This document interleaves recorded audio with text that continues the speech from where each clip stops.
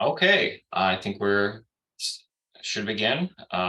It's definitely time. We'll probably give everyone a few minutes to join in. But as every year, I want to thank everyone for coming and for giving the talks. And this year we have about 10 talks, a few less than last year, but I hope that this year we'll have more time for discussion, Q&A, some kind of a workshop tutorial, some more kind of free time where we can all talk and discuss certain things versus just sitting and listening to prepared talks. At the beginning, I would, first like to express my deepest appreciation to each and every one of you for your hard work, enthusiasm, dedication to our mission, and your efforts have helped us build a very supportive community of amateur astronomers, and you are the ones that are actually leading innovation and scientific research in meteor science. And one of the things that I'm most grateful for is your unwavering support of scientific research in particular. In meteor science, research needs to be done in a decentralized and global way, which can be challenging at times. But you have embraced this challenge, and through your observations and data collection, we were able to make significant strides in understanding meteors and documenting meteor showers. I'm also grateful for the community that we've built. It's though our collective efforts have been able to make such positive impact. And as amateur astronomers, you have a unique perspective that complements the work of professional astronomers.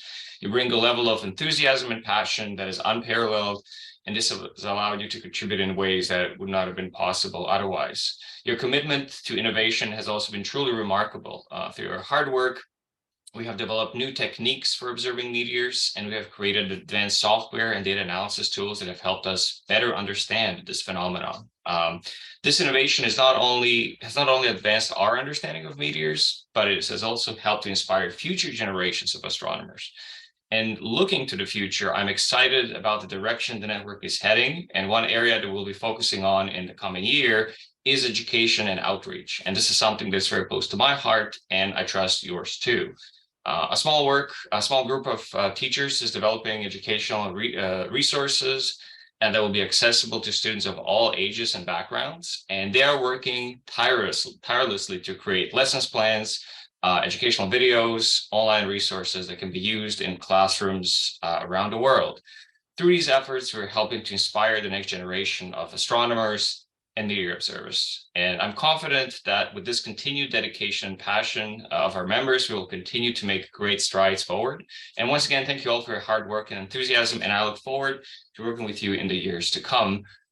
And of course, to be in line with the times, I just have to say that this speech has been entirely written by ChatGPT. So the next thing we're going to do is we're going to make the introductions. So the way the introductions are going to work, in Zoom, there's an option under reactions to raise your hand, and just raise your hand if you want to go, and then I will call you out one by one and just make a short introduction, say I'm here and here, I'm doing this and this is why I love meteors. So I'll go first. I'm Dennis. I'm a postdoctoral associate at the University of Western Ontario. A postdoc is when you're kind of in between completing your PhD and getting hired as a faculty member. I've been saying this for 3 years, and just tells you how hard it is to actually get hired. It's never going to happen. One day I might give up. I'm going to call on you to find me a job in IT. So that's probably how it's going to go down. So I see some people have raised their hands. Paul Rogermans, please go ahead. Hello, I'm Paul Rogemans. I'm living in Belgium, and I have 8 cameras running for a global meteor network in Belgium and 2 in the north of France. Beyond that, I like to make shower analysis, and that's plenty of work to do with all the data global meteor network is gathering. Thank you. Awesome. Thank you, Paul. Next one up, Tim Cooper.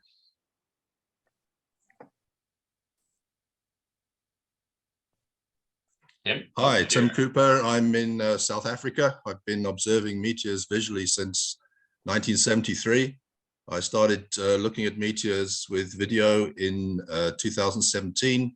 I have 16 cameras at the moment as part of the CAMS network. and I'm busy at the moment looking at expanding into the GMN network. And I'm also involved with Radim and others on the global Meteor Network outreach project. Amazing. Next one up, Tihomir. Oh, you got to unmute. There we go. Tihomir from Croatia, and also from small city of Križevci, and from small astronomical society called Perseidi. And I have one camera which is operational 2 days ago, but I hope someday I will have more.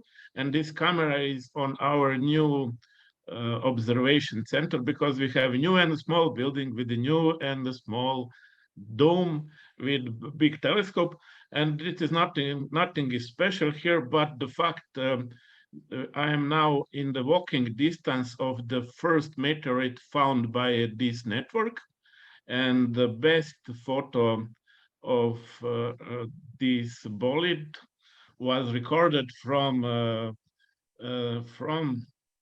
Vida's hometown, Valpovo. It was found 12 years ago. So that's it. Thank you. Next one up, Damir, go ahead.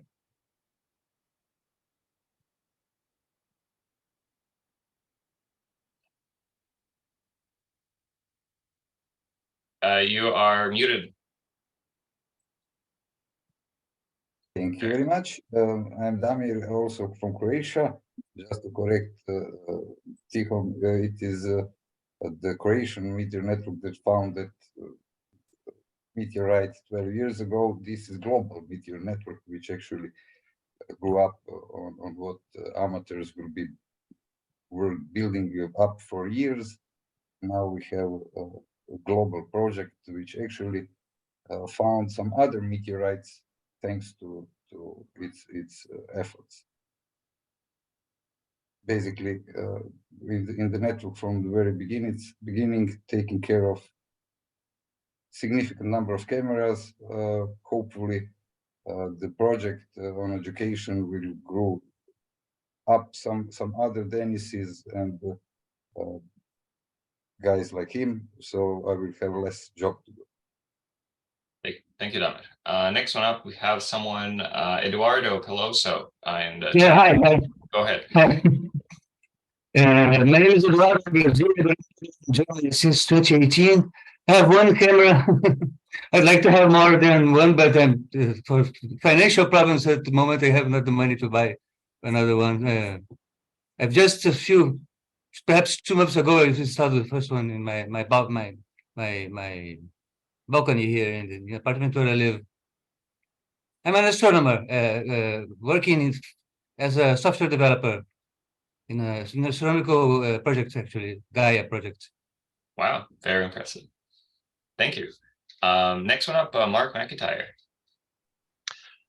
Yeah, I'm based in the UK. I'm part of the UK Meteor Network, which now has about 200 cameras across the whole country. And we've been collecting data on meteors for about 10 years now. But we converted to the GMN RMS system about 4 years ago. And since then, things have kind of gone from strength to strength. I've got 4 cameras at home as well. And altogether, it keeps me very busy. Very nice. Next one up, Dave Jones. Hi, I'm Dave Jones. I'm from the southwest of the UK, again, part of the UK MON. I have 3 cameras at home. I also have 2 at our local observatory, which I'm just pushing to get another 2 or 3 installed. I'm also giving Mark a heck of a lot of work because I've built about 77 cameras for the network so far. I'm hoping to get that figure to 100 in the next few months. However, I'm off to Norway in 2 weeks, hence the aurora behind me. Hopefully I'll see someone and get there. So that's me. Nice, thank you. Tim Clayton. Yeah, hi everyone. I'm based in the Durham region, just east of Toronto, Canada. I've deployed 6 stations for the network, and I'm on a mission to sort of deploy some more in the northern reaches of Ontario. That's kind of my next goal. And yeah, just glad to be part of the network. It's a lot of fun. Thank you, Tim. Next one, Radim. Hello, my name is Radim. I'm located in Central Europe, and I operate 2 cameras and building another one. And in the society, we are running almost 9 GMN cameras, and also I am working on the outreach project. Thank you. Next one up, Mariam.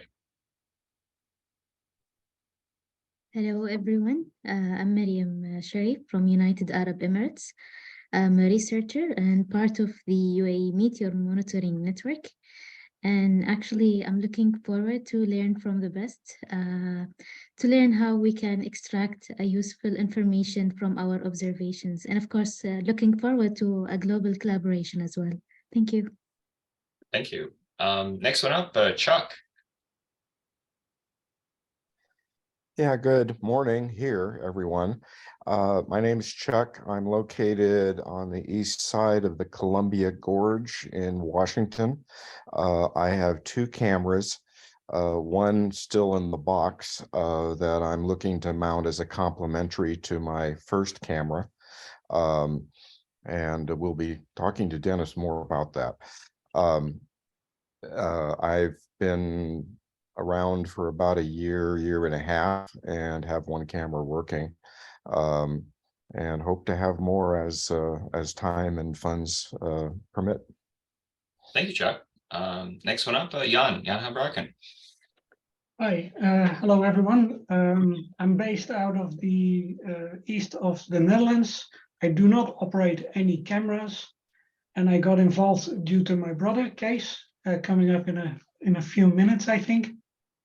And I accepted the challenge in building a new version of the radiometer in order to detect the light levels. I thought, how hard can it be? And 1 year down the line, I'm happy to be able to show what I've done so far. Thank you. Amazing, thanks. Next one up, Pete Eschman.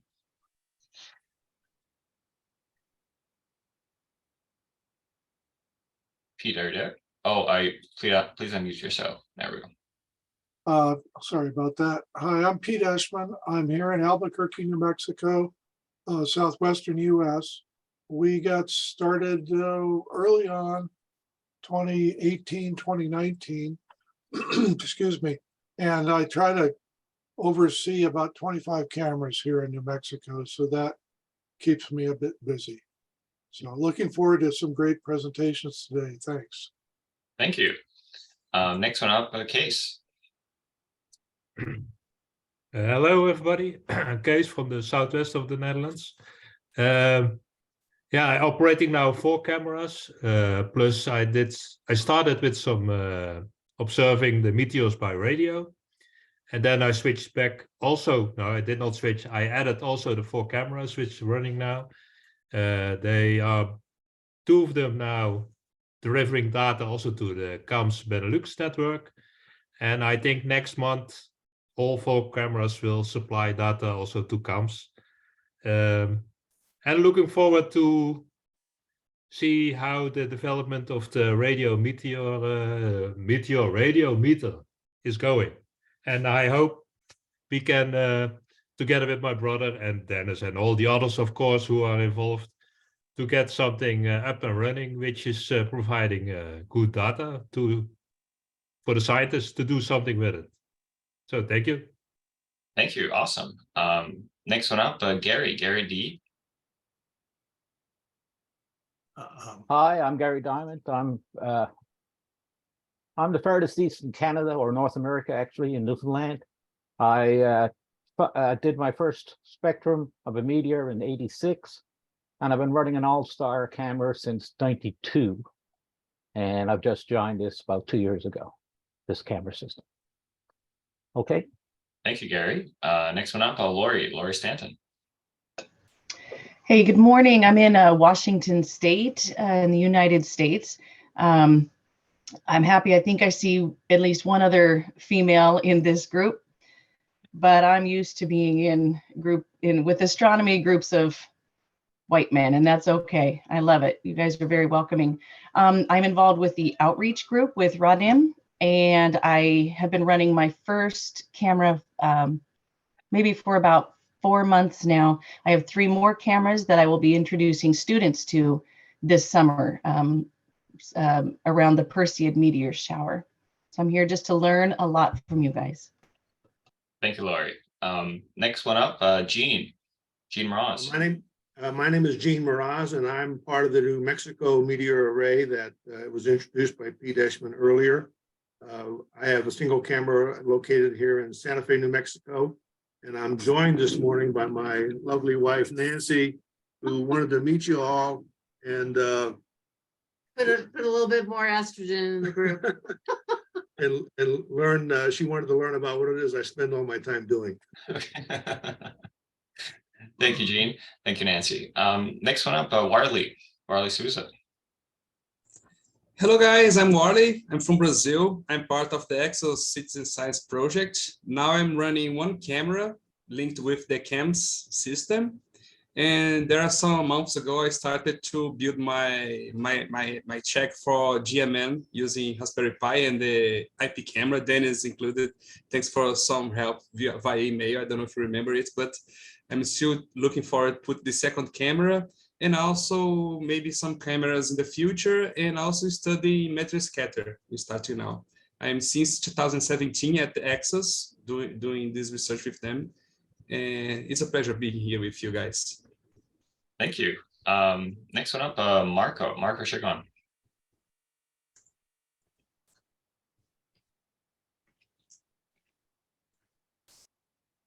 Meteor. Oh.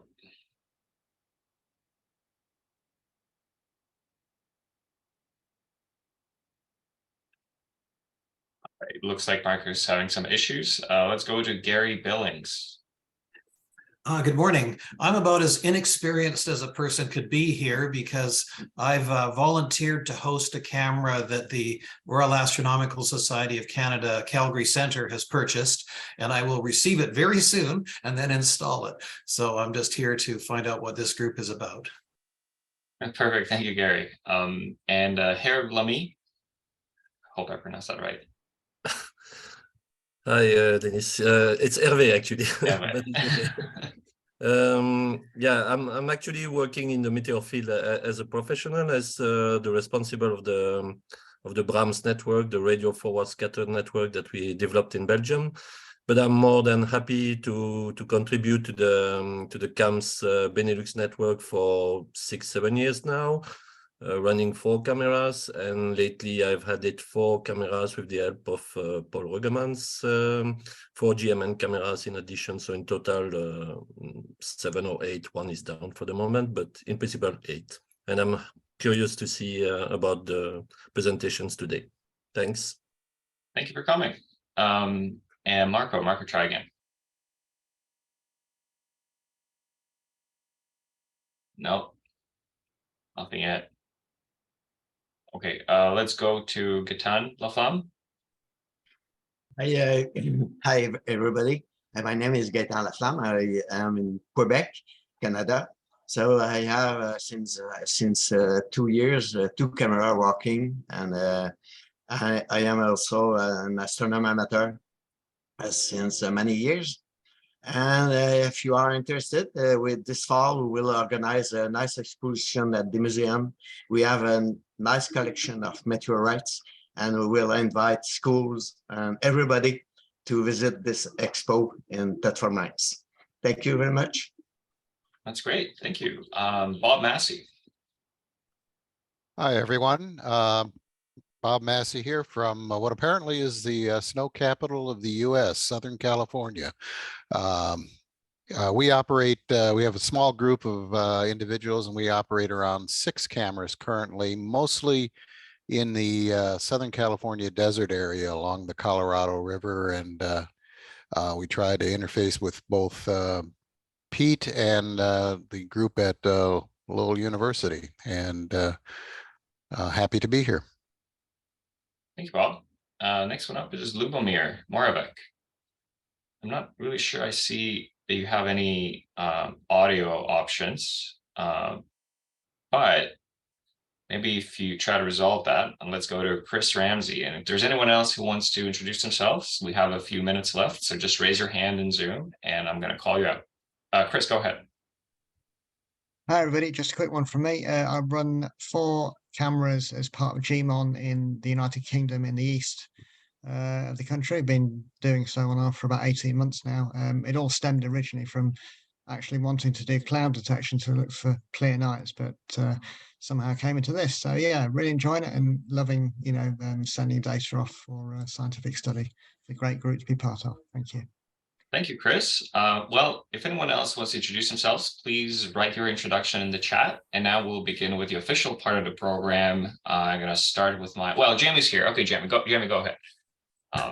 Thanks, Dennis. Hi, everyone. It's Jamie Over. I joined the UK Meet Network about a year and a half ago. So I've got 3 cameras, I think. And I think I caught the fireball in the France the other day as well, which is really good. No, I just love contributing to the science and the findings. So thanks.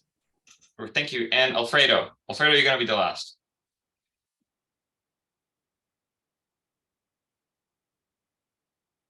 Right here, Alfredo. Can you hear me now? Yep, perfect. Oh, okay, sorry. Well, I'm started capturing meteors since 2016. I started with RMS cameras in 2018. I have 2 cameras, one in Southwest Brazil, one in Sumaré, São Paulo State, and the second one in Poços de Caldas, Minas Gerais State. That's it. Thank you, Alfredo. Okay, if anyone else wants to introduce themselves, please write your introduction in the chat and we're going to read it later and reply as necessary. Now, I want to begin with the talks. I am going to give you a short overview of our work and what we did in the last year. The first part is going to be all about the first part is going to be all about just kind of the background of the GMN, what we do, and the second part is going to be what was done in the last year and all the exciting stuff that happened. So the first thing I want to talk about is what we actually observe in the atmosphere.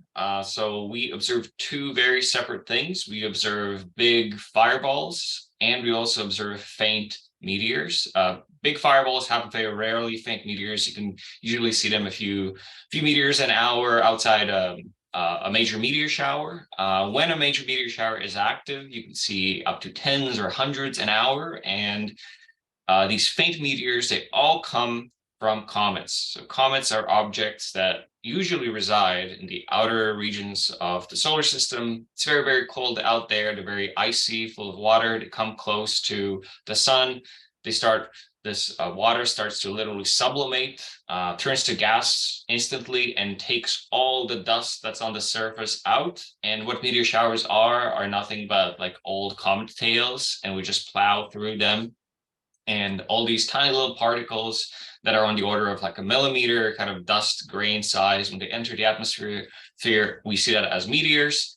And on the other hand, we have another class of objects. They come from asteroids. Asteroids are rocky objects. They reside much closer to Earth, usually between Mars and Jupiter.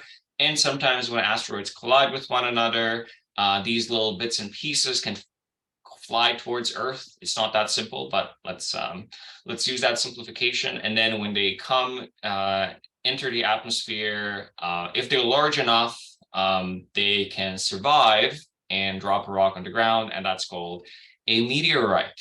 Now, the reason why we're interested in all this is because these objects tell us about the history of the solar system. So we are using this as some sort of kind of evidence. Imagine like it's some sort of a kind of a crime novel, Hercule Poirot or Agatha Christie or whatever you like.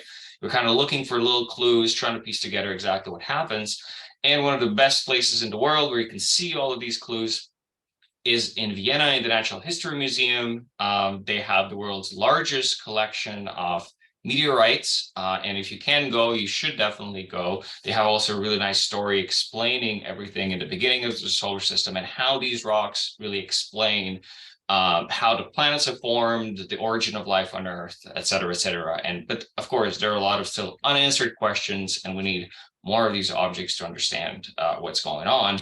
And the major issue with all of them is that we have maybe about 60,000 meteorites in collections without any context of where they came from. And what I mean where they came from, we know that where they were found on Earth, but we don't know where they came in the solar system. They can come from different regions.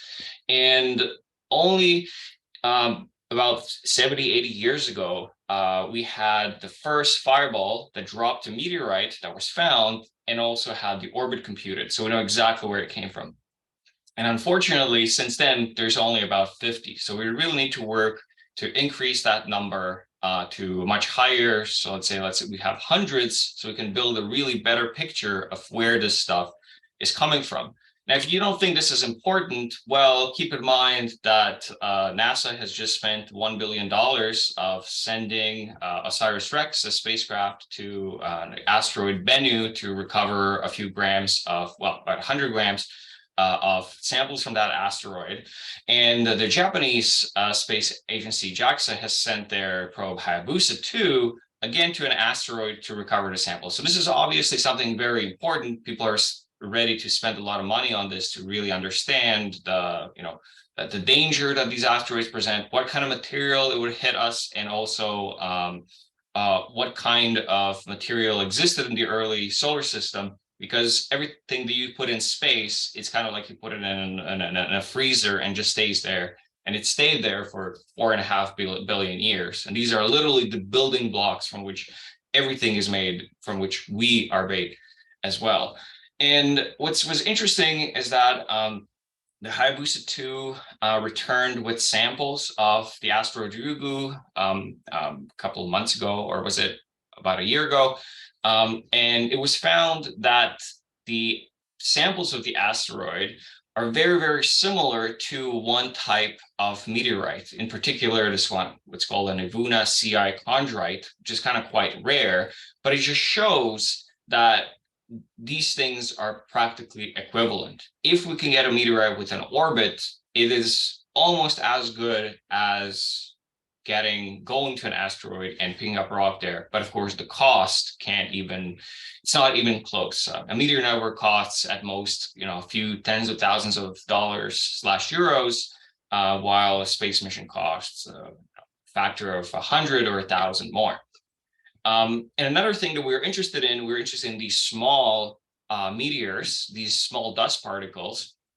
And the thing is, with the increased presence of humans in space, with the increased satellite launches, there are so many space assets right now in orbit that are always in permanent danger of space debris, but also of these natural dust particles, of these meteoroids. And the problem is, even though they're so small, a millimeter-sized dust particle that's flying at 20 kilometers a second, not an hour, a second, has the same kinetic energy as a bullet. So it can be pretty bad if, let's say, an astronaut or a piece of the spacecraft gets hit by one of these objects. And as you might have seen already, the ISS has recently what appears to be hit by space debris 2 times already. So it's actually quite dangerous to reside in low Earth orbit over a long period of time, unprotected, and how shielding is designed is completely driven by the debris and meteor environment around Earth. And that's why we have to understand when meteor showers happen. And this particular problem is that we sometimes cannot predict meteor showers accurately. So for example, in this case, we can see that in a certain year, there's basically no activity of a certain meteor shower. And then in some other years, they can have a giant activity. And this is very important. For example, if you're sending an astronaut out or you have some kind of sensitive piece of equipment, you don't want its quote unquote soft side to be pointing toward the direction of the meteor shower. You want to turn its kind of hard side, or you want to minimize the cross-sectional area so it doesn't get damaged or people don't get hurt in some way. And the problem is that we really don't have that good of a track record in predicting meteor showers. For example, in 2011, there was an outburst of draconids. The draconids are this kind of very notorious meteor shower. It's very hard to predict. And in 2011, it was predicted. Everyone went out, put their cameras out, and they recorded the meteor shower. Many papers were published. Everyone was happy.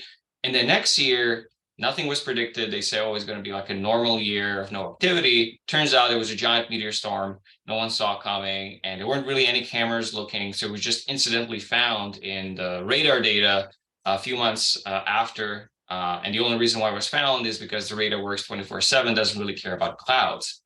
But the radar has some other limitations as well. So what we need to do is we need to have a geographically distributed scientific instrument, basically a bunch of cameras all over the world. And this is a logistical nightmare. This would not be possible if you just had, one group, one source of funding. Like imagine I have a camera in Australia, it breaks and I have to fly out to fix it. It just makes no sense. It just is such a waste of money.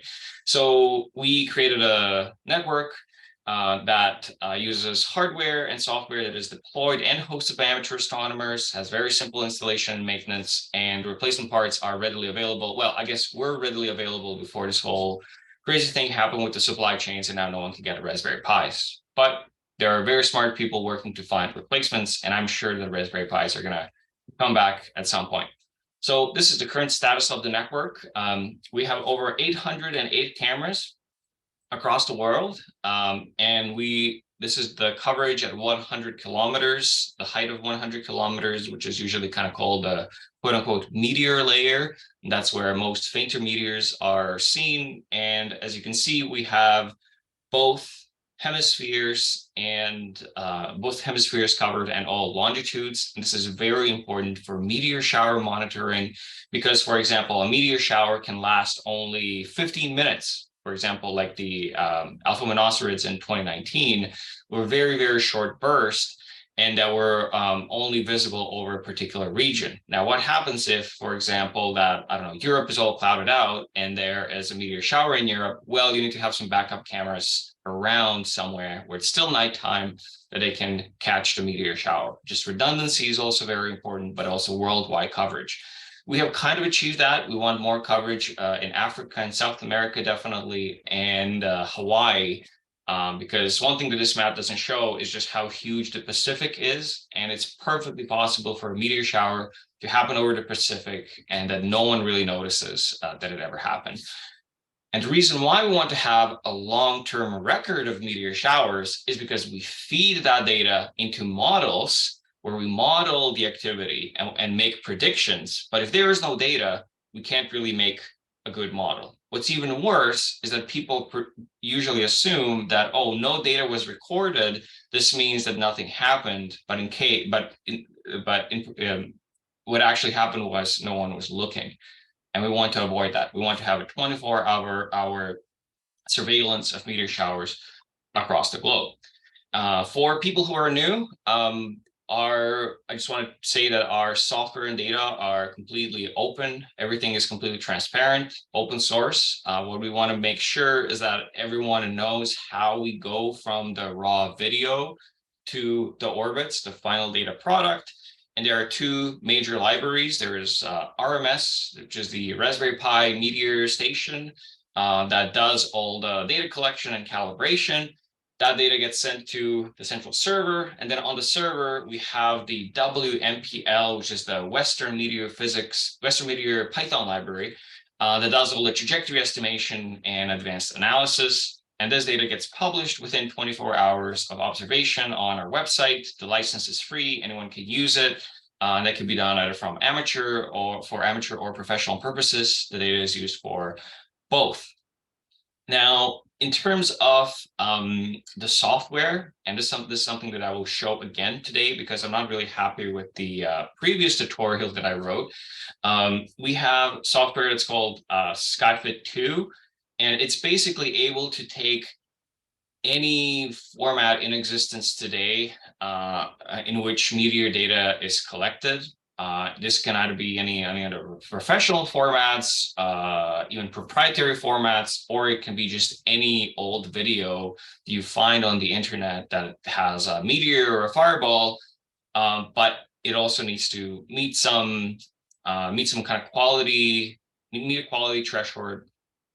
threshold, which is usually just kind of like you need to see some stars or at least some objects in the image that can be used for calibration.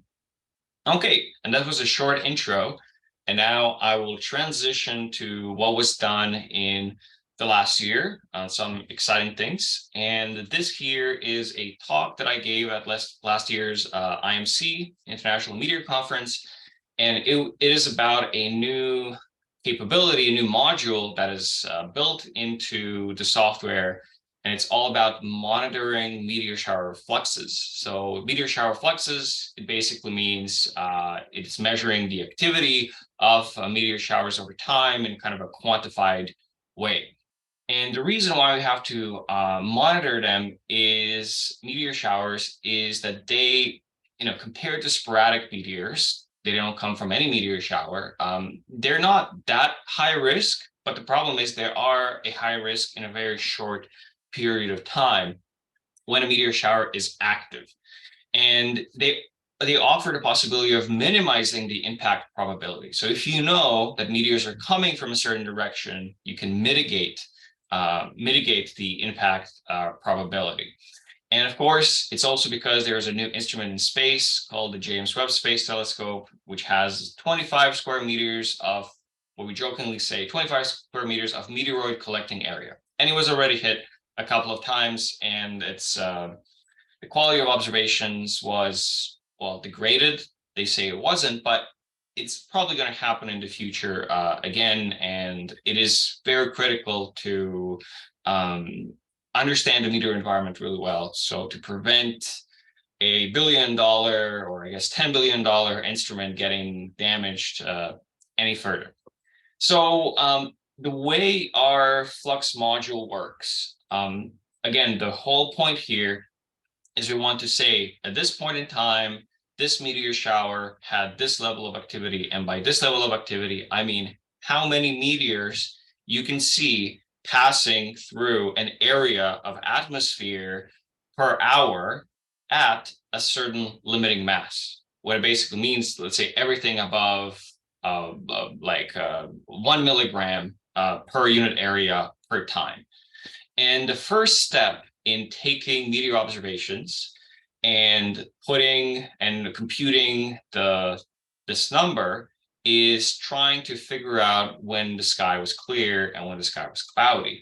And the way we do it is that the software goes in, kind of scans through all the images, finds the stars, and then tries to match the number of observed stars with the number of predicted stars. So it's obvious when there are no predicted stars, or there are no matched stars to the predicted stars, that the sky is cloudy, and obviously we want to ignore these areas. So here you can see that the sky was clear basically all night, except in this one short period here where there was cloud, and we want to remove those areas, those times from consideration.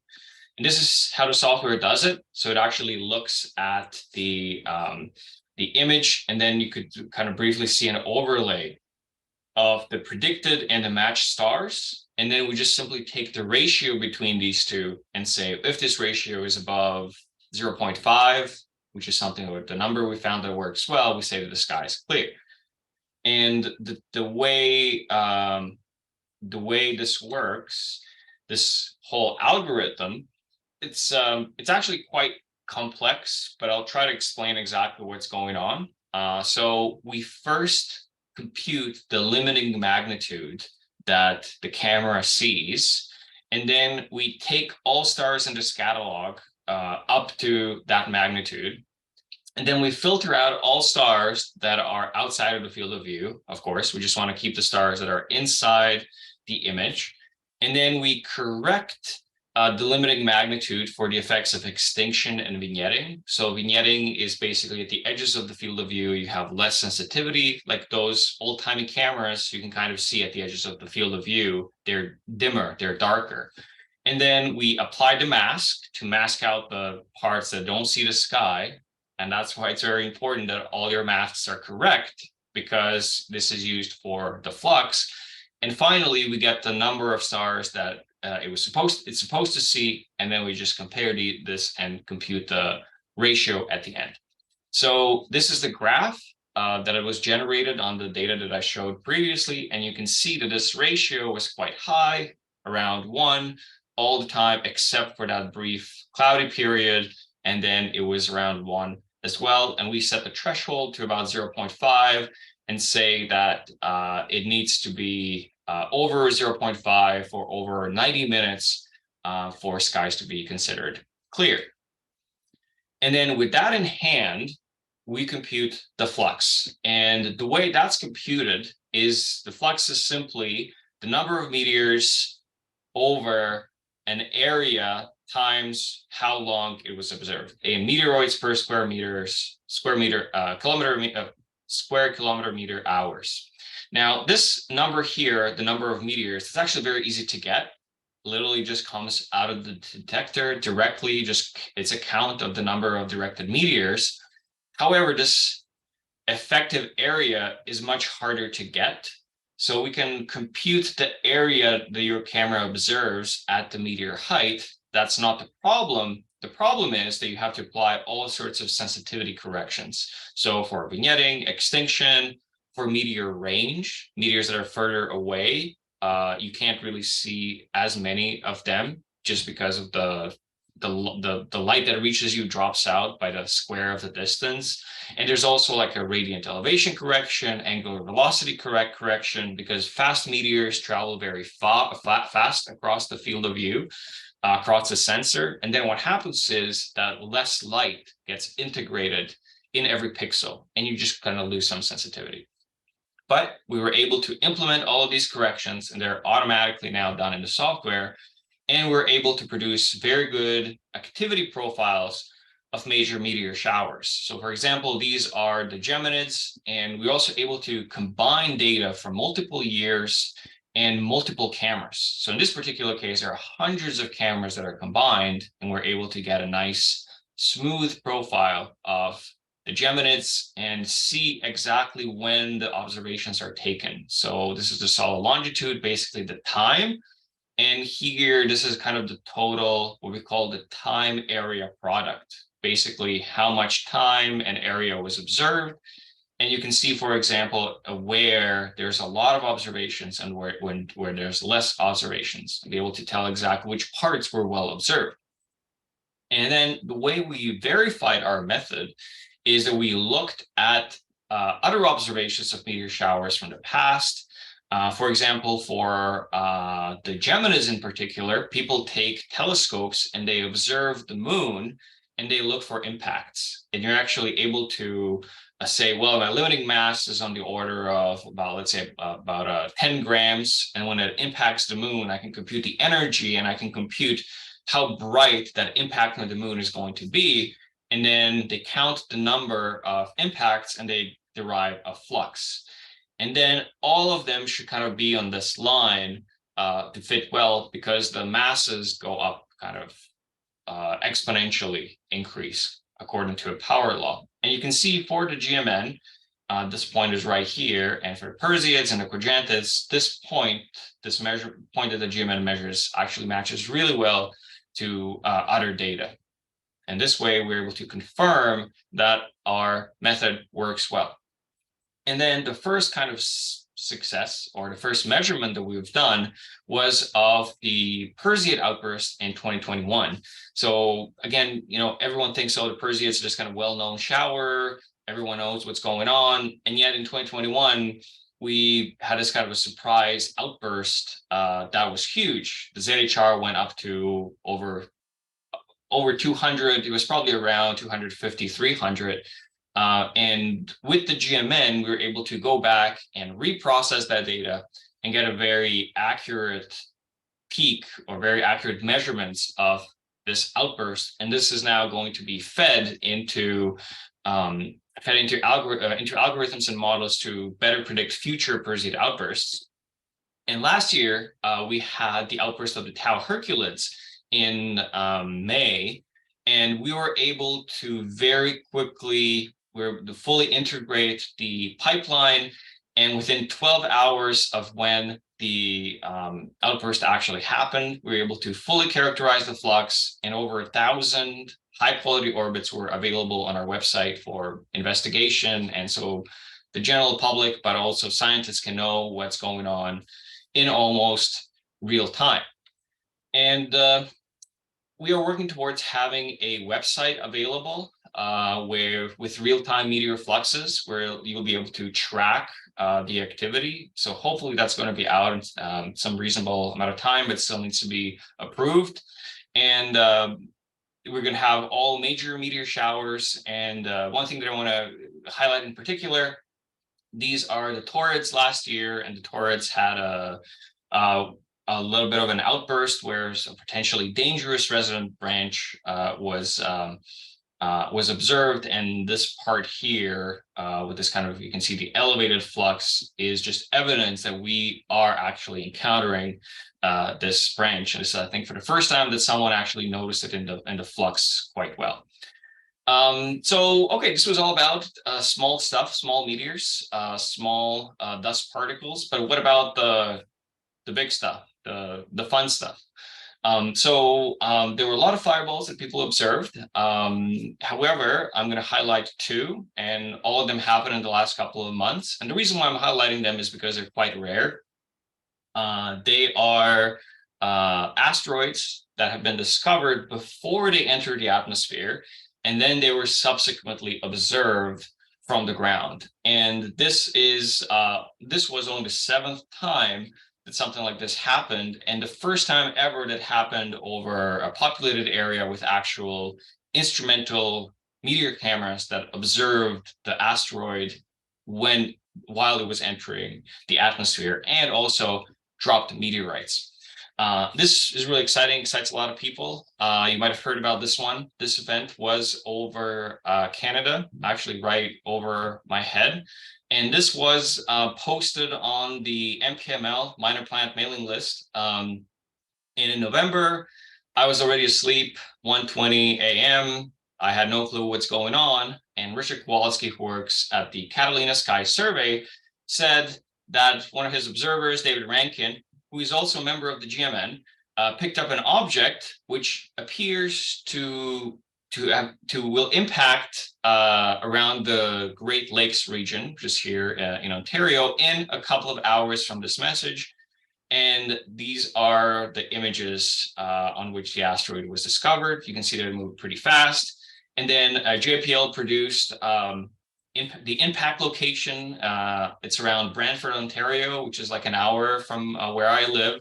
And another person said on the list, hopefully some night owls in Eastern Canada are still up to read this message. So it's, again, 1:50 a.m. I was still completely asleep. I just couldn't, didn't have no clue what's going on. However, there were 3 people from my research group who were still awake. Dave Clark, who saw the message and then called Paul Wiegert, who's his supervisor, and Dave drove to Brantford and saw the fireball entering at the right time, and it heard the simultaneous and the delayed sound. Paul walked over to a nearby hill, saw it with his eyes, and Rob Warwick, who's another night owl, and he's the person who discovered Oumuamua, one interstellar asteroid, actually lives here in London, and he went and took a photo from a nearby field, which you'll see on the next slide. Now, a few weeks ago, I gave a version of this talk where I had this here, the only people in history who have seen a predicted meteorite fall. And this has changed already. It just shows you how fast the asteroid and the meteor community are improving their capabilities. And they held this title for only about 4 months until a couple of weeks ago. So this is the photo that Rob took through the clouds. It wasn't really that great. However, we also got it, or I guess the general public got it on lots of security cameras, public cameras. This is the CN Tower in Toronto. You can see the fireball breaking up into a million pieces, a lot of fragments. And then we also got it on some of our quote unquote professional cameras. This is one camera that was almost right underneath the fireball's path. And also we got it on our GMN camera. This was one camera in Mississauga. This first FF file got the beginning quite well, although the geometry was quite bad. The fireball was kind of going almost kind of directly into the camera. And then the next image is just completely saturated. The fireball was extremely bright. We were able to compute the trajectory, and you can see that it was just right over London. I live somewhere right here. I don't know if you can see my cursor. I think you'll be able to see. I live somewhere right here. So basically went straight over my head. I was sleeping, had no clue what was going on, and ended up right here close to the Niagara Falls. And unfortunately, when we computed where the meteorites fell, most of them ended up in this part of the lake, and also in this part of the lake as well, except possibly one main mass on the order of perhaps kilograms ended up in this region here, literally just a few kilometers from the US border. But the issue is that the entry angle is so low that the search zone is absolutely giant. And that's not the only problem. The problem is that most of them are private vineyards. So you have to go there to so many wine tasting places, ask people for their permission, and most of the time it's not owned by the people who are there. So it's actually quite logistically hard to get everything done. And it's just a search zone is like 20 kilometers long, and you're looking for one rock. And of course, the issue is every time you go to that place, there's you have to taste the wine. So I'm not really sure that this meteorite is ever going to get found. Many logistical issues. Let's put it that way. And also, after a couple of months, we thought, well, this is kind of a once in a lifetime opportunity. It's never going to happen again. And then there was another one a couple of weeks ago, February 12th. Again, from Minor Planet mailing list, Peter Birthwhistle, an amateur astronomer from the UK, said, oh, it looks like there's going to be another impact, a tiny meteor-sized asteroid over France in a couple of hours. And fortunately, I was still awake at the time because of the time difference. And people started spreading the news on Twitter, on social media. Isa tweeted it, and Jonathan McDowell, he usually tweets a lot of space stuff about where you'll be able to see it. We were able to constrain the orbit quite well, and instructions were released to people how to actually record a fireball. And this time we had a lot of actual observations of the fireball taken by the members of the public. And as you can see, people got really excited about this fireball. But we also realized we have to post some instructions when this happens again, how to take a video that can be well calibrated. Unfortunately, most of these, they don't really show any points of calibration, and unfortunately most of these videos can't really be used for a good calibration. The discoverer was again was a Hungarian, was a person from Hungary, and they were able to very quickly post the observations. Another amateur astronomer followed it up and able to confirm it as an impactor, and this is just highlighting how important amateur work is in astronomy. And then after that, we were able to put the data together and send a team of professionals to the ground, and they were able to recover meteorites. This is the first one that they've found. It was about 100 grams and was found by an 18-year-old student. She's right here. And subsequently, they found about maybe 10 or so more. And most of them were actually found by locals and kids and other amateur participants. And the great thing about this is that this was actually found by a professional group, not for-profit meteorite hunters. And now these rocks are already being analyzed in labs all over Europe, and things are moving very quickly to preserve these specimens for the future. And the GMN, especially the cameras in the UK, also got this fireball on many cameras, especially the beginning. Unfortunately, the end wasn't really caught that well. We had to use some casual recordings to get the end to actually predict where the meteorites fell. But this was a a resounding success. Not only that, but we also got a really good understanding of the brightness and of the light curve of this object through a Meteor lux meter, which is deployed by Richard Bassam in the UK, very close to where the fireball actually occurred. And this little electronic gadget costs something like $10 and can connect to your Raspberry Pi. Unfortunately, it was caught through the clouds, so this brightness was probably even brighter than magnitude -17. It was probably maybe minus 18, but we still have to make all the possible corrections. And also, the peak was caught through the Meteor radiometer that was deployed by Case Habraken, and hopefully his brother is going to make us a better version that is less noisy than this. And at the end, I just want to thank everyone for their contributions, and I'm happy to answer any questions you have about this talk or anything in particular. And then we can actually take a little break and then continue with the talks later. Okay, so let me just stop sharing. And I see that there are 2 hands up. So Lori, go ahead. Thank you, Dennis. That is really extremely fascinating for me, especially as a novice. I was wondering if there are any thoughts on developing some sort of an alert system that goes out to subscriptions, people who sign up for it, sort of like the gravitational wave alert system. I have an app on my phone. Yeah, that's a great question. So Damir is going to have a talk about this and some thoughts about this, how we can actually make an alert system, and if there should be like an app that tells you where to point your camera, or maybe just initially we should just kind of compile a PDF of, oh, if this happens again, this is what you should do. But yes, definitely that's something that should be employed, because I would have loved to see the fireball if I was not asleep. It was literally happening overhead. So I also have a personal stake in the game. Okay, any other, Eduardo, go ahead.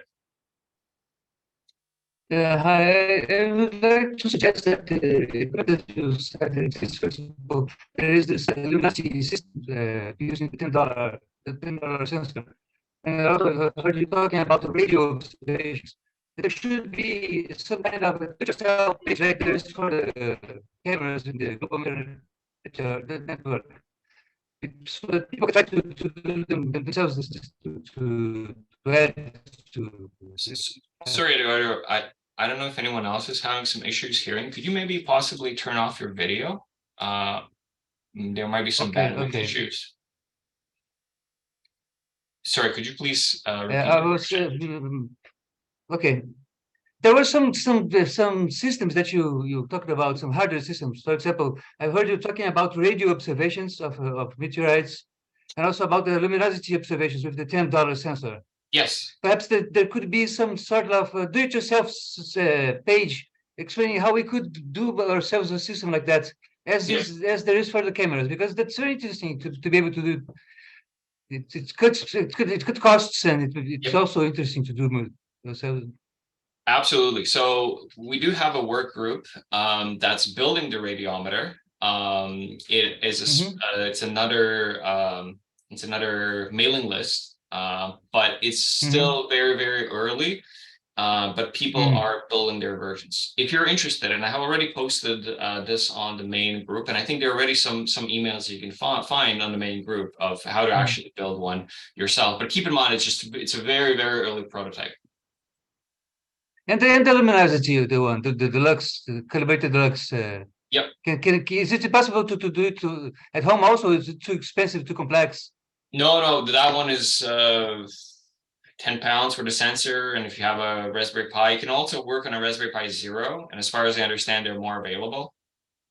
We're just, and the software, I don't know if Richard is here, if he wants to speak more about that, but it's actually quite, it shouldn't really be that difficult to set up. And the results we got from it are quite amazing, where we were able to compare the observations that were taken by this cheap sensor to actual camera observations, and the light curve it gets are basically identical. So, and that was usually the main issue of always getting the proper light curve. And hopefully with this, this can provide kind of the absolute brightness calibration, and the Meteor radiometer has a much higher sample rate of 2000 samples per second. We'll be able to get all the details. So hopefully by combining these two, we'll both get the resolution and the absolute calibration.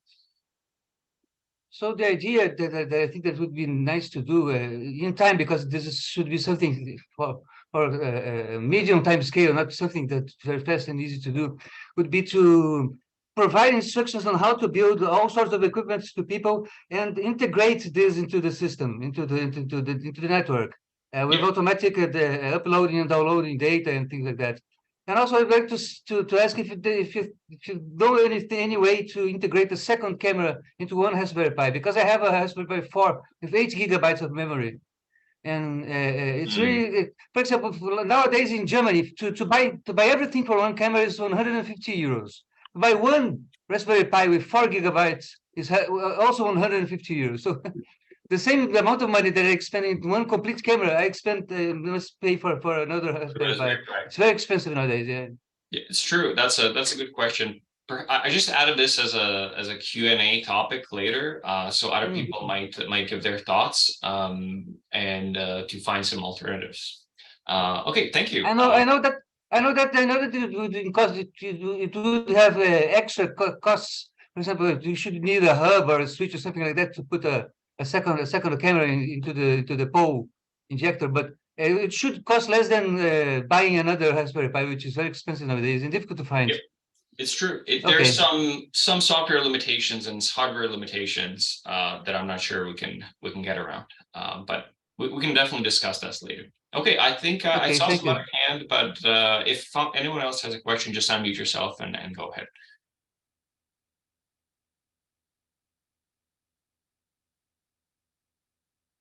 Okay, I don't think there is.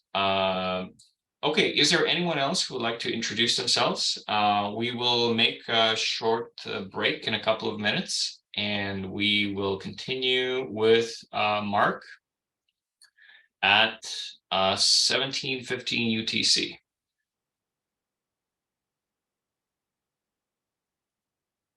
If not, I'm gonna leave the video on, and if anyone wants to discuss, please go ahead. I'll probably just step out for a few minutes and see everyone in about 15 minutes.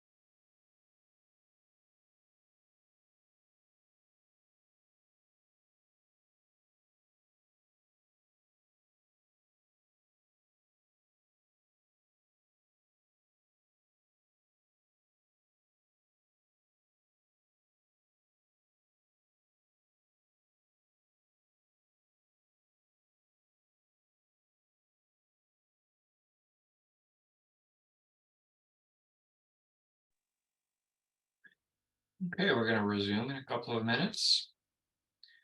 It's just a summary of the next session. So now we're beginning with talks. In the first session, we're going to have Mark McIntyre. He's going to be talking about the atmospheric entry of asteroid 2023 CX1. It's the asteroid in France that I already talked about. And that talk will be followed by James Scott, who's going to be talking about his network in New Zealand. And after that, Radim is going to tell us about the outreach project, the educational project that we are going to work on. And that is going to be followed by about a 20-minute break, which, depending on your time zone, is going to be a dinner / lunch / brunch break. Depends where you are in the world, or I guess a late night snack for some of you. And after that, Jan Habraken is going to tell us about the new version of the Fireball radiometer.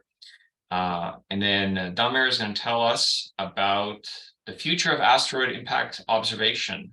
Basically, how can we notify the public and tell them how to take proper videos of asteroids / fireballs before to prepare and properly take the videos. And then Pete Eschman is going to tell us about running a multi-camera setup on a PC. And finally, I will show you a recording that was sent to me by Tammo Jan about how to create very fancy track stacks and about one satellite re-entry in Japan. Okay, and I believe just in a few moments, Mark, I think you can just share your screen and get ready to go.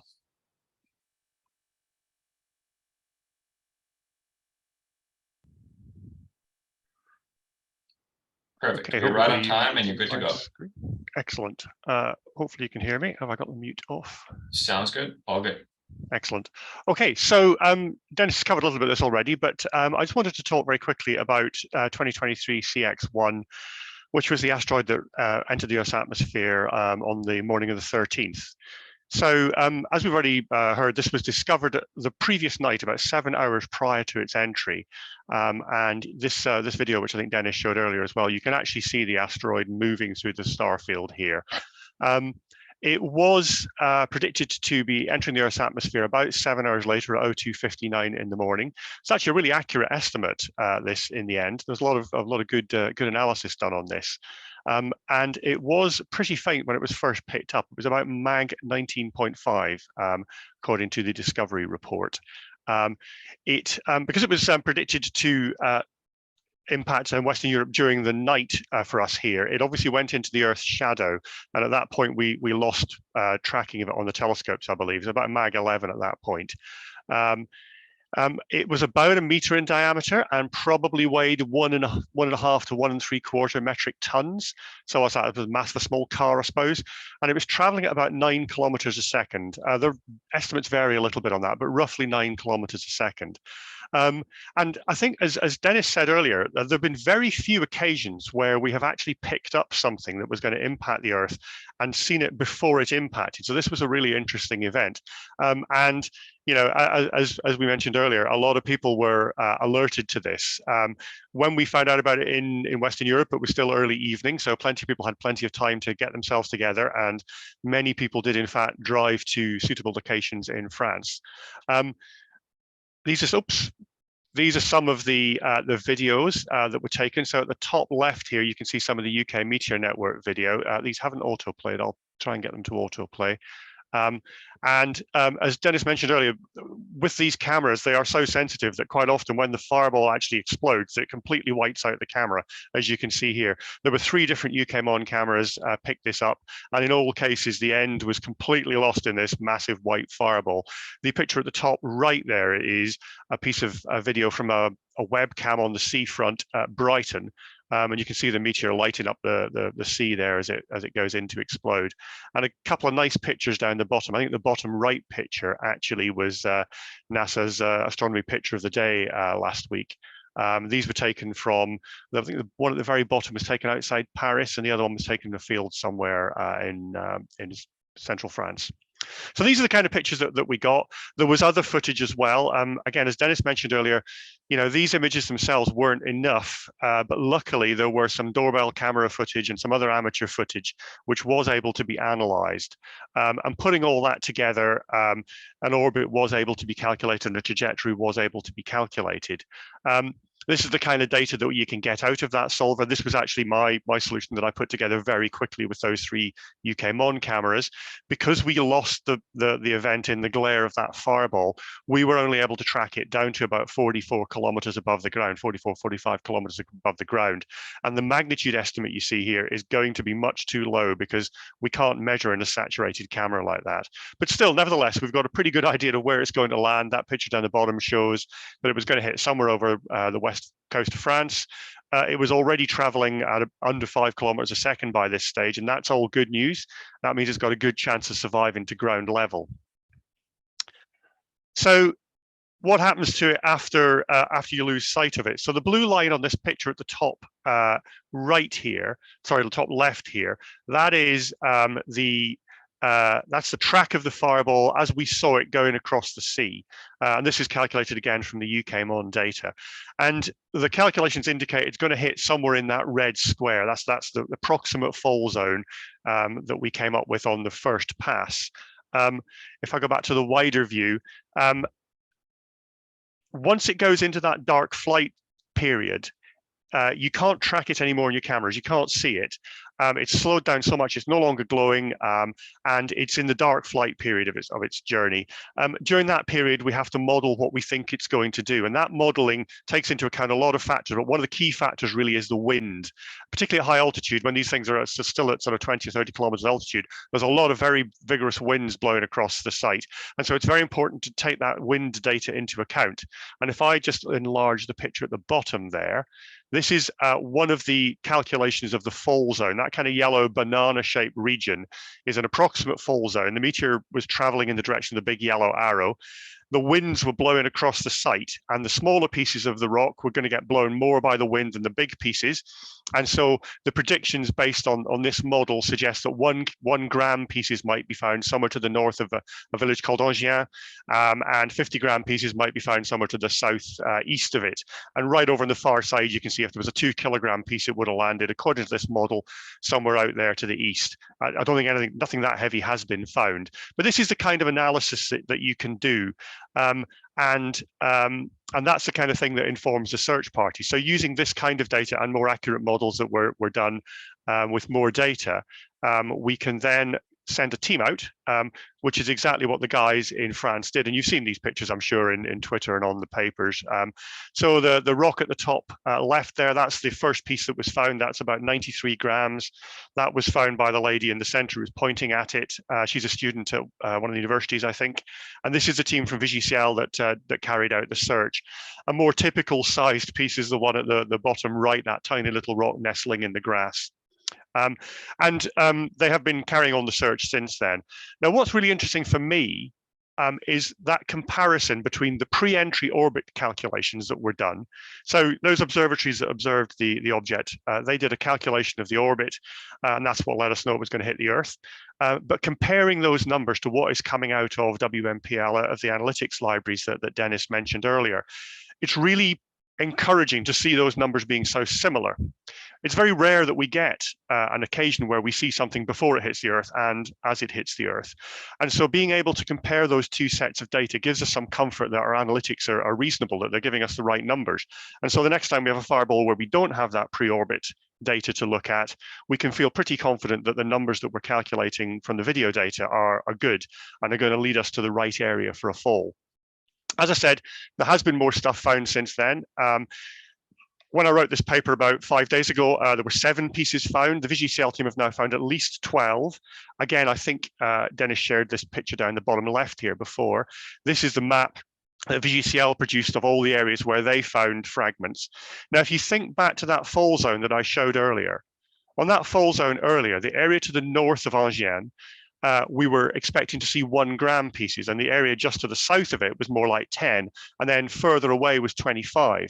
But what you can see here is the 25 gram pieces were actually found just to the south of the village, 10 gram pieces just to the north, and that 93 gram piece was actually found much closer to the village than the models predicted.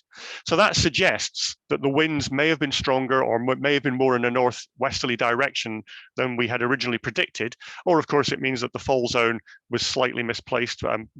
Sometimes people will misplace the fall zone so that meteorite hunters don't scramble to the wrong area and start collecting all your specimens. But this is the kind of thing that we can look at further to get a better understanding of whether our models are accurate, whether we need to make adjustments to them. Getting wind data is an interesting problem. It's not always available.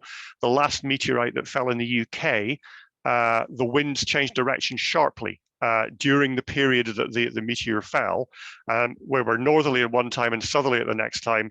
And in that period, we don't really know which way they were going. So that really confused the model and made it much harder to find where the rocks might be on the ground. And in fact, we never found anything in that case.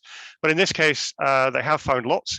If you're wondering what it looks like when people are searching, that's a kind of a scene from one of the searches in France. You essentially, it's like a police lineup. You kind of line up across a field and you do a fingertip search of the field. And if somebody finds an interesting rock, you wave your hand and say, I found something, and everybody clusters around and tells you that it's not, it's just a pebble. If you're really lucky and it is a meteorite, then you'll mark the position, you'll take a photograph of it in situ, you will very carefully put it into a bag. You can see on the far right there some local children from France who are collecting the specimens. Again, I think you saw this picture earlier, but these lads have got the specimen in a bag here. This girl's pointing at one, and further on down we've got some more pieces that have been found. There are also professional meteorite collectors in the area, quite a few. This picture in the middle is Steve Arnold, who many of you will probably know from the telly. And he found a 173 gram piece somewhere off to the bottom right of this picture. We don't know exactly where. I'm not sure if he's revealed the exact location. There are a lot of meteorite hunters in the area already. Most of the guys that I know from the UK meteorite hunting, selling business are either there or wish they were there. They've found some pieces, we don't know how many. But the search continues. I'm sure more pieces will be found. But the good news is that certainly the initial crop of pieces was recovered by science teams and are now able to be looked at and researched by scientists. Okay, so that's about it. That's about everything that I have to say. I'm happy to answer questions. I'm just going to finish off by saying that as well as being part of the UK Meteor Network and GMN, I'm also the Meteor Section Director for the Society of Popular Astronomy, and I'm trying to keep our Twitter and Mastodon feeds up to date with information as I find it out. And also there's VGCL's own Twitter handle if you want to see what they're up to. So that's everything I have to say, and I will stop there, and back to you, Dennis. Amazing work. If you don't mind, I'm just going to hijack the question session just to show virtually what I have, and basically the latest, the trajectory solution. Let me just optimize this for video. There we go. So what I have are basically a bunch of observations from the UK, and you can see the trajectory here, and also one free pond station and a couple of casual videos that help to constrain the end, and then you can really see which goes where. And then these lines here, they're the dark flight model that predict the fall zone. The blue ones are the smallest one, about 1 gram. The biggest one here in the simulation that I have is about ½ kilo. And then if I look at it from this end, you can see that the smallest pieces are the ones that are most affected by the wind. And then after they pass on this side, they're the ones that are most offset from the actual trajectory. And what I have here matches the published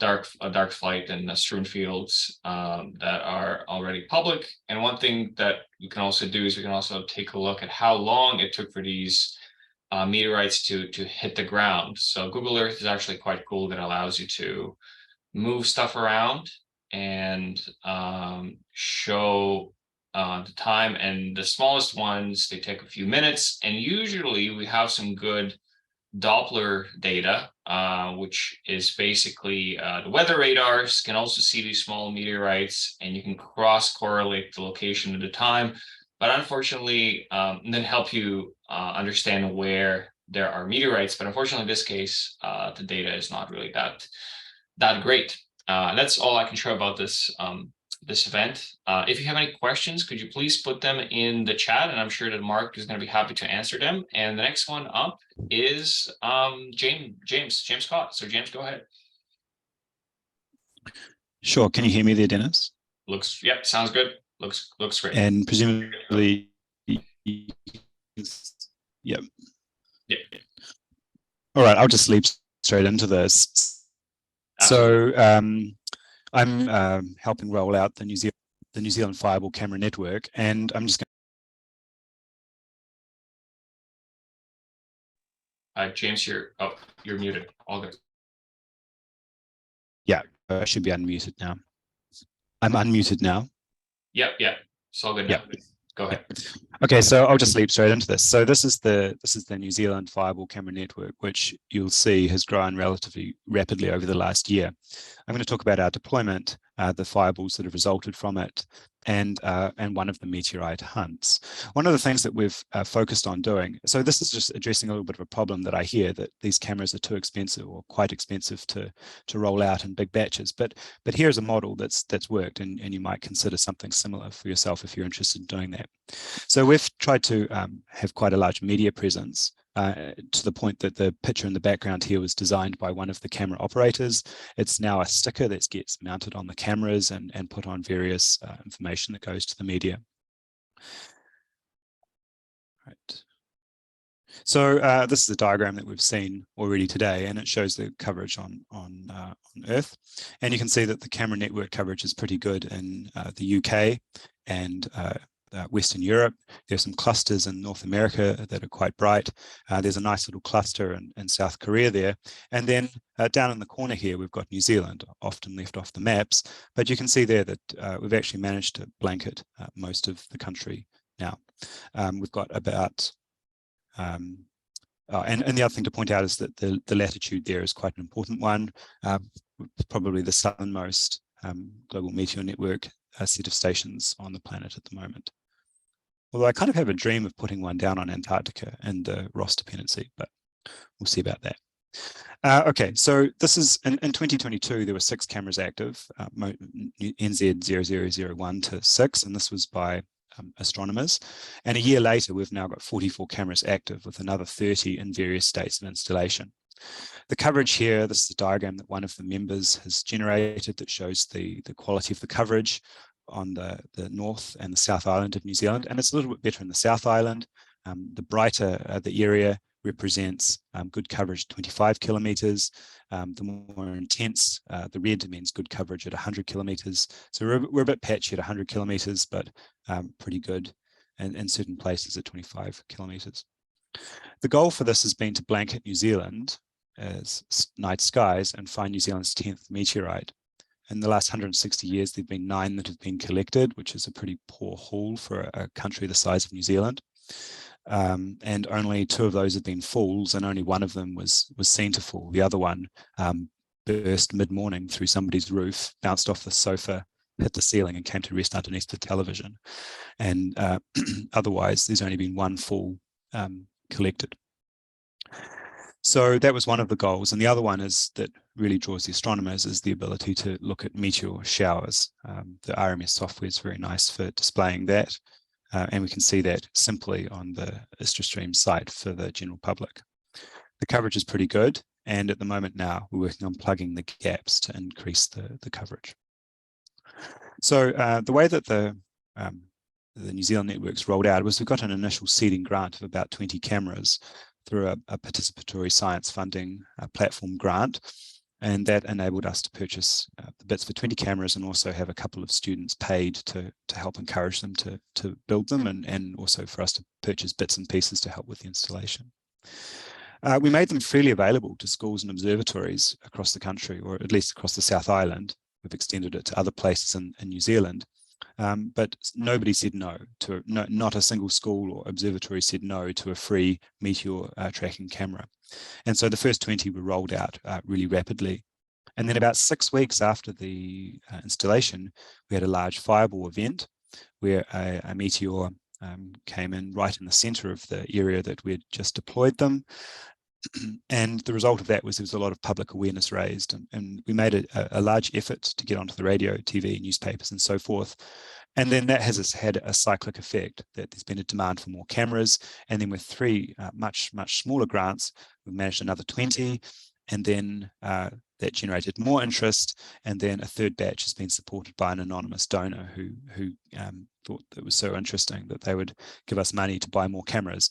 And that batch there we've been selling with the goal of recuperating the cost to continue funding more cameras. So it's a bit of a runaway effect. Oh, in this last picture here, in the picture on the right-hand side, you can see a couple of school students looking up at a camera.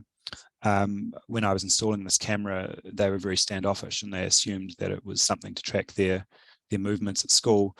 But when I told them that it was for tracking meteors, suddenly there was a whole load of interest in it. And as part of the deployment in the schools, we've also brought them meteors to handle and done some outreach tasks associated with that. And so we've kind of kept the positive feel about doing this going. Then on 28th of August in 2022, we captured one of the cameras, actually that last camera shown in the picture, captured this image, and a series of other cameras captured it too, but that bright beam in the center, or just to the left of the center, is a fireball tracking down from about 60 or 70 kilometers down to around 15 or 16 kilometers.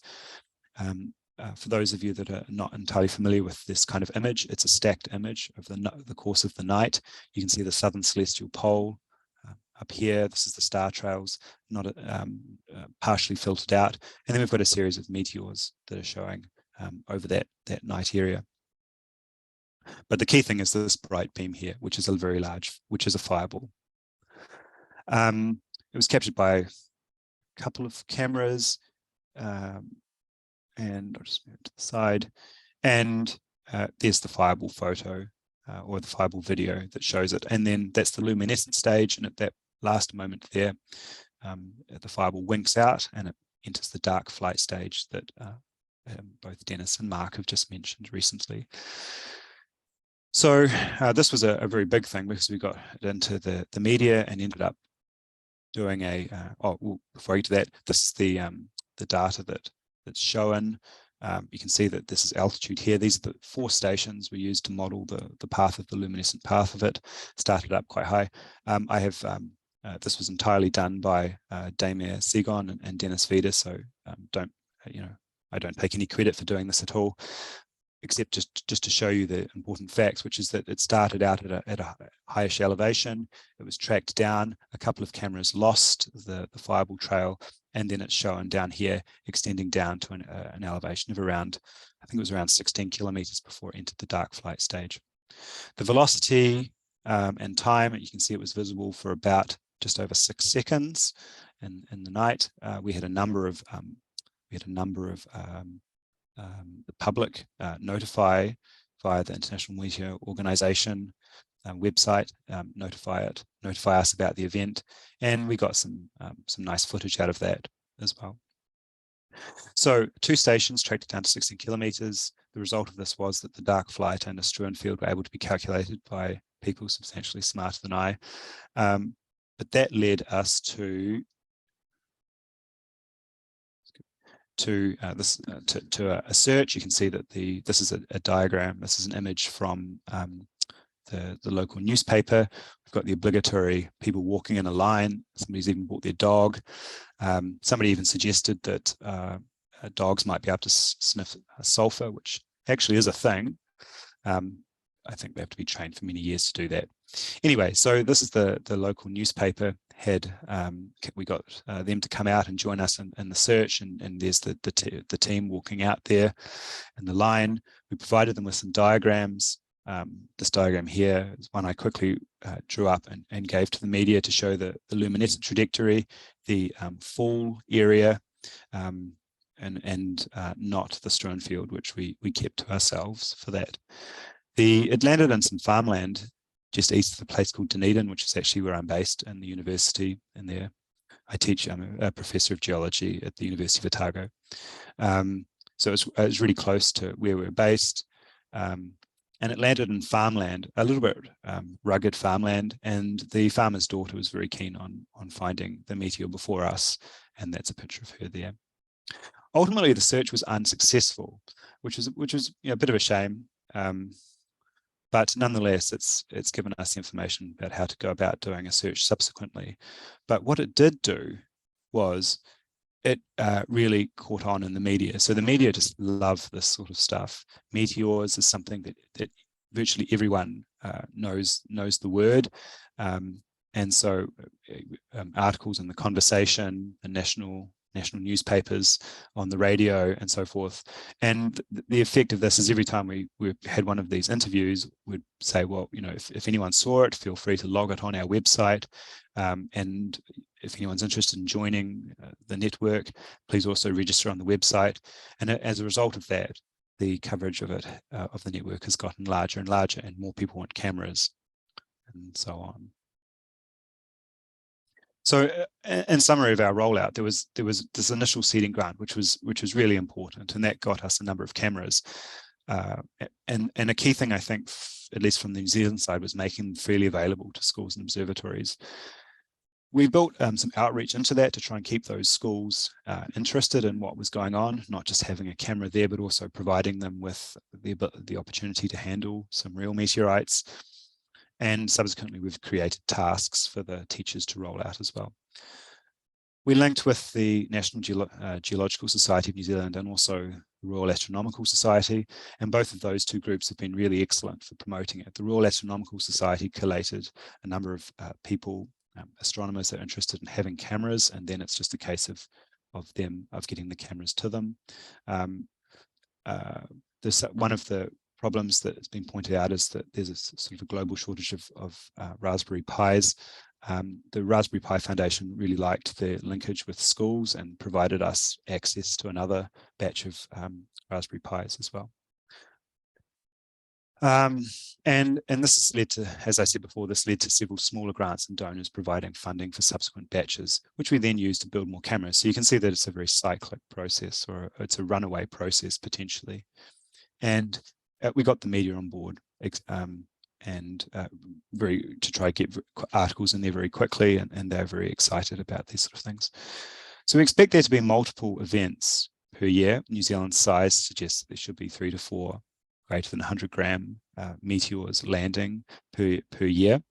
So if we've only had 9 in 160 years, or 9 found in 160 years, we're missing a lot of that. New Zealand, of course, doesn't have very many people, around 5 million. And it's quite mountainous in places, but there are plenty of areas where if a meteorite fell and there were enough cameras or witness reports, then it could be worked out where it is. So we're in the process of deploying more cameras. Currently, we've got, currently there is 43, I think, active, or at least showing up on InstaStream, and a couple of those haven't quite made it onto the RMS page yet, but I think within the next 2 months we should have about 80 or 90 across New Zealand deployed. So if anything comes in on a clear night, then I think there's a very high chance of having plenty of imagery capturing that event. I'm not sure how quickly I've done that. Probably quite quickly. Anyway, I think I should just run through some of the acknowledgements before opening it up to any questions. But with great thanks to the Raspberry Pi Limited for providing access to Pis. That's been a very critical thing, as most of you will know. And then we've had some subsequent grants. We've had some grants that have helped to get the thing going. This is part of Fireball's Aotearoa, and there's a couple of members there, Jeremy Taylor, Michelle Bannister, and Jim Rowe, who have all been quite important in getting this off the ground. And then I definitely want to acknowledge my team, which has actually been a bunch of postgraduate students who have been very interested in the process and have helped build the cameras and do the programming as well. And then we can also have some troubleshooting, provide some troubleshooting for the operators as well. So thank you very much. Denis? Awesome, thank you. Great talk. We are a bit short of time, but we still have time for just one question, one short question. Does anyone have anything? Just unmute yourself and go ahead.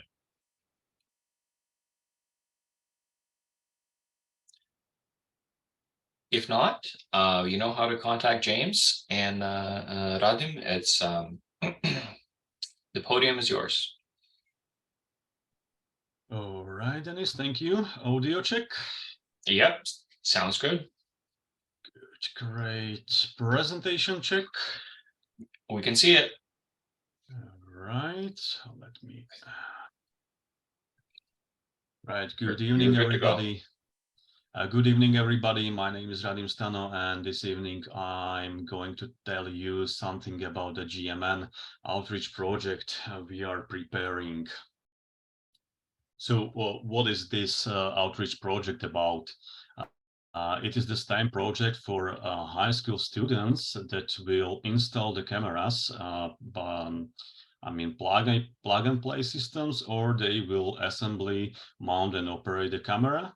And by doing this, they will learn astronomy, RMS system, and computer science. We made this project modules based, and we added tasks, games, and competition on top of the learning curriculum. And then we are going to do some networking, firstly with scientists and professionals.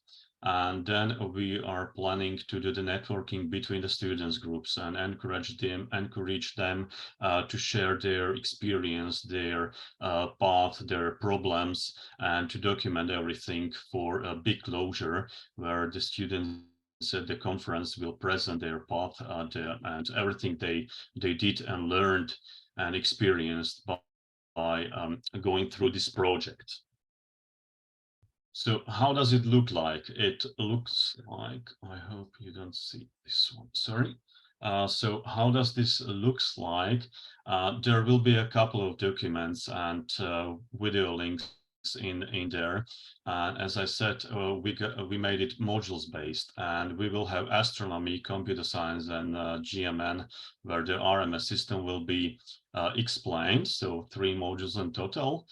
Then we will have some parts, tools, and how to assembly the cameras and to make them functional. And we are going with tasks, games, and competitions. And this slide is from one such task where the students will or have to identify constellations in the camera's field of view. They will download an image from one clear night, and they will try to go outside and have a look and then use some free planetarium software like Stellarium and to try to figure out what constellation they see in the image.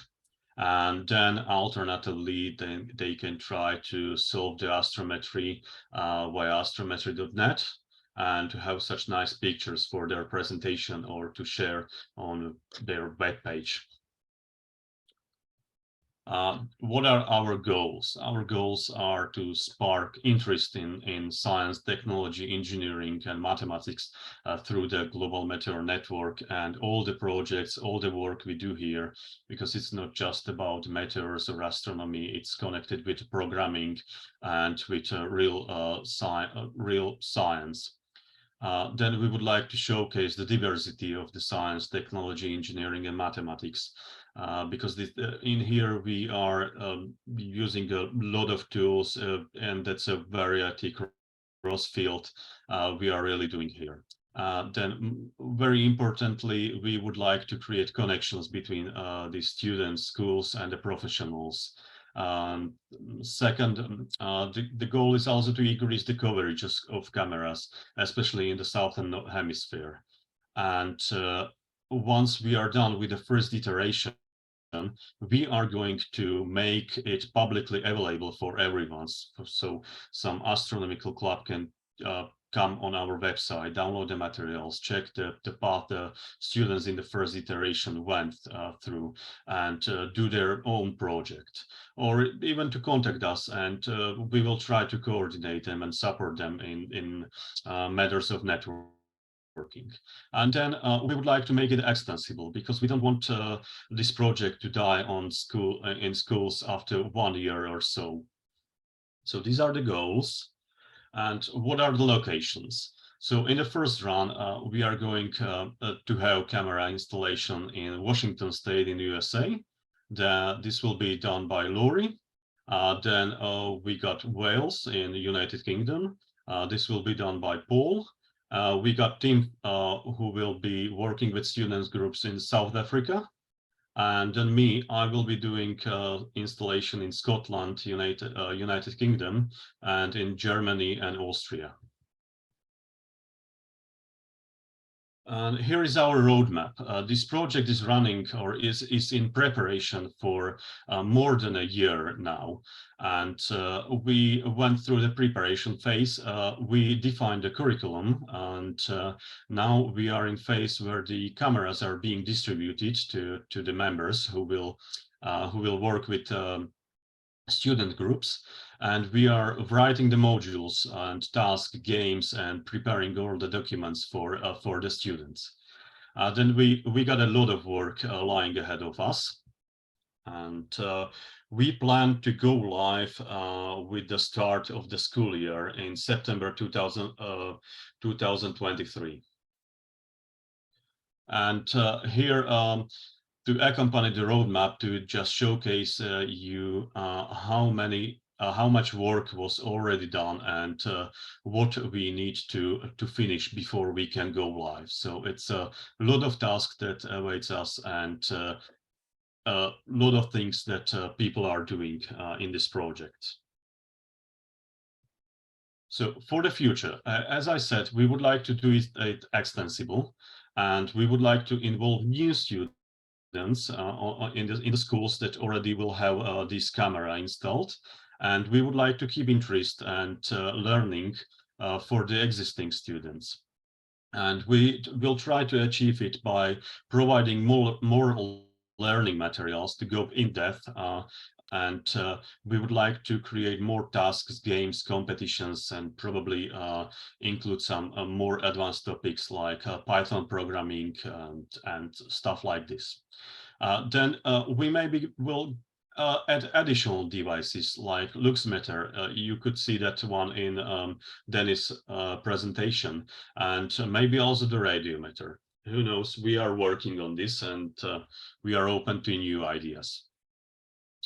And who is behind this project? So it's Lori Stanton, Mirjana Malaric, Tim Cooper, Paul Roche, James Scott, David Bailey, Rob Steele, Denis Vida, and me.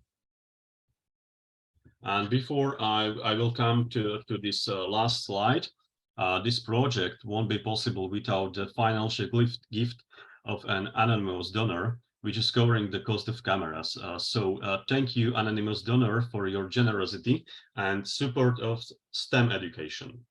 And thank you all for your time and attention. Thank you. That's me. Great talk. Does anyone have any questions? We are right on time, which is really nice.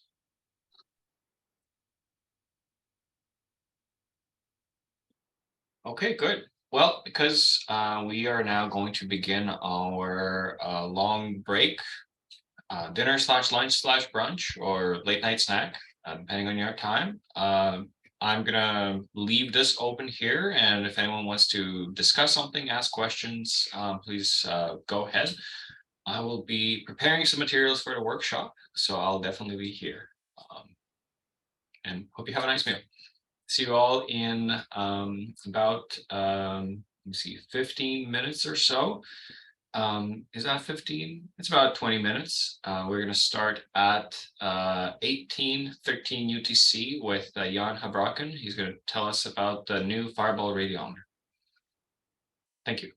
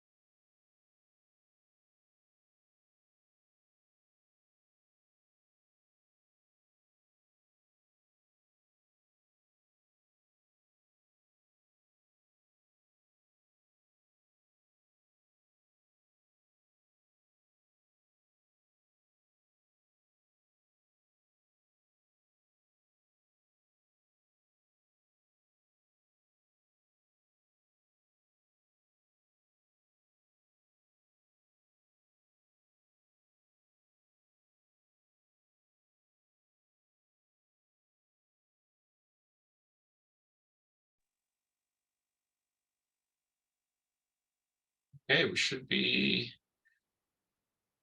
should start in about a minute or so.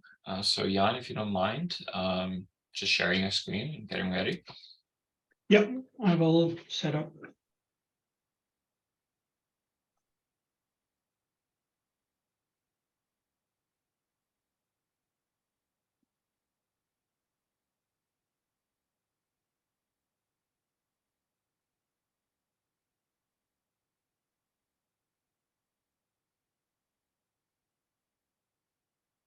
Perfect. Well, yeah, everyone can see it clearly? Yep, looks good.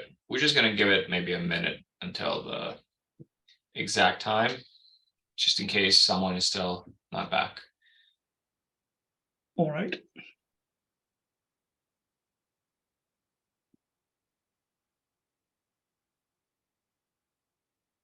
You're good to go. All right. Good day, everyone. As I said during the introduction already, I'm Jan Habraken. I live in the Netherlands, in the east part of the Netherlands.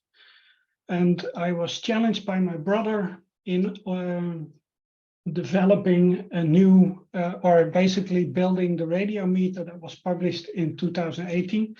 And my talk today is about a new concept that I discovered as I was working on this. So basically, I will give a brief background. I will then go into some of the design goals. I will explain the basic principle of the radiometer.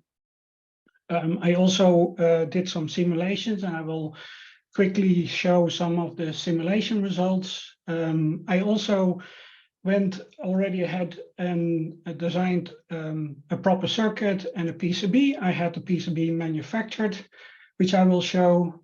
And then as I worked with the new design, I also discovered that this wave share board, that is the board with the ADC on it, needs to be modified. I will show what that means. And then I have some first test results from a couple of weeks ago. And then I will quickly also explain what needs to happen next. So the first challenge was basically building the radiometer as it was presented in the 2018 paper. That original design was built around a high sensitivity current converter and uses low cost photodiodes, pin photodiodes. However, when I tried to build this concept first on a breadboard, I could not get any convincing results. And basically, because of that, I decided I wanted to start over. This is some of the pictures of my early work in trying to duplicate the basic radiometer. This is the basic circuit that was there. I built it in a breadboard. I quickly discovered I needed to put it in a metal box and things like that because of interference and all of these things. And as it got more complicated, I tried different amplifier concepts, etc., etc. But it really did not work, or I did not get the full potential out of the 24-bit analog to digital converter. So I sort of sat down and thought about what do I need to get out of this thing. It needs to be as simple as possible. Many people need to be able to build it. I don't want to have any adjustments, calibrations, alignment. It needs to have an enormous dynamic range of 6 orders of magnitude, which is 120 decibels for the electronic inclined among us. The bandwidth needs to be more than 1 kilohertz. It needs to be based on the BPW34 photodiode. We already settled on this wave share high precision analog to digital board and a Raspberry Pi. It needs to run from a single power supply. I wanted to have a board that plugs straight into the wave share board so that we have as short as possible wires, and it needs to work with the original software that we had designed.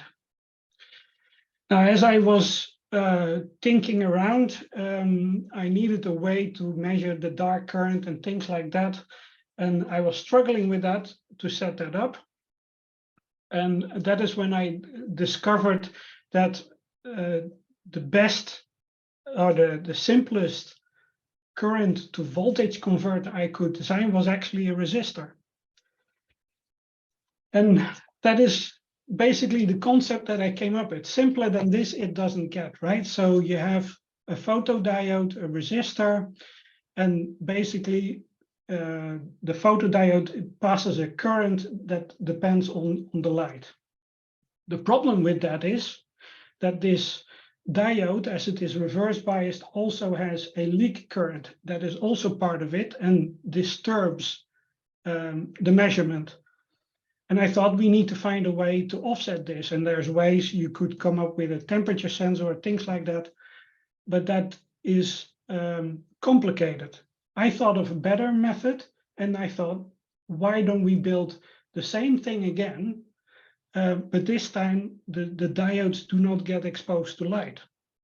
So you have the same temperature, the same leak current, and all of these things are the same. And all you need to do then, in order to get only the light part of it, is measure between the two points, preferably the high impedance voltmeter.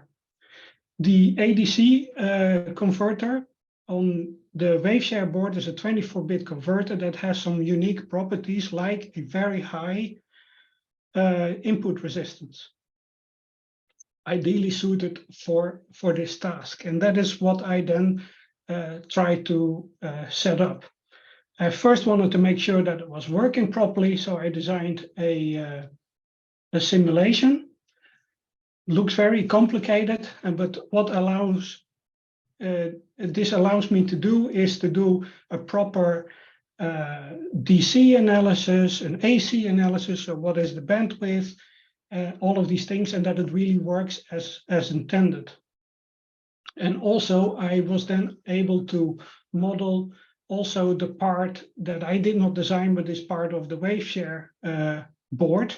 And I noticed that there were some capacitors installed that were really affecting the bandwidth, and they needed to be removed. So I have a couple of slides that just briefly show the simulation results. So this is the linear behavior of depending on the light. This is the current on the axis. This is the voltage that is recorded by the ADC. And the 4 lines indicate there's 4 settings for this internal resistance, and basically it shows the sensitivity of the radiometer, the new radiometer. I then did also a bandwidth simulation to make sure that we have the desired bandwidth. That depends also on, again, the impedance of the ADC. And I did also a noise analysis, and we could see that we will get about 0.4 microvolts per hertz bandwidth. So I then validated this design. I built it again on a breadboard, struggled again with lots of noise. You see that I tried to build additional shielding in there. I tried to block the lights from the LEDs that are on the board, all of these things. I looked for a special white LED to make sure that I have reference measurements, all of these things. And so things got a little bit more complicated. Eventually, I was satisfied that it was kind of working. I designed down the proper circuit. And the idea was that I thought that 3 diodes in parallel would be sufficient. But I made sure I have an option, if necessary, that we could design it and expand on it as well. And this is a rendering of the PCB, which I then had manufactured. In the meantime that I was waiting for the boards to come in, I modified the ADC board. I removed 2 capacitors as I indicated earlier. And when the boards came, I sort of started to build it. So this is the board that I designed. This is the Raspberry Pi with the ADC board on it. And I used the typical phone that you get with when you order chips online, right? They are shipped with this special anti-static foam, and I used that to block out the LEDs that were not that would need to be in the dark. I then assembled the whole thing together. This is the entire stack, and this is again the entire stack built into the metal box. Here you see the three LED or the three photodiodes peeking through, and I, in the meantime, also built a small LED light source that I could vary the intensity of with a voltage-controlled current source, and I could even put an AC signal on it. Here's it blinking at 1 Hertz, but it could go up to 1200 Hertz. So when I had all of that done, I could then do some measurements with it. So I did a measurement outside where I blocked the sensor, and I was looking for what is the level of noise that I measure. That is nicely shown in this histogram. The orange dotted line indicates a proper fitted bell curve, and it just fits quite nicely. I did also some light measurements. As you see here, this is a spectrogram of the data that I recorded over 600 seconds or so, 1800 seconds in this case. And you see that the noise level is quite low, right? So this is minus 120 decibels relative to 1 volt. And it really indicates that we have the dynamic range that we were looking for, 120 decibels. You see some peaks here as well. They are caused by the outdoor lights coming on in my house, the lights coming on in my house.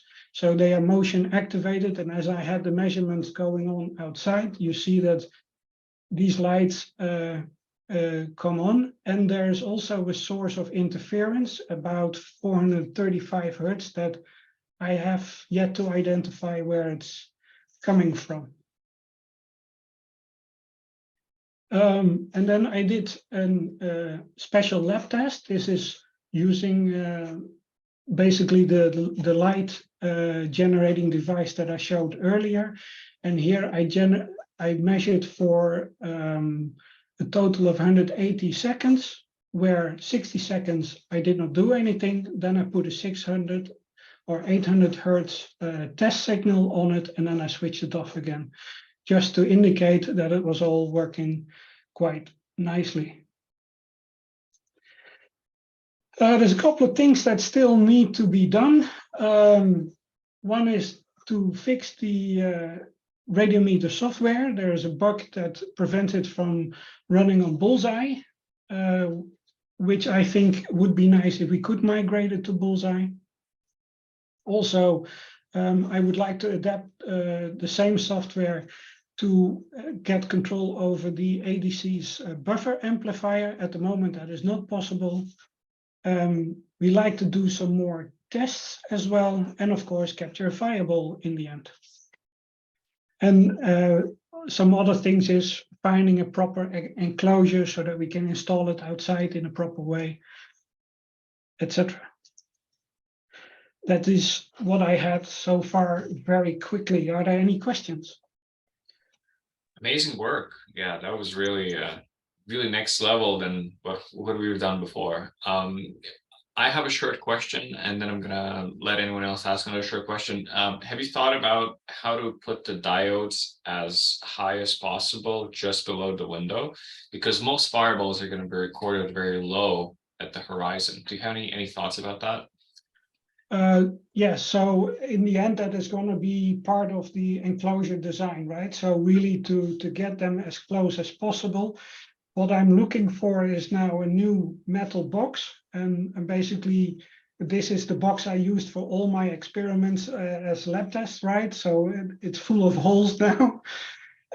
So a new box will probably be better. And also, I think I want to go for a box that is even shielding a lot better than this one is, because with this metal box closed, I still have Wi-Fi communication, and that indicates there's still interference leaking in. Right. Great, thanks.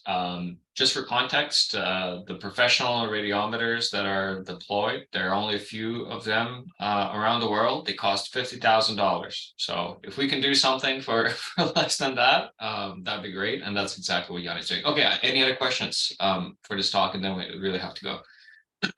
A real quick one, Jan. It's Ed Harmon here. So I've been playing in the background, but unfortunately I've been time starved these last 2 months, so I haven't made much progress.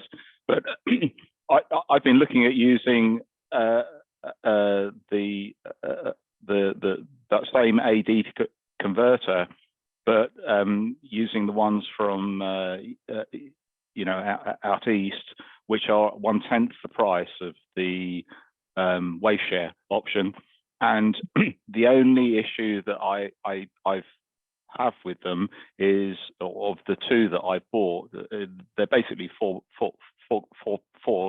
UK pounds, and that's including shipping.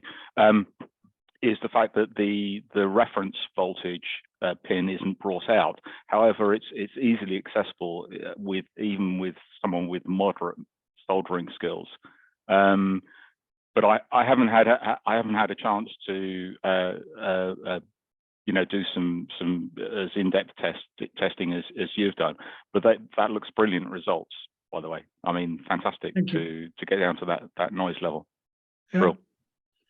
Yeah, taming a 24-bit ADC is a special job, really. I spent most of my time getting that thing under control. That was really the hard part. Impressive results for sure. Yeah.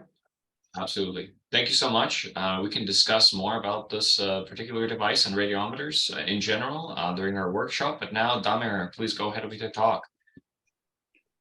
Thank you very much, Denis. And Jan, great job. We'll most certainly come back to it later on. Let me share my screen. Hopefully, this one. That should be. Yep, we can see it and we can hear you. Go ahead. Yeah, well, this is a presentation I'd like to give because we are living in times when technology and especially observations of the asteroids in the near future are going to improve up to the point where events like those ones we were witnessing during last year will become more normal than exception things for us. So basically, a bit of background on what's going on with asteroids. Some statistics and models says that we should have something like about 3 asteroid impacts of size of 1 meter and larger per month. And actually, when we look at the data coming in from infrasound observations, they confirm that basically something around 34 to 35 impacts per year actually do occur. So we have 30-something impacts of asteroids larger than 1 meter, which actually is the limit for an asteroid to be. Smaller than 1 meter, we would count as meteorite. And now, interesting part again is that first case was during 2008, famous Alma-Ata meteorite finds. Then we had to wait for 6 years for the next one. Up to this point, we had 3 impacts inside a year. And it seems that it will be hugely impacted in the future, not only by findings from new telescopes that are about to start observe asteroids, but also the follow-up of those asteroids remains a huge problem. Why is that so? Because you have powerful telescope in Chile, which will start with its work in a year or so, and it will discover small asteroids, small objects. but in order to have reliable data on its orbit, it should be followed up by more observatories western from it. And actually, if Hawaii observatories missed it, then European observatories should catch it back, and then it may be lost, as it actually turns out to happen quite in a lot of cases. So back to predicted impacts, we have a list where we can see that from the last 3 ones, which were basically the size of a meter or so, the time window inside which we were alerted about existence of impact to actually to happen was a really small one. So inside of a couple of hours, up to 8 hours, if so, and that's not so encouraging in the sense of you seeing it, spotting it, or observing it. So you may be lucky enough to have a dedicated observatory, lots of cameras looking at the impact and to go outside, capture the image of the fireball, or you can just slip it over because nobody let you know that something is going to happen, and you are dreaming fireballs while one is running over your head. So instead of that, we have actually situations when we have networks of cameras of various types, like Freepon, which covers France and lots of neighboring countries, and still you have only a single camera capturing event because of pure weather conditions or other stuff. So then you're relying most probably on some occasional captures, which, as in this case, you can see, not suitable for reliable measurements regarding trajectory estimation. So finding meteorites, as Denis pointed out, is crucial, and time window inside of which those should be found is very important, because if we have fresh material not alerted by Earth's atmosphere, it can bring more interesting information about the creation of the solar system. So what can we do about that? Would it be nice to have an application which will let us know when some impact is about to happen? Can we arrange it somehow to make it run all day long, 24/7, 365/6 or whatever? And can we have worldwide coverage of it? Well, actually, alerting system exists somewhere on the level of asteroid observations, but it has not been transferred yet toward the meteor observers, at least not in a way that we can have some benefits out of it, systematic benefits. But in case it would exist, what should we have? What to do? Which cameras to use? All of a sudden, you know that some impact is about to happen, and you're panicking. What I have to capture it? How to alert people? In which way? Somebody is using for communication only voice messaging. Somebody is relying on some social network messages. Somebody is relying only on fixed format. Somebody is looking only at their emails.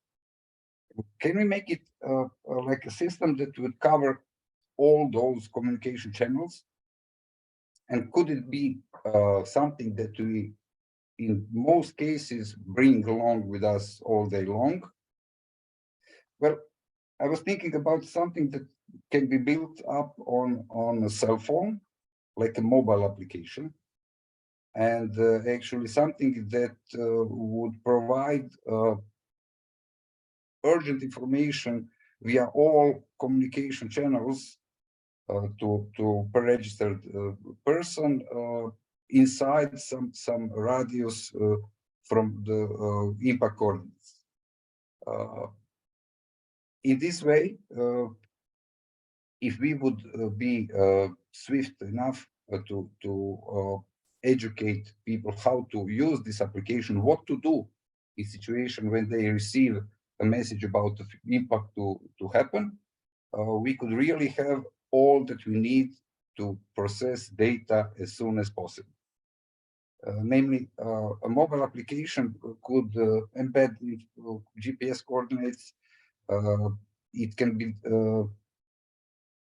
put together in a way that the operator of cell phone can set it towards part of the sky and guide it to cover the direction from which event should be seen. And actually, we should be able to obtain precise information for which we are digging after each event. Mobile applications and mobile phones are really going nuts lately. It is fascinating how much of details you can obtain without any telescope, without any DSLR camera. You just point it towards the sky, set the exposure, and you will see plenty of stars which are actually needed for the calibration.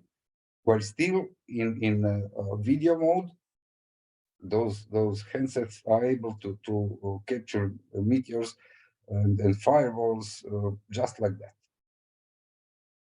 So one of the things to consider is, can we embed in this application at least a part of the RMS software?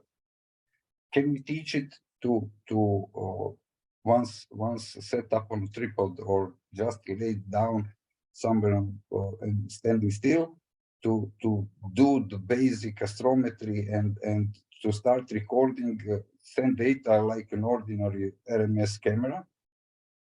Those are all things we can do, and we can think about and do what we can. Or for the beginning,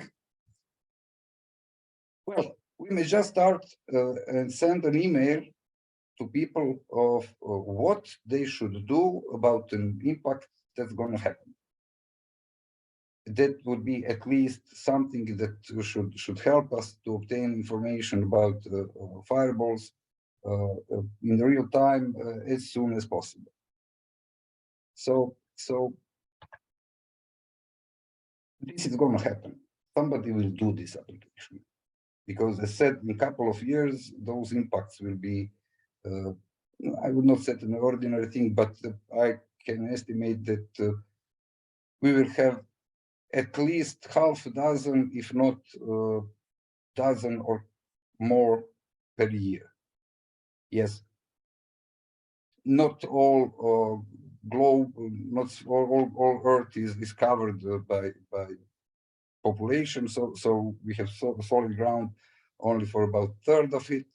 Okay, that would mean we will have a third of those predicted impacts possibly covered and seen, and meteorites found, which is very, very, very important for us.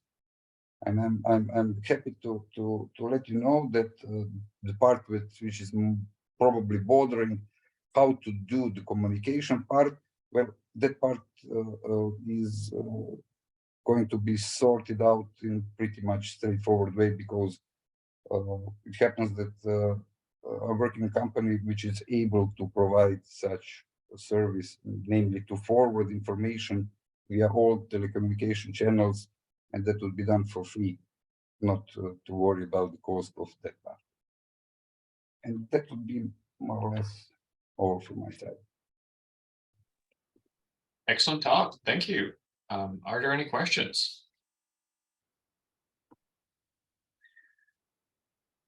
Let's see if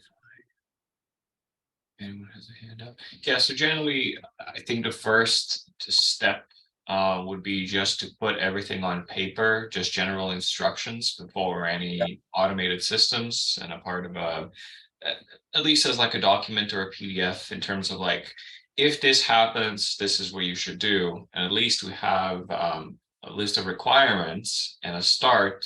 And then based on that, we can move on to some sort of specific implementation or something.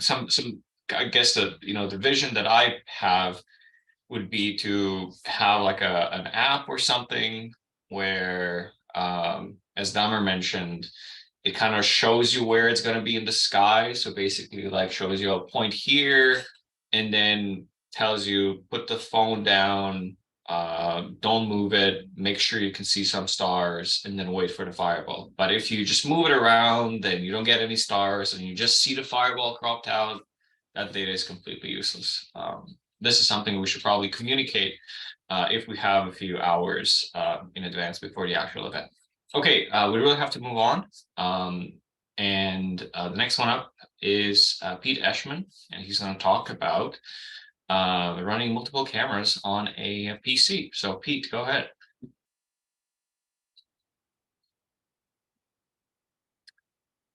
Pete, are you there? Oh, there you go.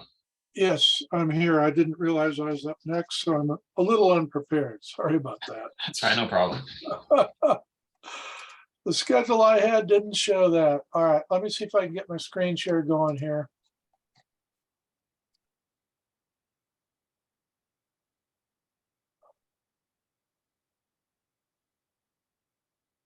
Let's see. I apologize. Apparently I was not as ready as I thought I was. That's fine. Okay, hang on a second here. There it is. All right. Perfect, you're good to go. Okay, for some reason it doesn't want to go full screen for me. But you can see the full screen then? Yep, we can see individual slides. All right, thank you. Hello, my name's Peter Eschman. I'll be presenting on behalf of several authors who are listed here in alphabetical order, not in order of the size of their contributions. Our goal is to design, implement, and document an Ubuntu system emulating the look and feel of Buster RMS system. We want a system capable of running multiple cameras on a single Ubuntu system. We built upon the earlier work by Washington Oliveira and Ed Harmon, who were already running multiple cameras. Ed wrote a series of scripts making it easy to install RMS cameras under Ubuntu.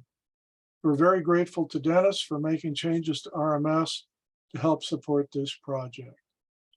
Our project is documented in the GMN Wiki, and we have a link that Bob Massey just put in the chat section to the document that explains how to install all this.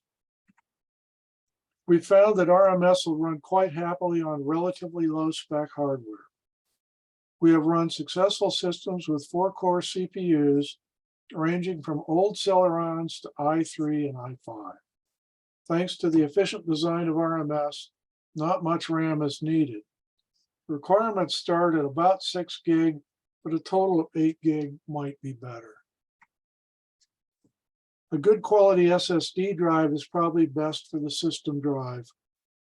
I've used the size of a wintertime captured files directory to calculate appropriate storage space. As you know, we sometimes need to access a capture directory a few days later to retrieve data from a bright bolide that might have escaped meteor detection. We think that a 256 gig drive would work best for 2 cameras, and a drive size twice that size would support 4 or 5 cameras.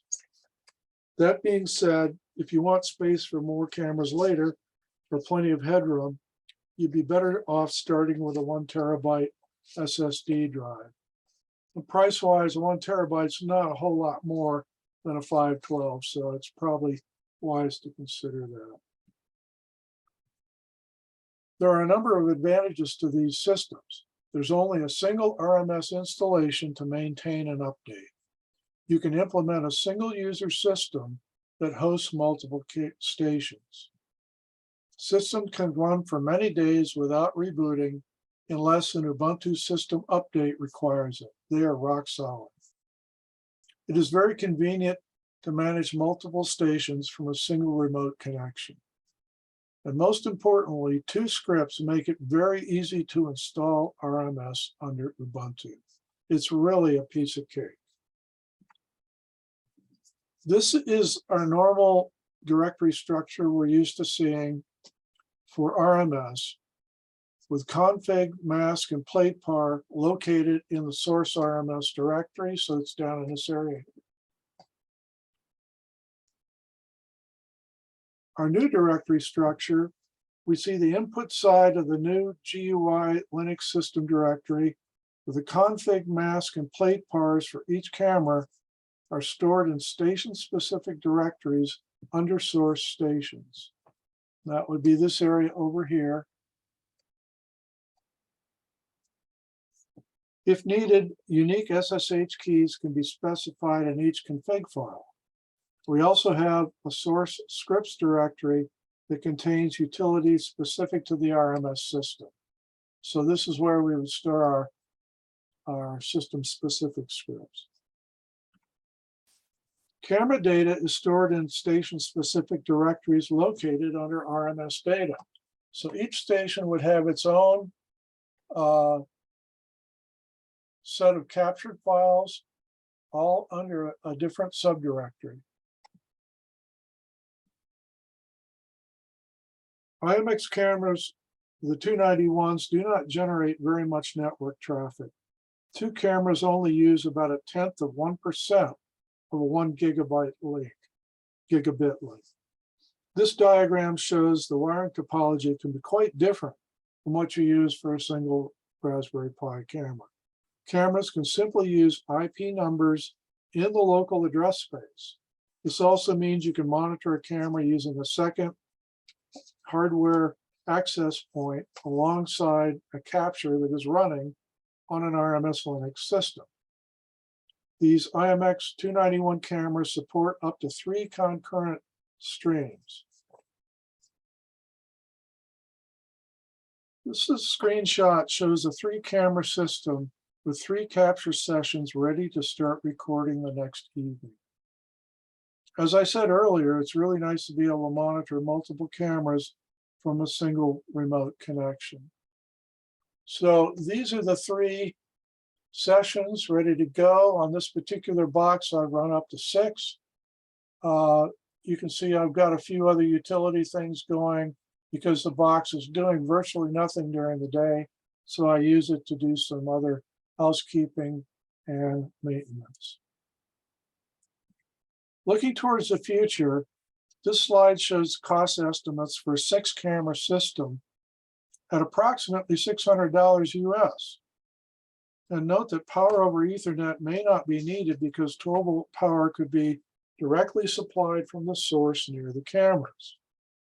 These days, a Pi 4 with case, micro SD card, power supply, and so on can approach $150. So a Linux system might make sense even for just a single camera, especially if you can reuse an old computer you've got lying around. Here are some images showing multiple camera systems. Images on the left side are from the Lowell Observatory project headed up by Nick Moskovitz. And the pier on the right side is an image from William Stewart showing 8 GMN cameras with a dome on top for a wide angle Sonotico UFO capture based system using a Waytec 910 analog camera. I'll be happy to try to answer any questions you might have, and thank you for your time today. Nice talk, Pete. Great. I hope people find this useful and deploy more multi-camera systems. Are there any questions?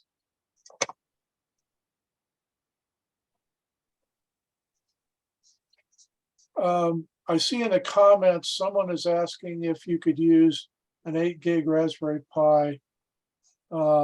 And I think the answer to that is maybe 2 cameras, but I really don't know.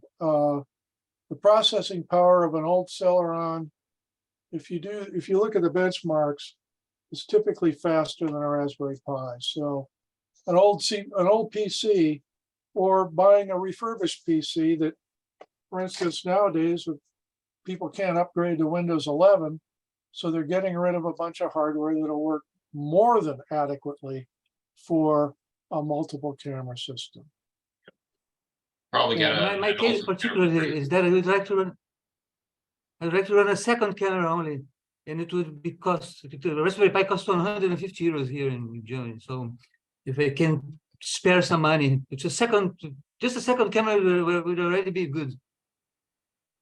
It would save money. I think, and yes, we are using all IP cameras in this particular case for our work. They're basically the same cameras you put on a Raspberry Pi. Maximum number in the same place. Well, we think that 6 or 7 gives you full coverage, 360 degrees in azimuth, and probably, depending on your horizon cutoff, you would want 6 or 7 cameras. I think Dennis might be able to answer that better than I. Yeah, it depends what you want to do and what your light pollution situation is. If you have some obstructions, it's just better. If you have some obstructions and you're in the city, it's better to use a narrower camera and cover whatever portion of the sky you have with more cameras versus having one wide field camera. And if you're in a nice dark location and you can see all the way down the horizon, then you might want to go with a kind of full 7 camera setup with 4mm lenses that gives you a full sky coverage. But I wouldn't necessarily force an all sky coverage everywhere, because some people have installed cameras in locations where you basically have to mask out so much of the field of view that you just get a tiny kind of window in the middle, and that's really completely useless. In that case, it's better to go with a narrow lens and just get as much sky you can on the sensor. I guess your other concept here is to find a site that can host a multiple camera system that does have a good sky view. And I really kind of feel like that's the direction that we should be thinking about moving. For those of us who have good camera coverage nearby, we've got to think more about the future and expanding. And if it's $600 to put one together, that's significant, considering a single camera is what, 200 to 300 and up. So go to a multiple camera system. You can expand it very cost effectively. Yep, absolutely. Thank you, Pete. We have to move on, and now we have Tammo Jan. Unfortunately, Tammo Jan can't be here with us today, but he sent his recorded talk, and I'm going to share my screen, and you will have to tell me if you can hear it and see it. So I'm sharing it right now. I'm gonna mute myself just to make sure that the sound is not coming back through my microphone. Let's go, and when it starts, just let me know and write in the chat if it's okay or not. Hello everyone. I was going to say nice to be here, but I'm not actually here. Thanks for the opportunity to talk here. I will talk a little bit about extra fancy track stacks, making images like these here. But first, I was going to talk about this for 5 minutes, and Dennis gave me a time slot of 15 minutes, and there's something really cool I wanted to show to you that happened last week. You may remember last year I talked about a Starlink re-entry above Spain that was recorded by a couple of GMN cameras. And then last week, another Starlink satellite re-entered. It's not strange that Starlink satellites re-enter. A lot of them come crashing down in the atmosphere. Looks like a fireball. So gets recorded by by fireball cameras, Meteor cameras. But last week we actually got a recording of a telescope that was live streaming on YouTube, and it caught a Starlink re-entry. And this picture you see here is a telescope. It's I think 3 or 4 degrees by 2 degrees, so very zoomed in view of the sky. You see the Orion Nebula here. And if I click play, you see that a couple of Starlink one Starlink satellite in 15 pieces comes photobombing this video. This is very cool. I think this is probably a first that this gets caught in so much detail. It will happen maybe more often as more telescopes are live streaming and more of these satellites come re-entering in the atmosphere. But I thought, hey, this is typically what we look at with Skylink, SkyFit 2. So let's pull it through that. So what I did is I exported this video and imported it in SkyFit. I had to import another Gaia catalog because typically these very faint stars are not part of the catalog in SkyFit. So I could get coordinates of all these points of pieces of debris entering the atmosphere. And by doing that and combining it with the orbital elements of the satellite, you see this. I could make this picture. This is the telescope that recorded it, the Kitasubaru telescope in northern Japan. You see here this thingy is the field of view of the telescope, and this is the orbit, the last known orbit from Space Track. That's an institution that tracks satellites, and here it goes through the field of view. And there are all kinds of nice things you can learn by doing this. For example, this last known trajectory says this telescope was at a height of 170 kilometers. Well, actually, because it went through the field of view, we know it was at a height of only 70 kilometers. That's because it was re-entering and burning up, and that's very hard to model in this trajectory thing. So by combining these two data sets, we can model the re-entry process in a more detailed way. It would also be cool if we could triangulate apart from the trajectory given by Space Track. For that, we would need at least one other source, optical source, maybe a Meteor camera. So I asked that the Sonotako Meteor network, unfortunately, they did not have recordings of it, but they will ask, or I have asked in their forum. So maybe to be continued, but well, let's look once more at this great video. I mean, yeah, we're just looking at trash, but it looks cool, right? Okay, more cool things, the actual talk, extra fancy track stacks. This is a track stack I made of a couple of nights. I think this proceeds 2022, last year, a couple of nights, and you see all meteors very nicely coming from the Radiant, which is in the Perseus constellation here. And I will show you how I make these kind of track stacks. So the track stack software written by Dennis a couple of years ago generates these kinds of images. I think this is already with the improvement I made somewhere last year, that you can select one shower. So I only want to see meteors coming from the Perseid, belonging to the Perseid shower. But you see all stuff that you don't want to see, like this is probably a satellite. Here's another satellite. There's satellites. Luckily, there are no airplanes in here, but sometimes you see them as well. So this is just not a very visually pleasing image. Note that what we're doing here is not science. We just want to make a fancy image showing the radiant of a shower. Sometimes I like to do science, and sometimes I just want to make pretty pictures. So here's the same picture with 50 nights of data, where I did brush it up a little bit. No, what I did here is already do the fancy trick that I will show.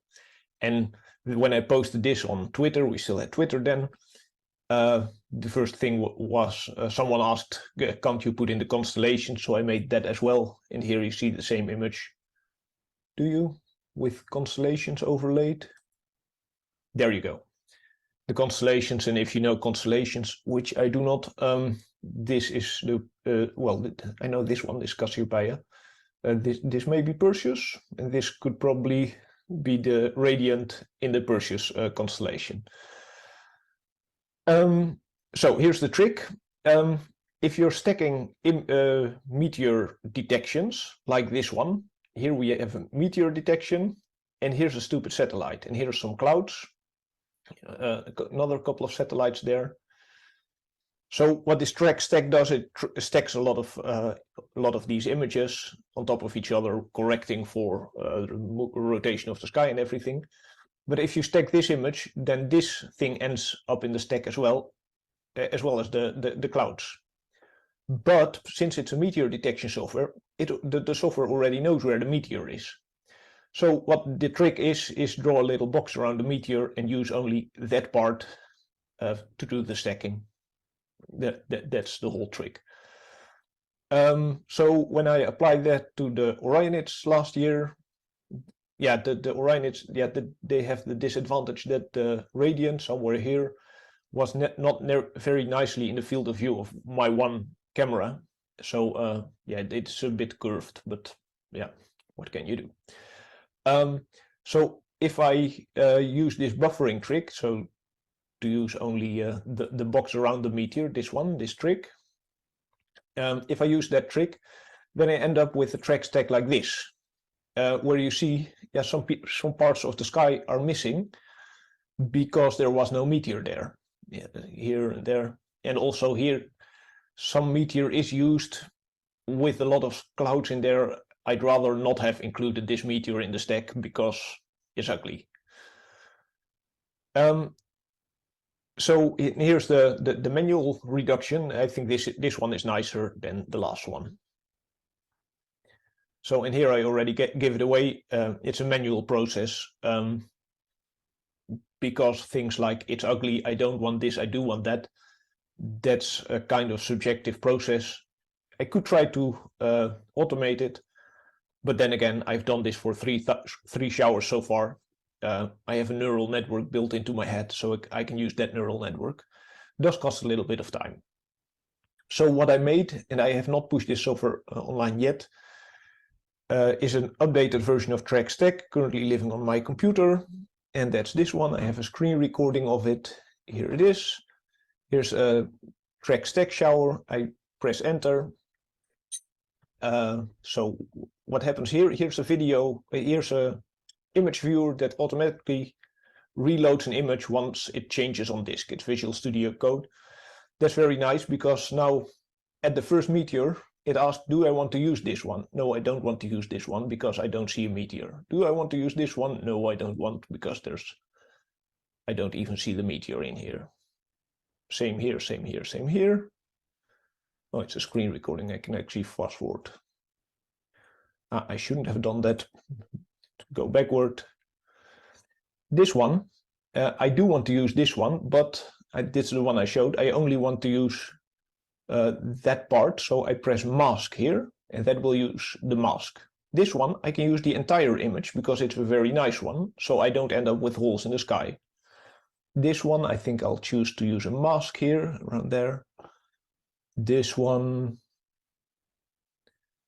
no, that's not worth the clouds. This one I can use all of it, so yes. So yes, no, mask is this. Oh yes, I do want this one. It's a very nice and bright one.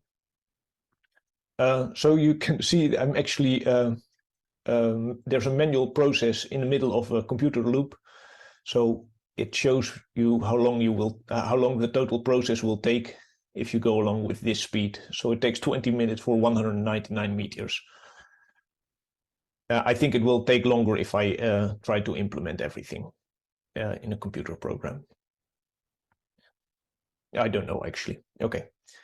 Now, and to finish this up, yeah, okay, this will take a long. Oh yeah, the moon, you do want to buffer that away, but because the moon ends up in an ugly way in the stack.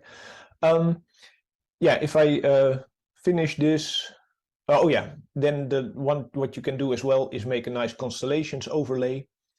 Yeah, what I do is I make a separate constellations overlay and then combine the images together in Photoshop, even also combining them and then getting rid of these parts in Photoshop just using the eraser. So how you can make a separate constellations overlay, my version of TrackStack uses one plate bar and one FF file to do the stacking. It spits out that. It uses a different, it's larger than the one FF file in the middle that it uses because it has to include a lot of other ones. And then if I use this new tool, which is already part of RMS, draw constellations and say with this resolution, with this plate parse file, with this FF file, it writes a new file, constellations.png, and you can combine them together in Photoshop. So that's it actually. Status, draw constellations, that the script is already part of RMS since yesterday. Well, it's since a bit longer, but I fixed a couple of bugs yesterday. There should be a double dash here, but you can also use just if you don't want to combine them in Photoshop or the GIMP actually. But you can also use TrackStack -- constellations. There's a missing minus here. And then it will just overlay it for you. The buffering thing, I still have to clean that up before pushing it to GitHub. If someone wants to have a look or do the cleaning up for me, I'll be happy to send them the file I have so far. It's not rocket science either. Drawing this buffer is done with OpenCV. And then when I was finishing the talk, I realized I still have a stack of Geminids. Geminids were very nice in Netherlands last year, but I didn't do the manual process for it yet. So here's something that could be very nice, but here you see an airplane, and so let's get rid of those. So that will follow sometime soon. Okay, thanks everyone, and look forward to watching back the recording. If you have questions about this, feel free to get in touch on the list, or well, I hope you know where to find me. I look forward to watching back the recording, and see you next time. Bye bye. Bye bye. Okay, and that's it. Hope you enjoyed the talk. Thought the track stack was really nice, and I wonder how we would automate this process, but that's something that can definitely think about. It's very attractive to use for any promotional work or just have fun. We are going to take a short break now. Oh, if you have any questions for Tammo Jan, please send him an email. We're going to take a short 5-minute break, and then we will continue with and workshops / Q&A, during which I hope to show re-record the SkyFit tutorial again. And the way I want to run it is I'm going to show how I do the calibration in SkyFit. And if you have any questions, please just ask immediately. And I just want to make everything 100% clear before we proceed. Okay, so see you in about 5 minutes. So that's 19:15 UTC.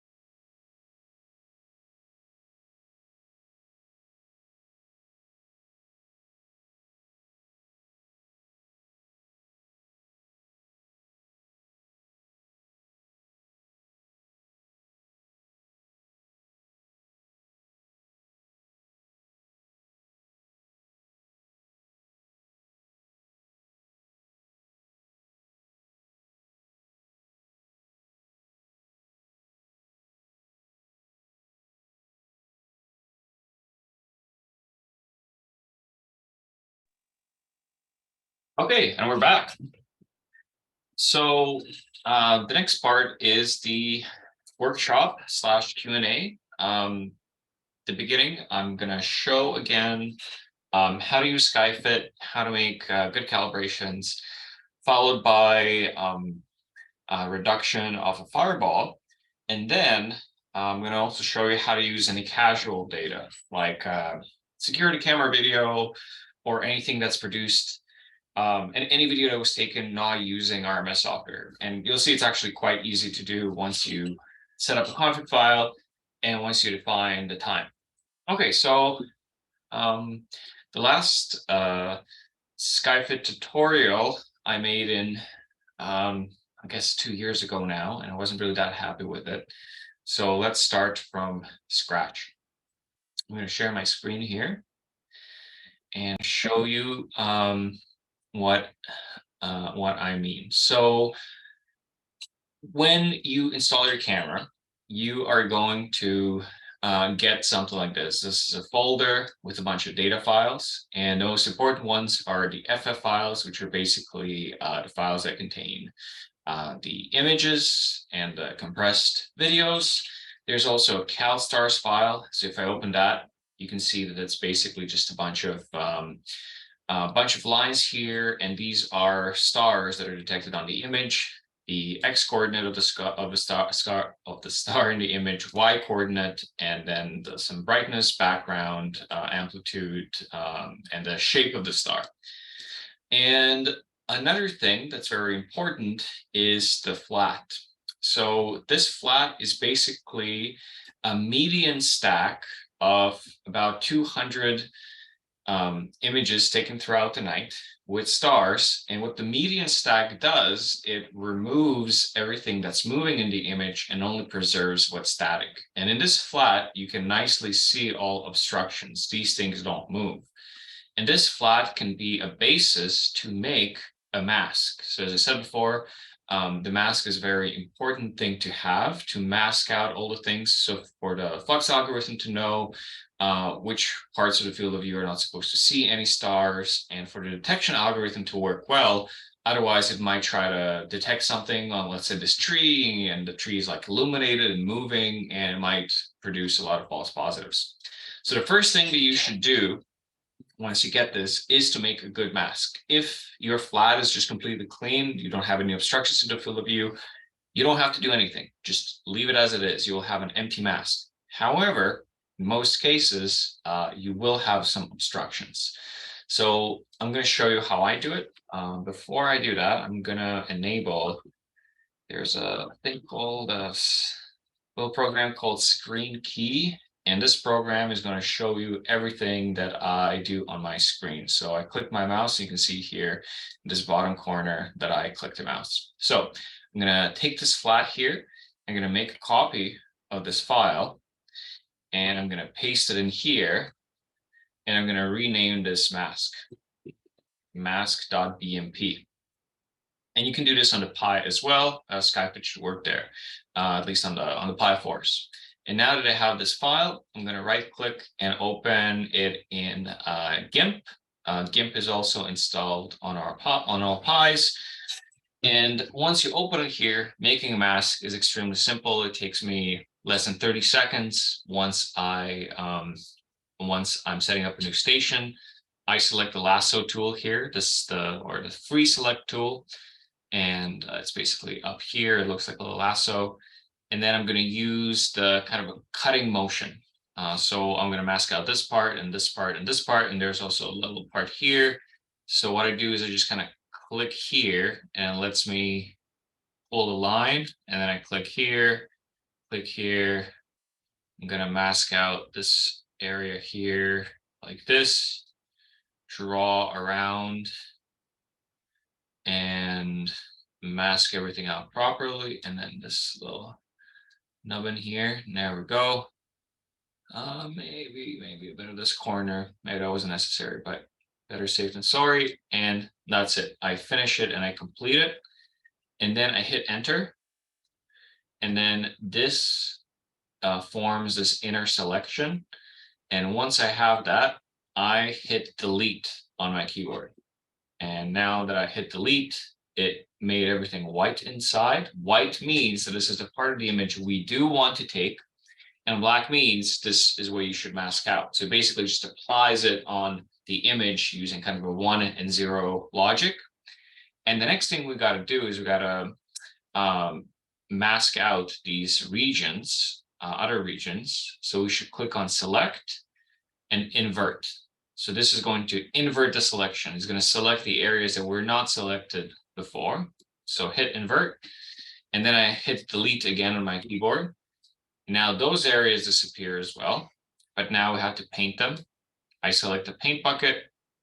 I make sure that the color is black, and then I hit here, and that's it. Our mask is done. And once we have that, we click File and overwrite mask.bmp. And that's it. Your mask is done. You can close GIMP.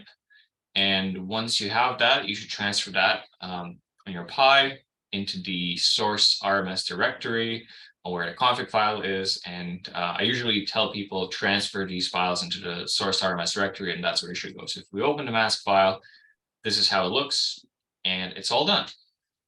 And the next thing we have to do is we have to make the calibration file in SkyFit. The calibration file maps the pixel coordinates in the image onto the sky coordinates. So in the end, you're gonna end up with a way to track meteor showers and also this is gonna help produce all the flux measurements. As you can see here, this is the observing period graph that I mentioned before in the talk.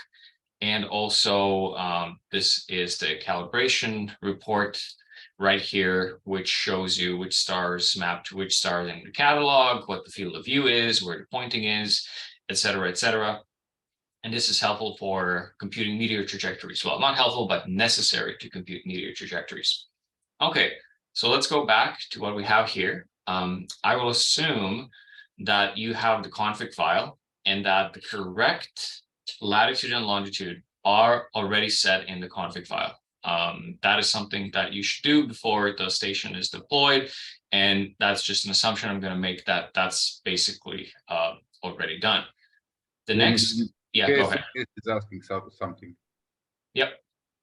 Yeah, Dennis, before you continue, can you hear me?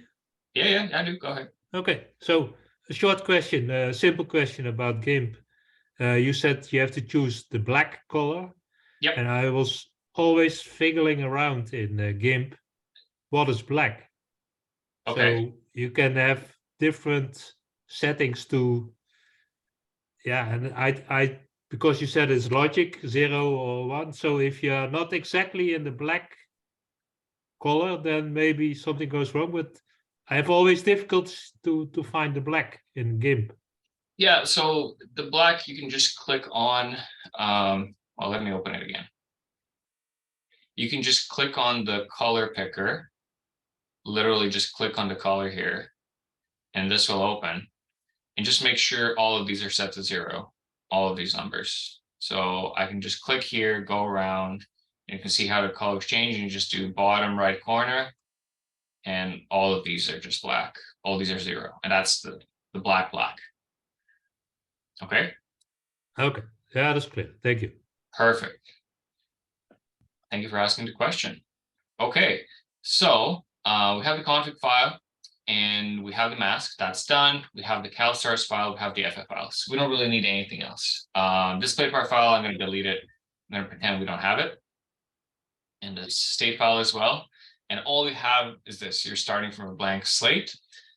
The most helpful thing before you begin is actually the stack of detected meteors. So this one here. And the thing is, in this image, when we're doing the calibration, are not interested in the meteors. We will be looking at stars here. So these are meteors, obviously, some planes and other stuff. We don't care about those. You kind of need to look behind and see the stars here. So can you see this is the same star? But over time, as the stack was not perfect, because of star scintillation, you can see that the star has also been stacked many times. So this star moved from bottom left to the upper right. And there's also this star here, and then this star here, this star here. So you can obviously see the motion across the field of view. And usually cameras are mounted with their bottom down. And this is something we can use to figure out where the camera is pointing before we even start doing anything, before we use astrometry.net or anything. And the way you can do that, obviously, is if the camera is pointing directly north, you'll be able to see a lot of the star trails like in little circles around Polaris. And you obviously know that Polaris has an azimuth of 0. And then depending on your longitude, you will be able to figure out the elevation. Okay, but in this particular case, we'll see that the stars go from bottom left to the upper right. And if we were pointing directly south, what would we be seeing? So keep in mind, this is a camera in the UK. What we would see if we were pointing directly south are stars going from left to right in like almost a kind of a horizontal way. They would be maybe slightly curved. If we were pointing directly east, we would be seeing stars that go almost kind of from down to up. And if we were pointing west, we'll be seeing cameras that basically go from up to down because the stars are setting west. And if we're pointing east, the stars are rising from that direction. So here we're kind of in between. The stars are kind of rising a bit, but they're not completely coming from down to up. So this is something like southeast, more or less. And the elevation, that's something that you should know from your camera pointing. But I found that most cameras, that when people point them, they're pointed at an elevation of about 35 degrees. So you can see here, there's a piece of a roof here and another building that's between like 35, 45 degrees. So we need that initial pointing before we start doing the calibration. Okay, so with this in mind, I'm going to pull up my installation of RMS, or on the Pi, you just turn on your terminal, and then in the terminal, I'm just gonna call SkyFit. So I'm gonna write Python -m utils.skyfit2, and then I'm gonna give it the path to the directory. So I take this path up here. This is where I have this stuff. Copy this, and then go here, and then paste.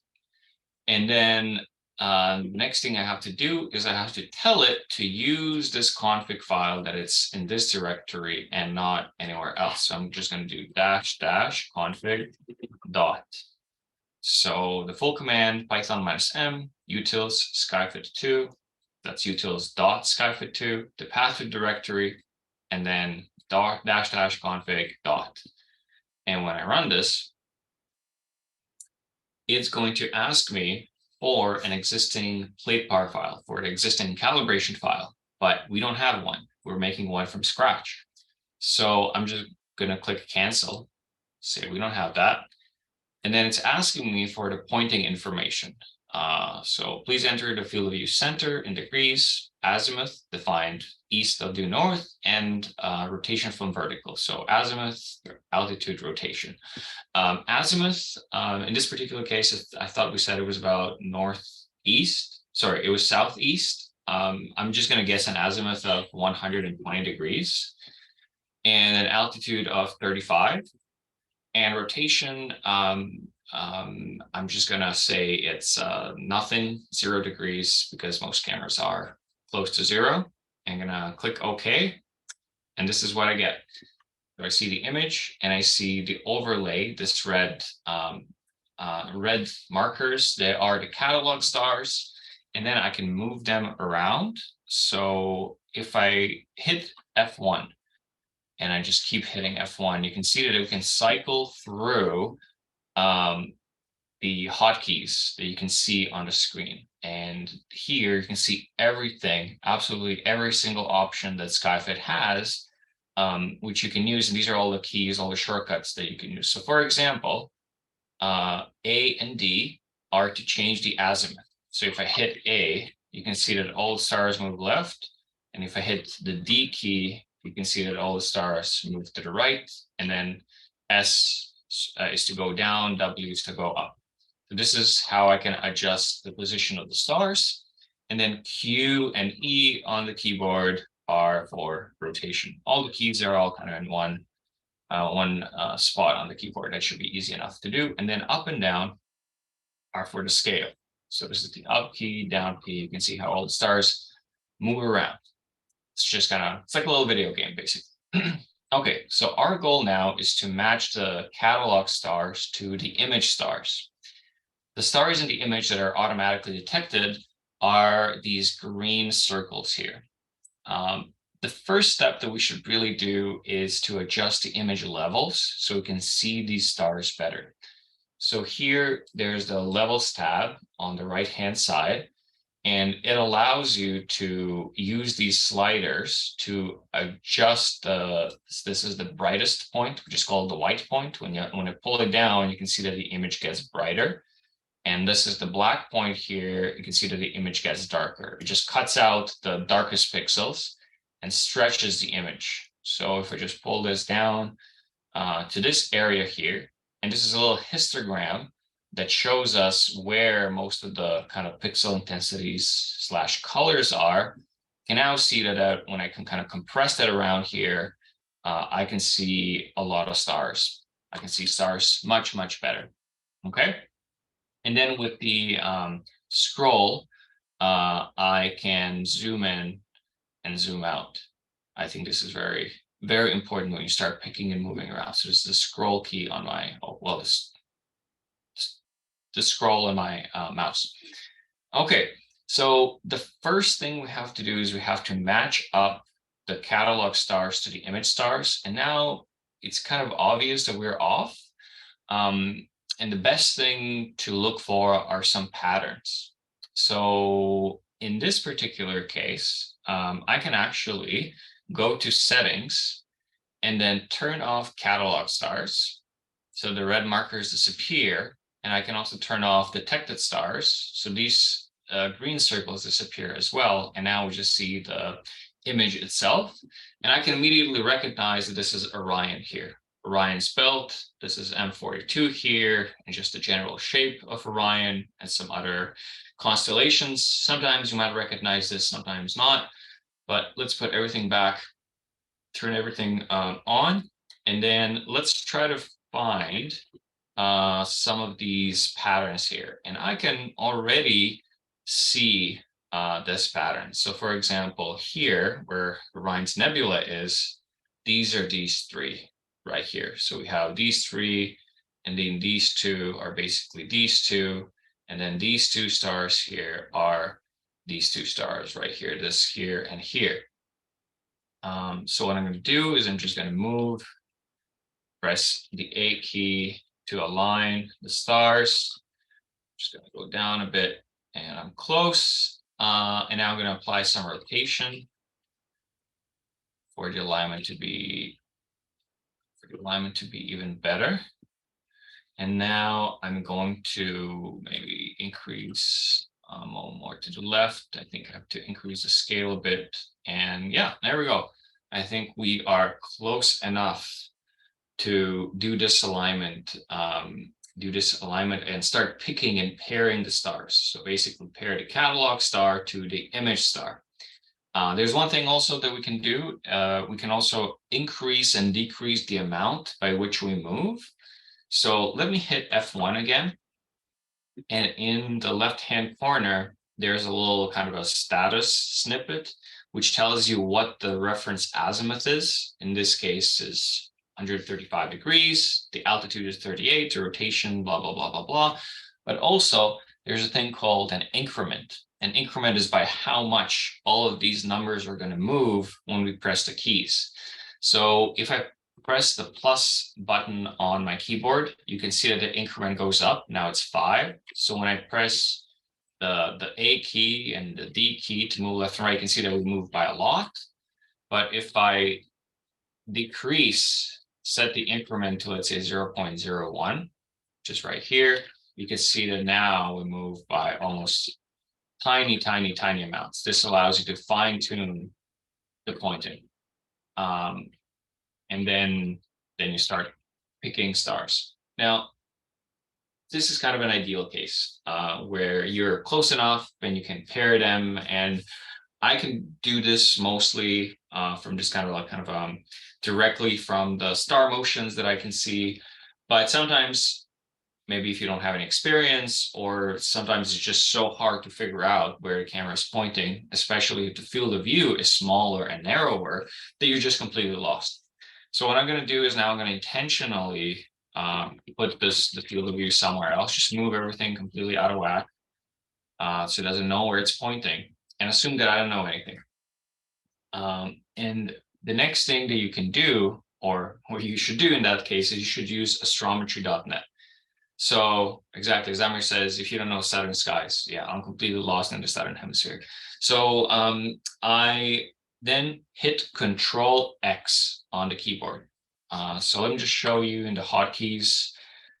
It says right here, Control X, astrometry.net image upload. And there's also Control Shift X, astrometry.net XY only. What this means, so astrometry.net is a service where you can upload an image and it's going to figure out the stars. It's going to figure out the pointing, and it's going to return you the pointing direction. There's 2 ways to use it. The first way is you can upload the image itself, and then astrometry.net is going to try to figure out on its own how to extract the stars and how to detect the stars and where the pointing is. Or you can already use the stars that RMS extracted, these little green detected points you can see here, and then you hit Shift Control X, and that's only going to upload the list of detected stars. So now I'm just going to hit Control X and hope for the best. So you can see Control X, and then if I look into terminal, it's saying uploading the whole image to astrometry.net. It uploaded, it started the quote unquote job online on their server. And now it's just asking the server, are you done? Are you done? And see, after 2 tries, it found the solution, right ascension declination, which translates to an azimuth and altitude, and the scale. One thing though that I haven't been able to crack is what their rotation is.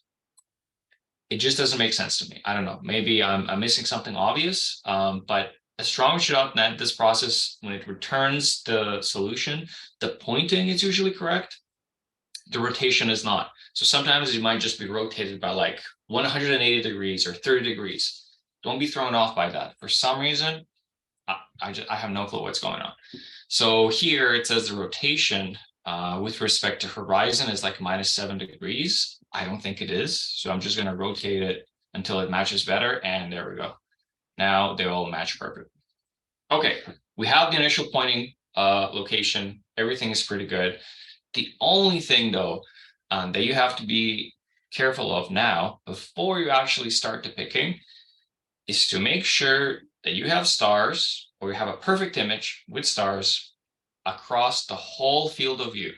And that's something that I see quite often when people just pick stars in the center or just one part of the image. And then when the calibration check occurs, then just one part of the image is just completely out of whack. That should be avoided. And the most important thing is to just hit F1 to get rid of all the stuff, all the snippets in the image, and also make sure there are stars and corners. So there's a 1 star in a corner here, there's a corner here, and then there's a star here and here and here. We need those.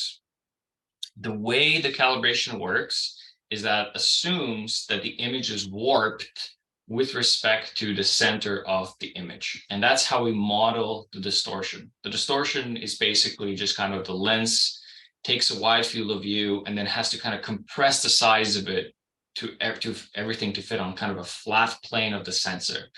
And the way you can know that there is distortion, I mean, just look at here, look at these stars in the middle and you see how they match really well. And then the further we move away from the center, you can see that, you know, the stars are further and further away. So for example, let me zoom in here and you can see all these are kind of pretty good, but the more we move out, and let me just zoom in here, you can see that they're more and more off. So this is these two, this is the actual star. And then this, you can see that it's even bigger and bigger. And then these ones here in the corner, I think this one and this one are a match. So it just kind of stretches out the image. That's what the distortion is. And if you don't have any stars in the corners, you just won't be able to capture what this distortion is. And then the calibration won't be good in the corners. And that's kind of where it's important that the calibration is good or distortion is, because that's where most of the warping occurs. So that's why just make sure to have the some stars there. Okay, let me just quickly cycle through the images. So you can press left and right on the keyboard to kind of cycle through all the images that you have in the folder. And let's just quickly discuss why I'm not choosing some of them. So this one obviously has clouds. I don't want this. More cloud. This one has the moon. It's obvious I shouldn't really use this. So go back. This one is usable, but maybe I want more stars in the corner. And this is actually the one we started with, and I actually like it just because of how many stars it has just across the whole range of radii from the center of the image.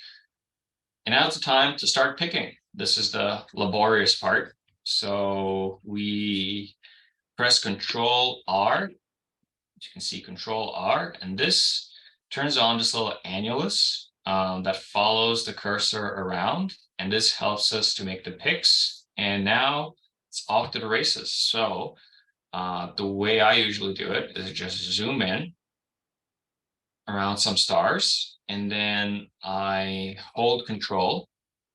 And when I hold Control and scroll, you can see that this annulus size changes. And then I want to make sure that the size of the inner circle matches the rough size of the star, something like this.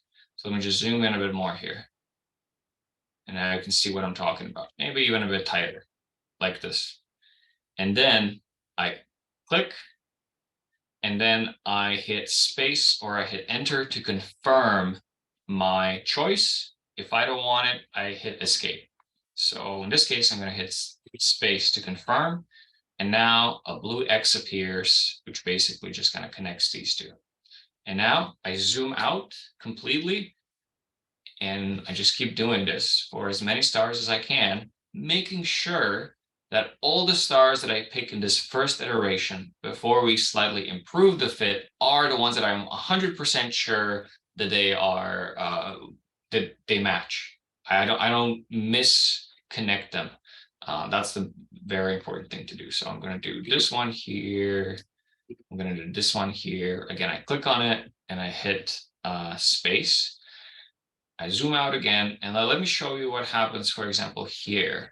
So I want to connect this one, and you can see that a blue X appears on this nearest star, but sometimes you want to change which star you're pairing it with. So for example, if I want to use this one, I would just click on it, but I don't want it. I'm going to go back here, and then I press space, and I keep doing it. I'm going to add maybe about 5 to 10 stars in this first iteration.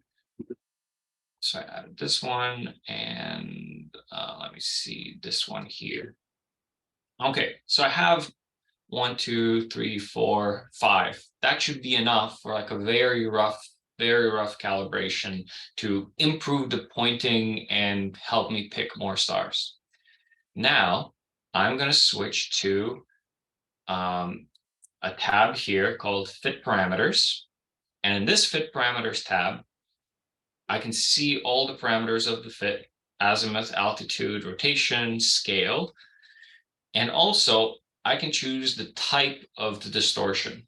And we have multiple distortion models. Some of them are more complex than others. However, for all of your purposes, what you need is to use the radial model with the odd coefficients only. I'm not going to go into the math here. Just make sure you use the radial with the odd coefficients, and you start with radial 3 odd. This is kind of the simplest possible distortion model with a small number of parameters. And you click on this, and then you can see here, these are the actual parameters that it's going to fit.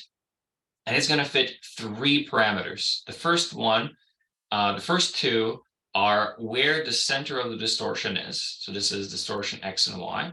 And also this last one is this kind of distortion coefficient, like how much the image is going to be stretched the further away you are from the center. Very, very simple, a very, very simple model. And then I'm going to hit fit. And now you can see that just 5 stars were enough. And just with this one little parameter to make all these stars fit quite well. But we're not done yet. We're not even close to being done. We have to add a lot more stars, and we have to make sure that the fit is really good everywhere.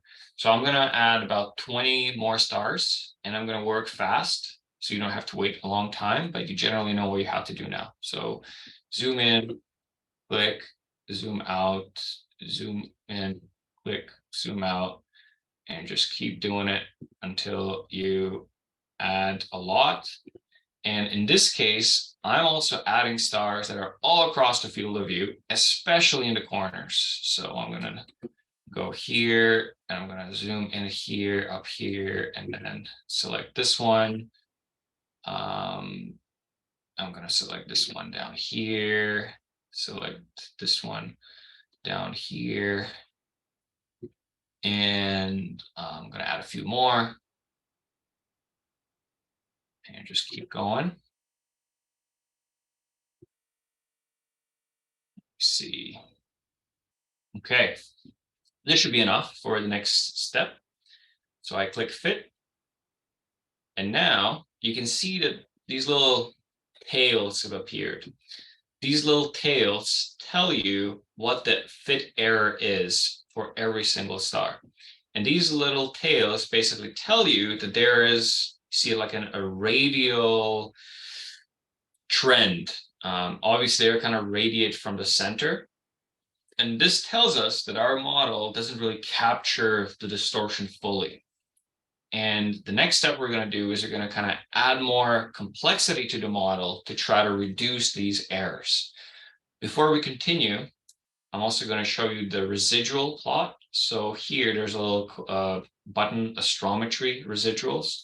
So if I click on this, a little graph appears, and this graph shows us how the errors, the fit errors, change over azimuth, over elevation, or radius from the center.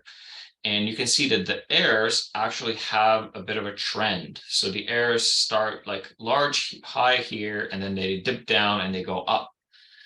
This basically means that our model needs kind of more complexity, more nooks and crannies to add in to fit this. And you can see if we look at the errors in the image space, you can see that on, for example, X versus the error, there's some sort of like a sine, like a sinusoid, and on the radius, there's like a little curve that goes here. So the next step to do is to turn on some extra features, some extra things that's going to help you to reduce the error. And these are the asymmetry correction. So this little button here needs to get checked, asymmetry correction. And the next step is to increase radial 3 odd to radial 5 odd. So when I select this, you'll see that the number of parameters we're fitting now is much larger. We have, instead of 3, we have 6. And now if I click fit, and I can click fit multiple times now, because every time I hit fit, it's going to slightly improve the model until it settles on the best solution. And now if I look at the residuals, you can see that we don't really have any more trends. You can see that the numbers are much lower. They're all around about half arc minute, which is ridiculously good. And you can see that all the tails in the image have disappeared. They're very, very short. You can kind of barely see them here. And the next step I'm going to do is I'm actually going to add more stars. The more you add, the better it is. However, you will start seeing diminishing returns. And what you should do, and it's something that we recently discovered, is you should only select the stars that have little green circles around them, the stars that have been detected by the Meteor detector. And the Meteor detector will only detect stars that are reasonably bright. And also, it fits like a model on each star, like a 2D Gaussian model, and really pinpoints the location of the kind of the star center much, much better than kind of a very simple algorithm, a very simple accentuating algorithm that SkyFit uses. So that is probably the best way to go and to get the highest precision possible. I'm just going to add a few more. Just add a few more here. Let me see. There we go. And maybe just add one in the middle here. And yeah, that's generally it. Maybe just add this one as well. There we go. And I hit fit. And yeah, this looks really solid. If I pull up the terminal, it's going to tell me how many stars I have. So I have a total of 35 stars. And Dennis, sorry for interruption, but I don't know for the others, but complete image is messed up for me here because you are running too fast. Okay. Is it better now? No. While you are jumping and scrolling and zooming in and out, MP4 compression is not able to follow you, and the image which we are receiving here is completely blurred. Okay, does it it wasn't really important when I was clicking fast, but could you at least hear what I was doing? And then when I stop, is it fine? Yeah, okay. We will hearing you, that's okay. So hopefully recording will be okay because recording is on your side as far as I understand. Yeah. Okay. Thank you.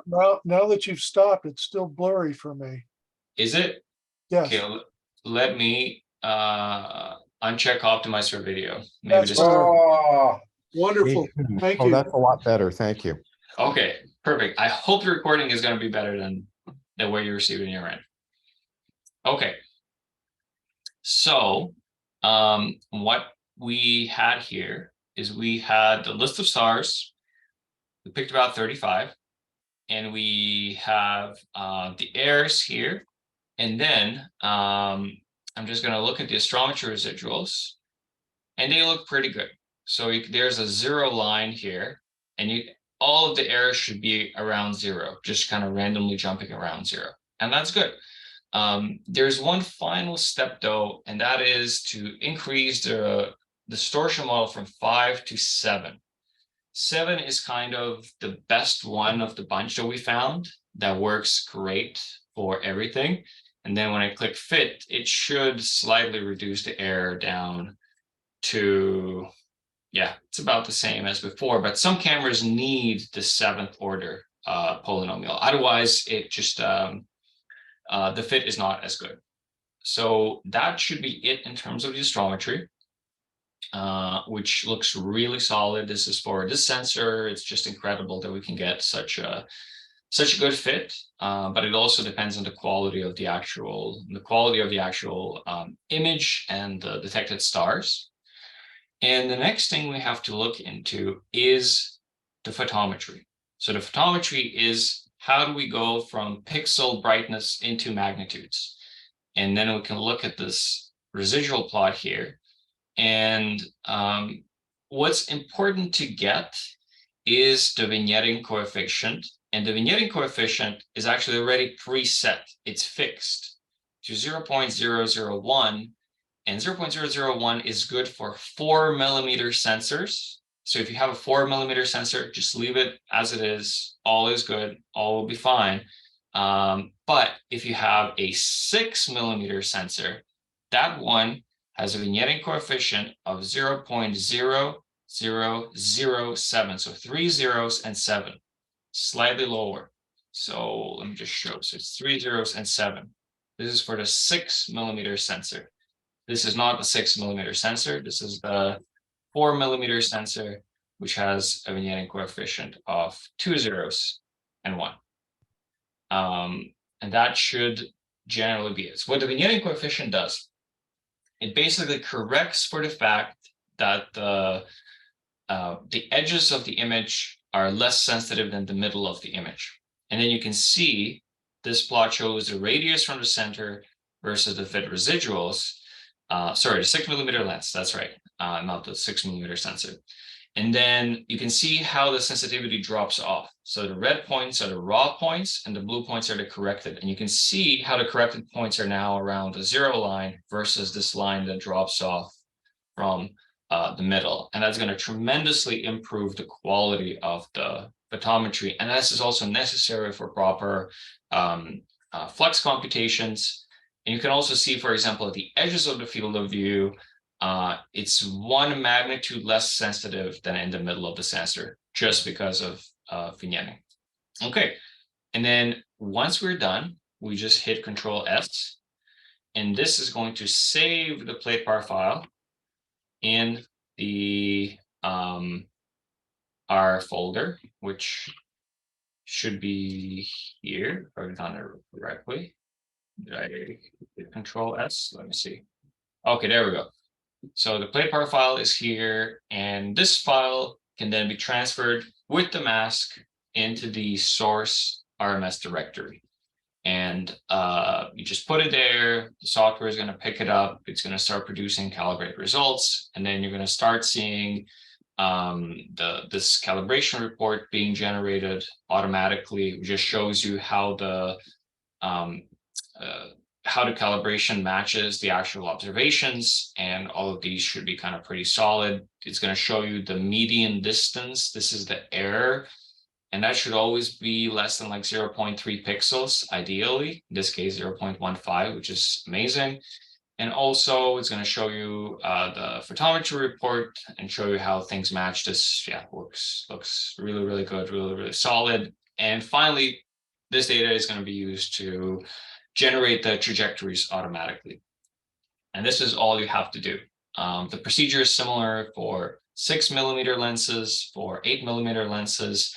For those, it might be a bit harder to find the initial pointing because you're going to see less stars, a smaller field of view, but make sure to make use of astrometry.net, and it's going to really help you out in that case.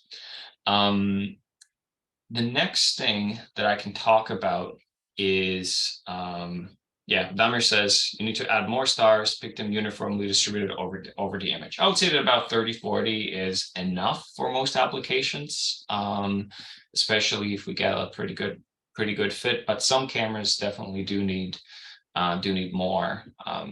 It's kind of you need to develop a feeling of it for that.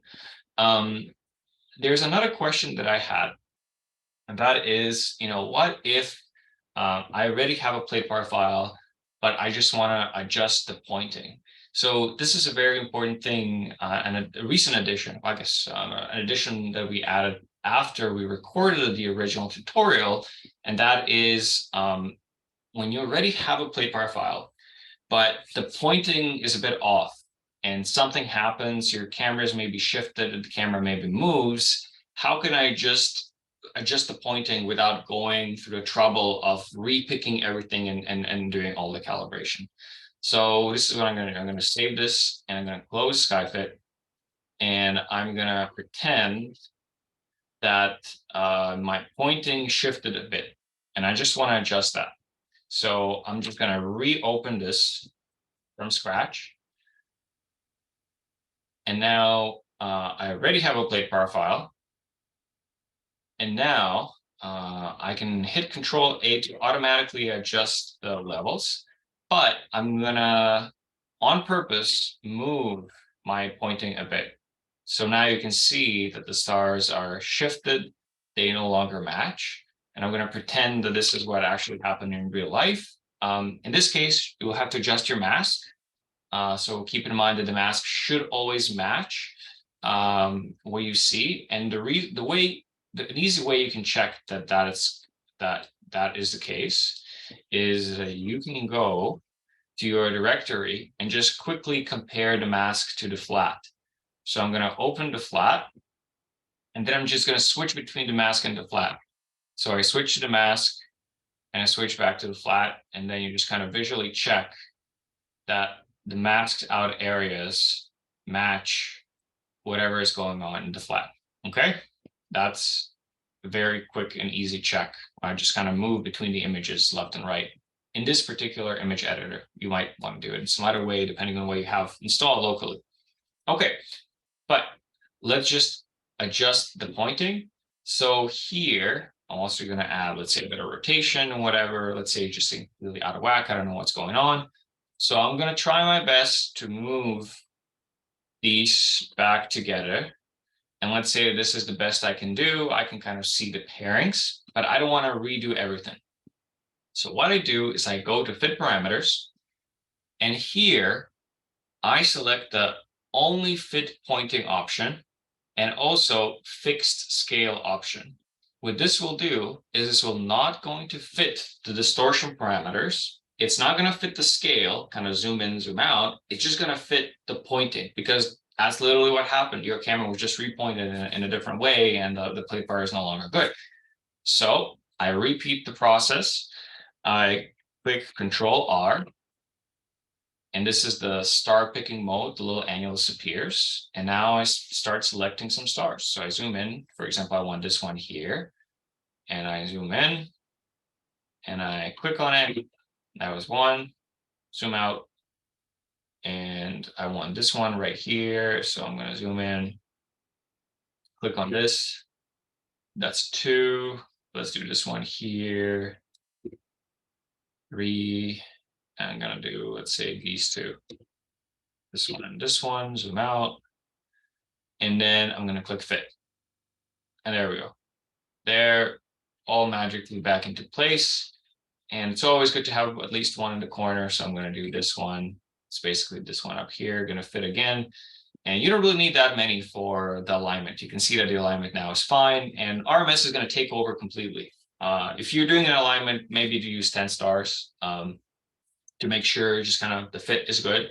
But generally, that should be enough just to refit the pointing.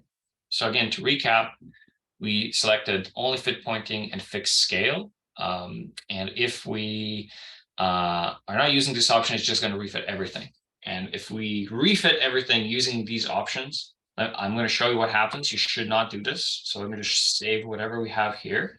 So I'm going to remove these options, and just using these stars and everything we have, I click fit. Of course, sorry, we already have a good solution. It's not going to go anywhere from that. But let me reset the distortion parameters.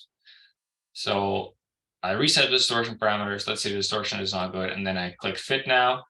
And then you can see it's actually having trouble finding that previous optimal location. The stars are just all completely off. It just can't find a good solution. You have to restart from radial 3 and then slowly build it up from there, and then add more parameters and just increase, go up and up, add more stars, and only then you will have a good distortion, a good fit. Okay, I think I've beaten this this topic to death. Are there any questions here?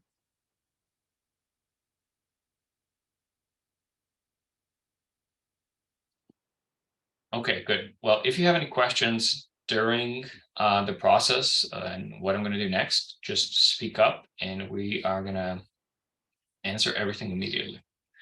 Okay, so the next thing I want to show is calibrating casual videos. Okay, Kees, go ahead. Yeah, one short question, Dennis. Yep. We talked before, I think, about the idea to add the constellations in the SkyFit too. Is that still a way to go, or is it not necessary? That's a good question. Yeah, I mean, I think it would be useful. Until recently, we didn't really have a data file with the constellations, but now that the Tammo Jan added his for the track stack, that's definitely an addition that could be made, which I don't think should be that complicated. The only thing that I think might be a bit tricky, and that's something that I struggled with before, is that if you have a constellation line, because they're defined with like individual points, if there's a line that goes outside of the field of view, then the plate doesn't really like anything that's outside and might not know where to stop the line. But it is a bit of math to work out. I wouldn't say it's a priority for now. No. Okay, thank you. Okay. Okay, so I'm going to show you how to do a video, just a random video. And this video here is actually a video of the recent fireball in France that I received from a person who's operating an old kind of a UFO analog camera. And the video looks like this. So I'll just go back. I don't know if I can just stop every so often so you can actually see the fireball. And yeah, it was quite bright. And I thought, maybe this video could be useful. Can we reduce this data, make some measurements, and use this for the trajectory? And the answer is yes, kind of. These analog cameras have a problem with blooming. So one thing that you can see is that the fireball kind of comes in and it almost kind of grows a little belly towards the right-hand side as it brightens. And that's the effect of blooming. The way this like all these CCD sensors work is that when they're too bright, the little registers, the little pixels kind of spill over, and they usually spill over in the same side towards which the registers are read from. So basically at kind of the right-hand side of the sensor, there are little accumulators and they'll read the image from left to right, and they all kind of spill over to that side. So if I were to make the pick here, the pick would be offset, but let's ignore that for the moment. And let's just pretend that we're going to use this video to make the fireball measurements, which, if you lack anything else, this is better than nothing, obviously better than not having any video at all. And of course, another problem here is that I can't really see many stars. In fact, there are a few that can be used just to align the calibration, but obviously we can't really make a full, capture the full distortion. That's something that can't happen here. And that's why I asked them to send me another video where we can actually see a lot of stars. So in this particular case, there are a lot of stars. This is a little short snippet, a short video with a small short meteor.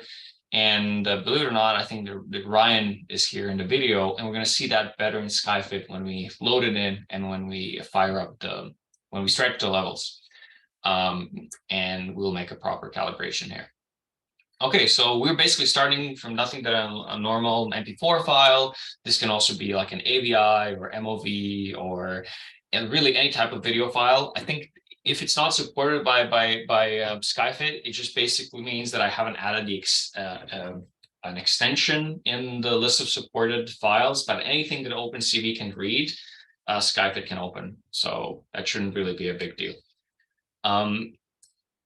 The first thing, or I guess we need two pieces of information here. We need to know the location of the observer on the ground, so latitude, longitude, elevation, and we also need to know the time. Fortunately, in this video, we know the time because the time is actually encoded directly in the image. And the location of the observer, well, I just asked the person who recorded it to kind of drop a pin on Google Maps or Google Earth and tell me exactly where this was. And I measure that and I put that into a little config file. So the config file, you have to make one. You have to start from a normal default RMS config file, and you create it just for this camera. And I'm going to show you what you need to do for this. So I have an installation of RMS locally, which is in, I believe, source RMS here. This is where you should kind of navigate to your local installation. And here there should be a .config file. There it is. So this is the config file, a default config file, or you can use whatever config file you have locally, that's fine. And I'm going to make a copy of this, and I'm going to put this in the directory with the video. And I'm going to rename this config file to the name of the station. Usually, if you have a random video, just use whatever you want. In this particular case, it's called Dartford. And here, what you have to do is open the config file and then set the latitude, longitude, and elevation that you measure in Google Earth or wherever, and also set the station ID. So here, I'm going to call the station Dartford. And latitude and longitude, I'm gonna input without you seeing it. I don't want to reveal the location of the observer. I hope you don't mind, just for their privacy. But that's something that you should do on your own on the side. Measure it very accurately in Google Earth as best as you can, and then you kind of drop a pin. And then when you drop a pin, you should read out the coordinates and put it in. Okay, so I put the coordinates in, they're in the config file, and now there's some other things to adjust, very important things to adjust. And these are width, height, and the frame rate. And this is some stuff that you know from the actual video. So if I go open the video, let's say in VLC or any other video player, you will be able to read these parameters. So width, height, and frame rate. In VLC, they usually have like a media information thing or something like that, a tab, and this here somewhere in like metadata or sorry, codec or whatever, it tells you what the video resolution is and what the frame rate is. So in this particular case, that is, the width is 720, height is 576, and the frame rate is 25 frames per second. That's good. Another thing is we need, let me see, the bit depth and gamma. These are also some things you might know about the camera. The gamma is not that important until you're doing photometry, and you probably are not doing it, so just leave it at 1. The field of view, this is going to help you guess the size of the field of view or the scale. I don't really know what it is for this video. It looks pretty wide field, so I'm just going to leave it at like 90 × 45. Deinterlacing. So this does look like an interlaced video, and it's usually an even first because it's kind of an old analog. Usually depends if it's rolling shutter, global shutter. I just set it to 0 because I know this is an interlaced video. It's usually an even first. And finally, something that people ask very often is how do I change the catalog that is used? So I go all the way to the bottom, and there's a little entry for the star catalog. So the Gaia catalog that we're using now does not have any bright stars in it. The problem is that the Gaia instrument, the Gaia spacecraft, saturates very bright stars. It was just not designed to observe the about 100 or so brighter stars. But the problem for us, of course, is that those are the stars that we can mostly see. Gaia has really, really good accurate measurements of their position, their magnitude, et cetera, but doesn't have the brightest stars that we might want. So we have to switch to star catalog. So you go to the config file under star catalogs, and here the star catalog 5, change the name from Gaia blah blah blah .npy, change that to BSC5, Bright Star Catalog version 5. That's why it's BSC5. And this will give you the brightest stars in the field of view. And generally, you are done modifying the config file. You don't really have to do anything else now. Okay, so we have the config file. We set everything correctly. And where did I put that? Yeah, it's in calib dartford.config. Here's the video file. And now we have to call Skyfit to use this video, to use this config file. And the final piece of information, as I said before, we need to give it the time. And the time is defined as the time of the first frame. And in this case, we are going to read this from the actual video. So I'm just going to open the video and go all the way to the beginning. And you can see the time was 2023, February 08, 7:03:33 p.m. And the way we can do that, let me just see. Yeah, 1903. Okay, just want to make sure the time is UTC and not local, which it is. And now let's open our terminal again, and let's call Skyfit. So just as before, we're going to do Python -m utils.skyfit2, and we're going to give it the full path to the video. So I'm going to give it the path to the folder. It's right here. And then the video is called M20 whatever. I'm going to press tab to autocomplete. And then we're going to do --config to give it a config file. And then we have to give it the time of the first frame. It needs to know when the video starts. And let me just show you, if you can't remember how to do this, you just do --help. And it's just going to show you all options that Skyfit supports. And in this particular case, it says right here, time. So --time beg, the beginning time of the video file in this particular format, year, month, date, _ hour, minute, second, dot, and the remainder of the second.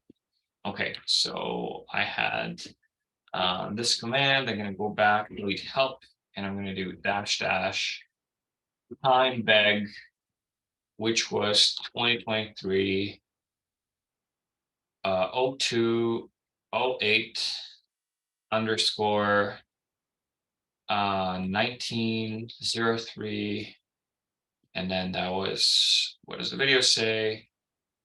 33.3. So 33.3. I'm gonna hit enter.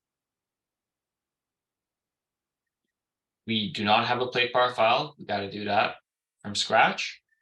And in this particular case, I have no clue where this is pointing. It's about pointing towards Orion somewhere, which this particular time, I'm not really sure where it is. I'll use Tellurium to figure it out and then put in the pointing. Now I'm just going to make a guess and say it's maybe like south, 180 degrees. And was it 180 degrees? Let me think about it. Yeah, about 180 degrees. And then altitude is some, again, 35 degrees as a best guess. And this is what we get. We want to see those stars. So let's adjust the levels, put them all the way down. There we go. And Orion is right here. There it is. I'm going to zoom in a bit. It's right here. And then here's Orion in my catalog. And now I'm just going to rotate, match them up.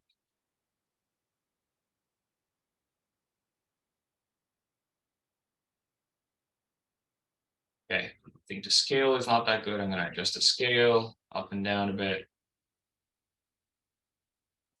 Yeah, I think this is good enough. We can start picking. Okay. And then the next step is to make our picks, select the stars, pair up the stars, and do the calibration.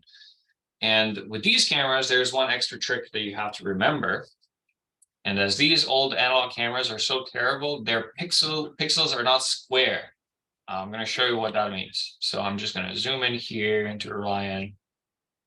Select this star here, select this star here. Maybe select these stars in Orion's belt as well. Do them like this. Do this one here. This one up here as well. And let's see this one here. Okay, that should be good enough for the beginning. I'm going to go to the fit parameters. And now the distortion is going to be our radial 3 odd as before. And now watch this. If I click fit, the fit is going to be terrible. Nothing's going to fit. The stars are all completely off. The residuals are huge.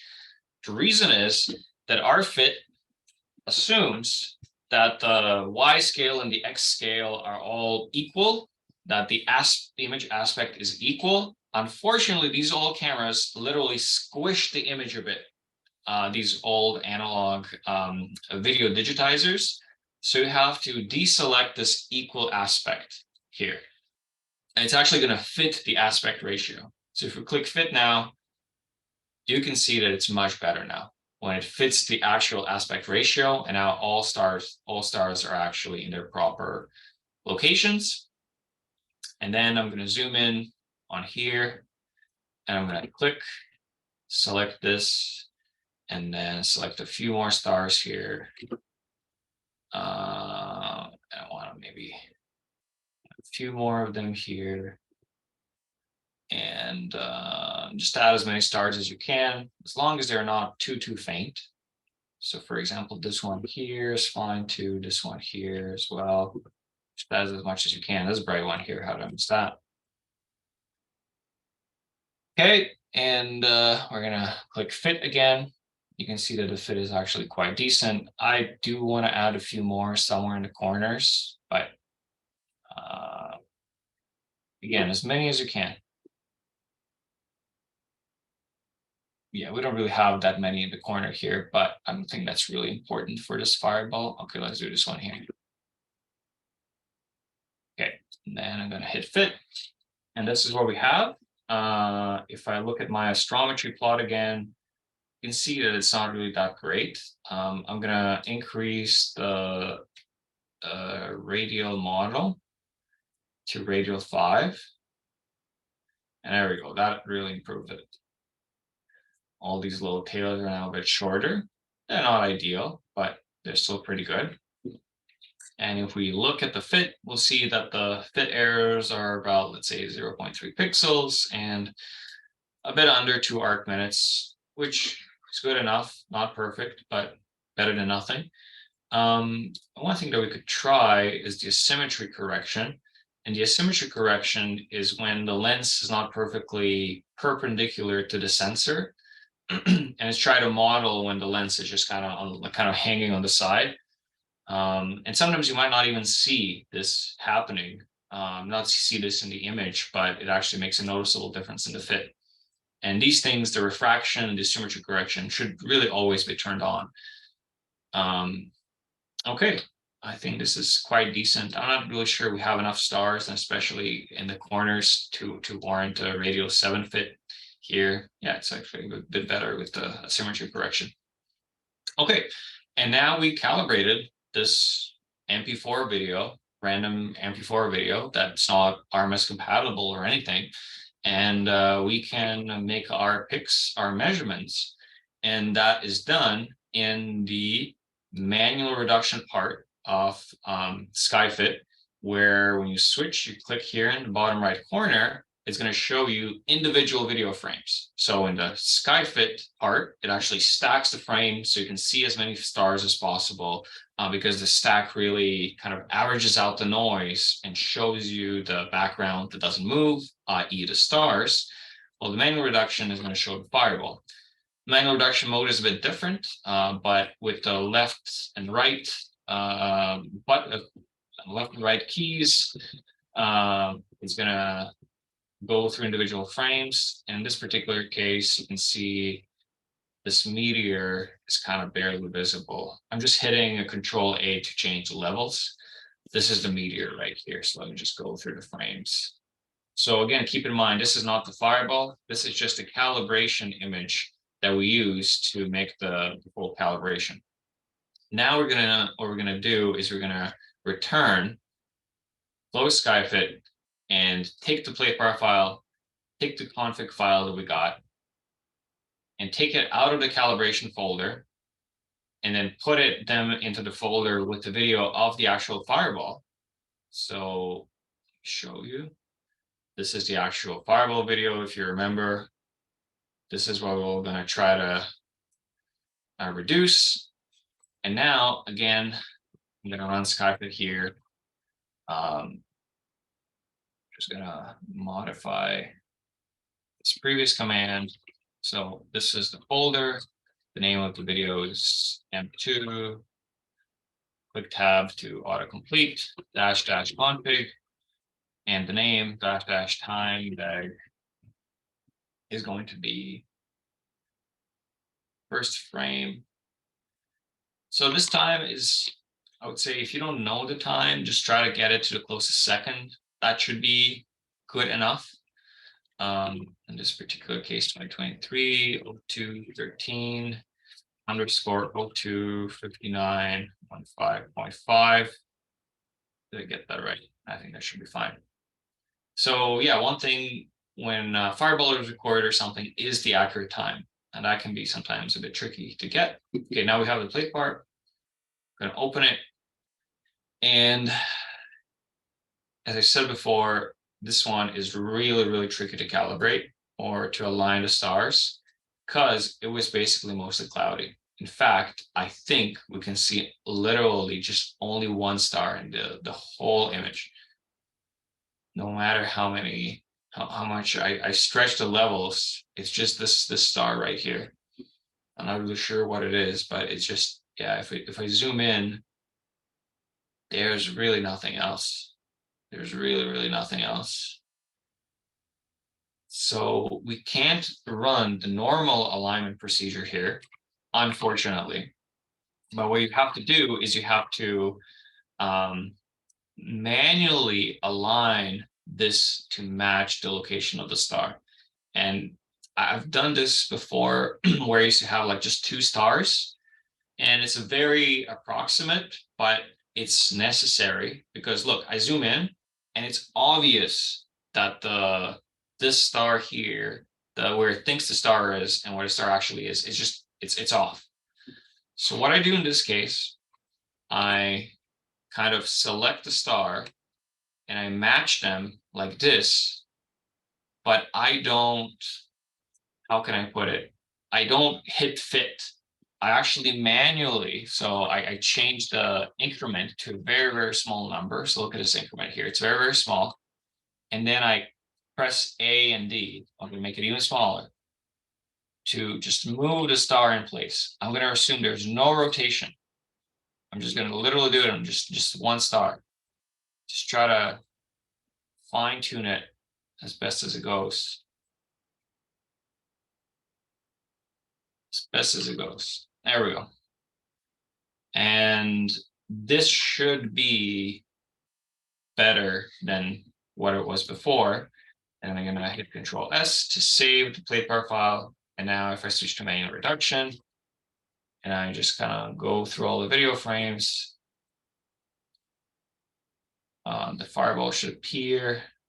What's going on here? Oh, there we go. It just, I guess, takes some time to read the video frames. Oh, there we go. And now you're good, and you can start picking. You literally just find the beginning of the fireball, and you zoom in, and you kind of start making your picks. The way it's done, it's exactly the same as with stars, but this time when you press, you can press the left and right keys, or you press space, it just forwards the frames go forward. And there's also another addition. And the second addition is that I don't know if you how well you can see it, but there is a line here that goes through all these points. And what that actually is it fits a line in the sky, which is called the Great Circle, which all fireballs should follow. And that really helps you make the picks really well. I'm not gonna show how to do the fireball picks on here. The reason why is because we have better data, or I want to show you how to do it on RMS data. And then after that, I'm going to show you how to compute the trajectory and basically produce what Mark did for the recent asteroid entry, 2003 CX1. Okay, but I would like to make a short break, maybe about 5 minutes. Are there any questions before the break?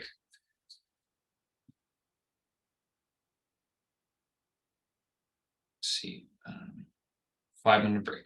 Okay, well, let's see you all in 5 minutes. So that's at 35, whatever your hour may be.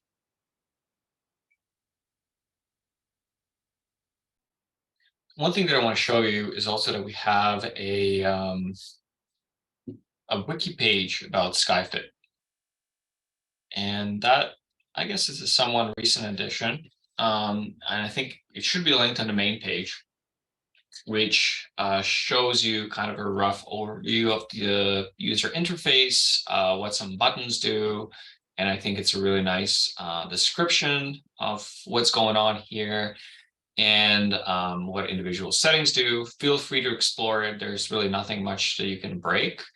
And as you can see, each tab is explained and what's going on, and also how to make the plate using different data sets. So SkyFit, of course, supports RMS, but it also supports FreePond data, describes how to run it on FreePond data. If you have the professional all-sky desert fireball network, or it's called the Global Fireball Observatory data, how to do that as well, and also how to use the arbitrary video data or so many casual normal videos. I explained here how to set the config file, what parameters need to be set in the config file, and how to actually run it. So virtually what I've basically shown here in the video, it's summarized there on the website, and there's also a short description of how to create the plate. Okay, so now I want to show you how to actually make picks on the fireball. I'm going to close this old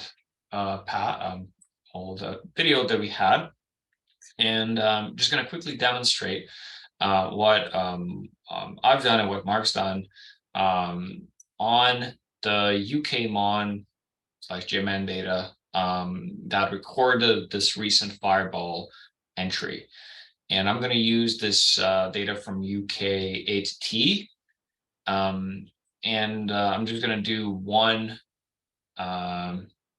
video. So in this particular case, this is the stack. So this is how it looked like. Only the beginning was caught. Later on, there were a few extra frames, but I'm not entirely convinced that those were really useful because of the cloud and how bright the fireball was. So RMS produces the FF file, which is just the image, but also kind of compresses the video, and it's not really ideal for fireballs, but it also automatically detects fireballs and stores the raw frames in these little FR files. And you can view these FR files using a little tool, a little utility in SkyFit called the FR viewer. So what I'm going to do is just going to quickly show you how to do that. So I'm just going to copy the path to the folder, and I'm going to call a command python -m utils.fr bin viewer, and give it the path and the path to the folder. And then if I run this, it's actually going to show this little video on the screen, which I think is really neat. But sometimes you want this video as an actual video, an MP4, and you can very easily do that. Just add minus F MP4 to the command, and that's going to output the video as an MP4. And also, if you want the background to be the average and not the max stack, you add minus A. And also for every command in RMS, you can run --help, and it's going to tell you exactly how to use it. But in this case, I'm just going to run this like this, and you can see the little preview of the video in the background is generating a lot of these little images that it's going to use to make the video. And now it's compressing the video, and it's done. And now you end up with a little MP4, and there it is. And this is something you can use for sharing and whatever you want to do with it. But of course, this is not really useful for data reduction because it's a MP4, compressed MP4. We will work directly on the FF and the FR bin file. And the way to do that in Skyfit is we're just going to do Python -m utils skyfit2, and then give it the path to the directory, just this one here. And then we're going to do -config like so, and like we always do. However, if you want to use the FR file, you have to give it the --FR option. And this is going to allow you to use the full fireball detection in Skyfit and make the picks. So if I load this,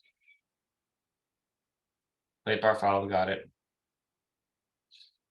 And here it is. Let me just maybe adjust the levels a bit to see some stars better. And again, the first step is we have to align the stars. And in this particular case, you can see that it was really cloudy. We do see a few stars. So I'm just going to select these here. I'm going to zoom in here, up here. Select this star here, this one here as well. As many as I can.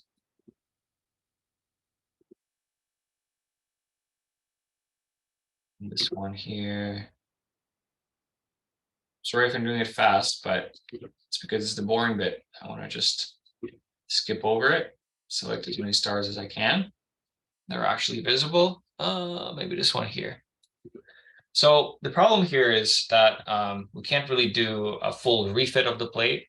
It's not really necessary to do a full refit of the plate. So we're just going to do a pointing correction as we did before.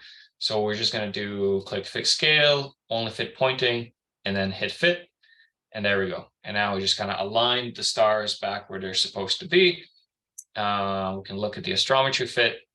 And it looks pretty decent. The errors are less than 1 arc minute, which is really good. And the next thing to do is to start picking the fireball. We switch to the manual reduction mode. And now we can go through individual video frames until we can start seeing the fireball. There we go, it's right here.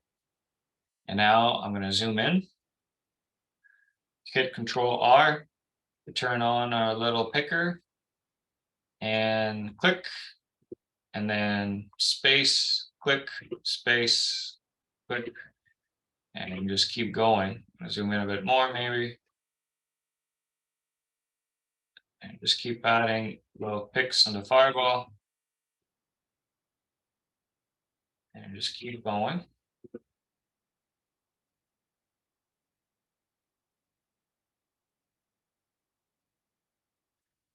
And then fast forward, you just keep doing this for as long as you can. I'm not sure if I should really do the whole thing here. Might take a while. Might just do it just very quickly. And there we go. I'm going to skip a little portion here, because it's basically all the same until we get down here. Yeah, it's going through the clouds. It might be really hard. You can still tell where it is. Clouds actually did help here. Until we get to this part here, when it gets really bright. And this is the part where, when it gets really tricky.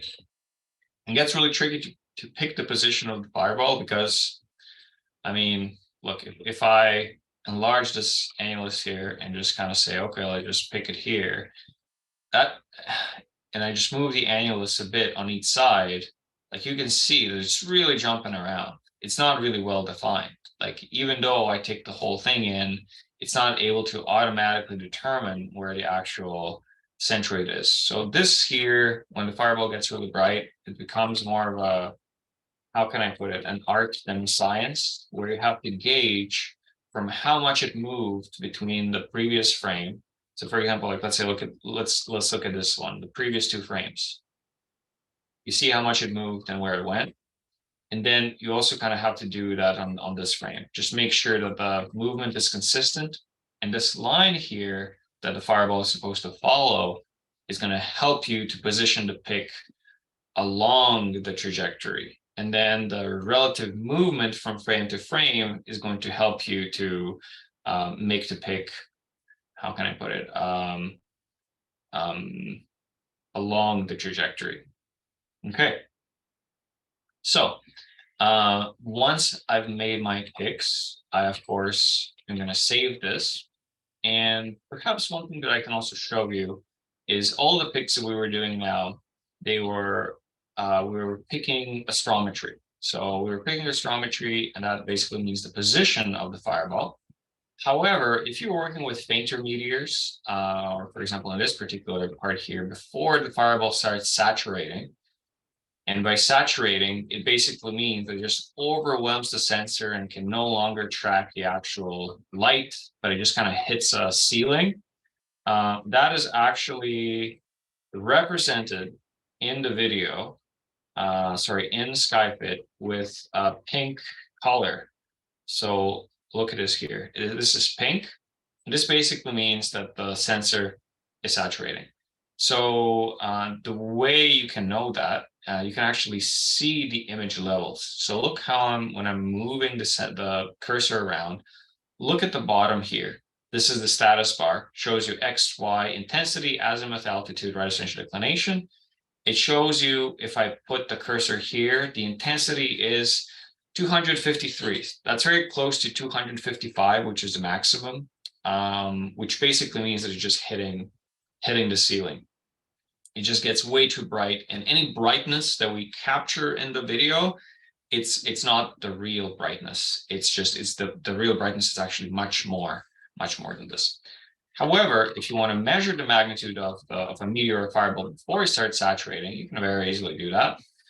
You can start kind of paint in where the meteor is. So for example, here, I clicked here and I click shift, and you see this new little kind of red ball appeared. And then I click, you can see that it produced like a little green splotch. And this green splotch basically means here is where the fireball is.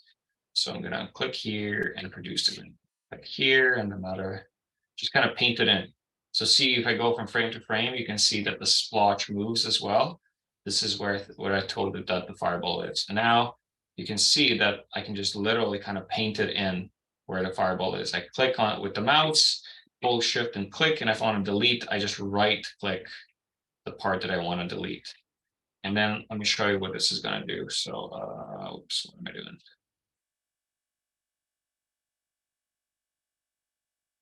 Okay. So I'm going to paint this in, and I'm going to paint a few more. Paint a few more of these, and then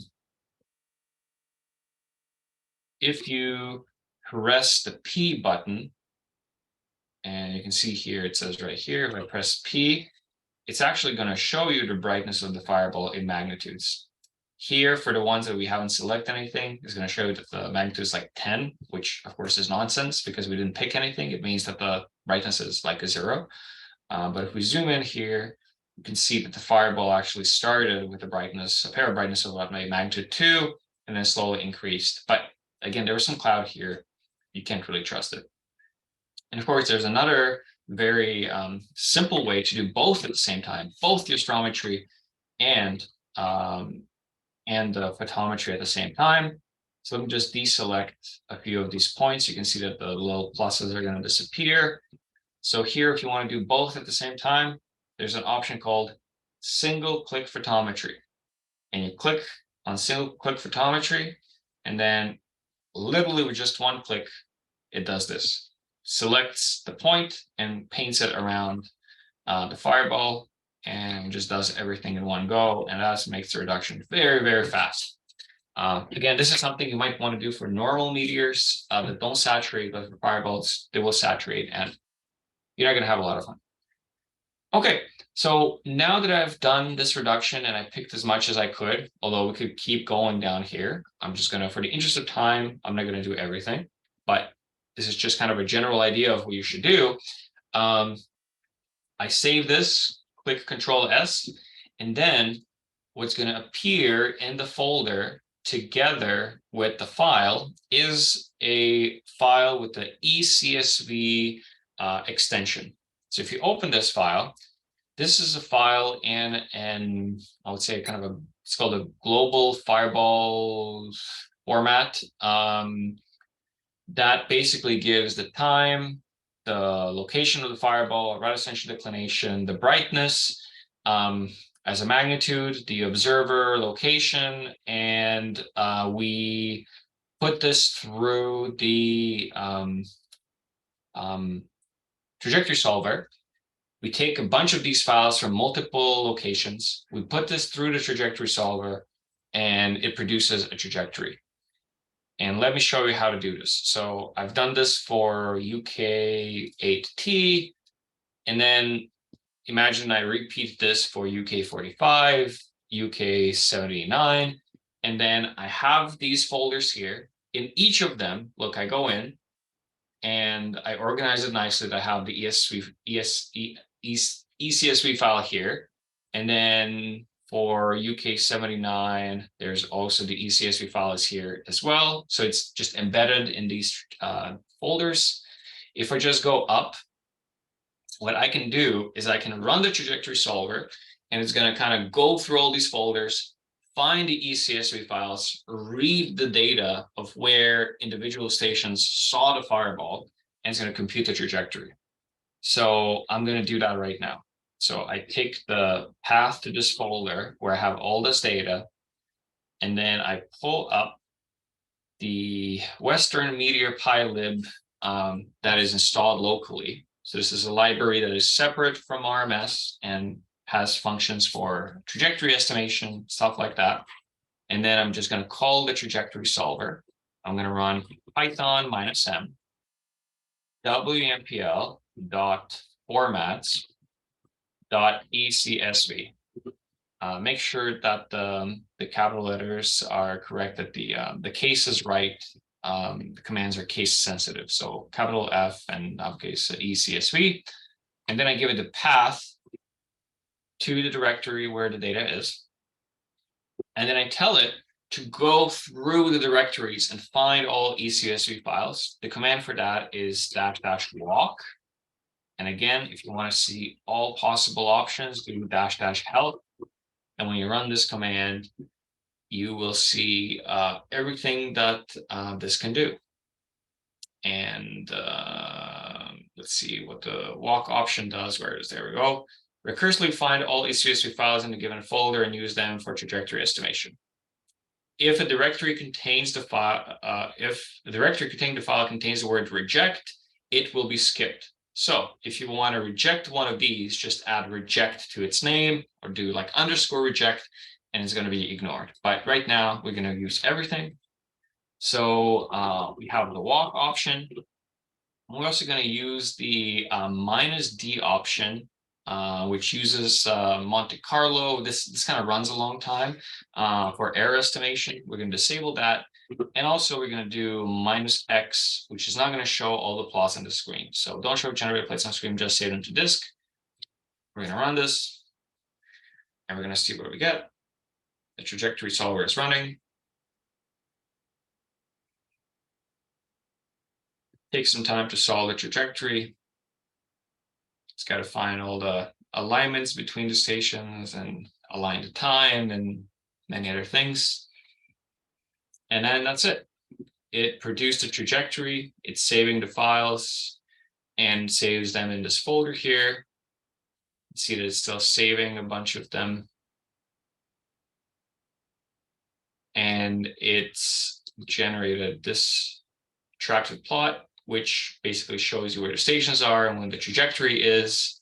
And all this data is basically available on the UKMON website. This is what Mark produced. And you can also see, for example, the velocities, and you can see the heights. And in this case, and it's quite obvious, we didn't get the full fireball. So it was only observed starting at about a height of 100 kilometers and the final height of about 50, but it went all the way down to about 20. So the final part is missing. And that part, then you would take like a casual video, as we discussed before, do the calibration with SkyFit, make all the pics with SkyFit, and then add this to the trajectory solution. You would again get an ECSV file and just put it in, and you will get the final location of the final location. And then from that, well, you would have to run Darkflight, which unfortunately this code is, we don't have it yet publicly available. That's something that I'm planning to write in Python at some point and publish that. But right now people are just using kind of their own tools, whatever they have. And the most important thing, of course, is this report file. And this is something that is on the UKMON website, which shows you the orbit and which also shows the begin height, end height, and all the important things that you might care about. Okay, this was quite long. This was quite a lot, but I'm wondering, are there any questions at this point? Yes, Dennis, I have one. Can you hear go me? ahead. Does this program do dynamic mass estimation? Yeah, so we have another piece of software that does that. However, I have to find another firewall. This one is not appropriate. So if you don't mind, just give me a second. Got to pull something up.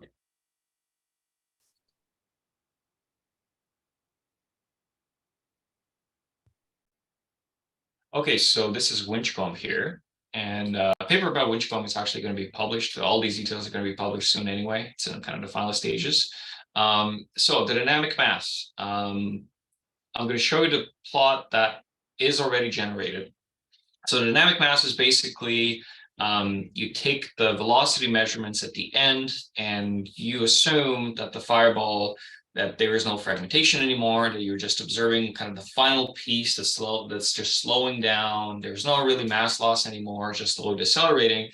And then based on those assumptions, you can actually estimate what the final mass of the object is, right? To do that, you need to have really good measurements of the velocity at the end. So you need to see that kind of final piece falling down and have that observed from at least one station until the kind of the final height of about final velocity about 3 kilometers a second. And we did have that for Winchcombe, and we have that for a couple of other fireballs. And we do have software where you can just give it the trajectory file, and you can also give it the heights you want to use, and it's going to estimate the mass. So for example, for Winchcombe, it made the fit, and we kind of adjusted some parameters and said that the dynamic mass is between about 200 grams and about, let's say, 600 grams, with a nominal mass of about 350 grams. And the mass of the largest fragment was 320. So it's actually quite precise if you fine-tune it correctly. So in this particular case, let me show you how it works. So you have the trajectory in this folder, and there's a file that holds everything. It's called the trajectory.pickle file. This is basically what Python dumps on the onto the disk, and onto disk you have basically every single thing about the trajectory you might imagine, and the utility uses this file. So let's pull up WMPL again. And we're going to do Python -m wmpl.utils.dynamic mass fit. We're going to give it a path to the directory and then path to the pickle file. So to something trajectory.pickle. So again, the full path to the file. And because I forgot how to use this, I'm going to do --help. I'm just going to rename the old one old so I don't lose it. There we go. And utility tells us that the first argument is a trajectory path, and after that is the top height in kilometers taken to compute the dynamic fit. If negative, for example, -3, the last three kilometers will be taken, and then height min. So basically we have to do like -3, -1 here. So basically everything, how can we 3 kilometers until the end, 3 kilometers from the bottom, and then -1 all the way to the end. And then let's run this and see what we get. And there we go. So it made the fit, and it basically shows you here what the final mass is. But there are some parameters that you have to tweak. So Winchcombe, for example, was not a rocky meteorite. It was an carbonaceous chondrite with a density that was not 3,500 kilograms per cubic meter. It was in fact about 2,100 kilograms per cubic meter. So when you call this utility, you're going to do --dense for density, and then 2100, and then you run this, and now it says the final mass is around 0.741. It's about high. However, there's a way to tweak one other parameter, one very important parameter here, and this is gamma A. Gamma A is a parameter, a shape parameter. And the problem is you don't know what shape this meteorite has. No one does. But you can make some assumptions. And in this particular case, then you take the assumed shape, and then these black lines actually kind of run a simulation forward to simulate what the observed velocity would be with this given shape. So what I'm going to do now is I'm actually going to take like the last 4 kilometers of, so take more of the velocity, more of the fireball at the end. So let me see. There we go. And now I can kind of see that the simulated velocity might be dropping too fast. In fact, the simulated velocity, I think, is supposed to kind of, these black lines should kind of go up a bit. And then what you can do is you can change this gamma A GA, and then set this to, let's say, 0.6.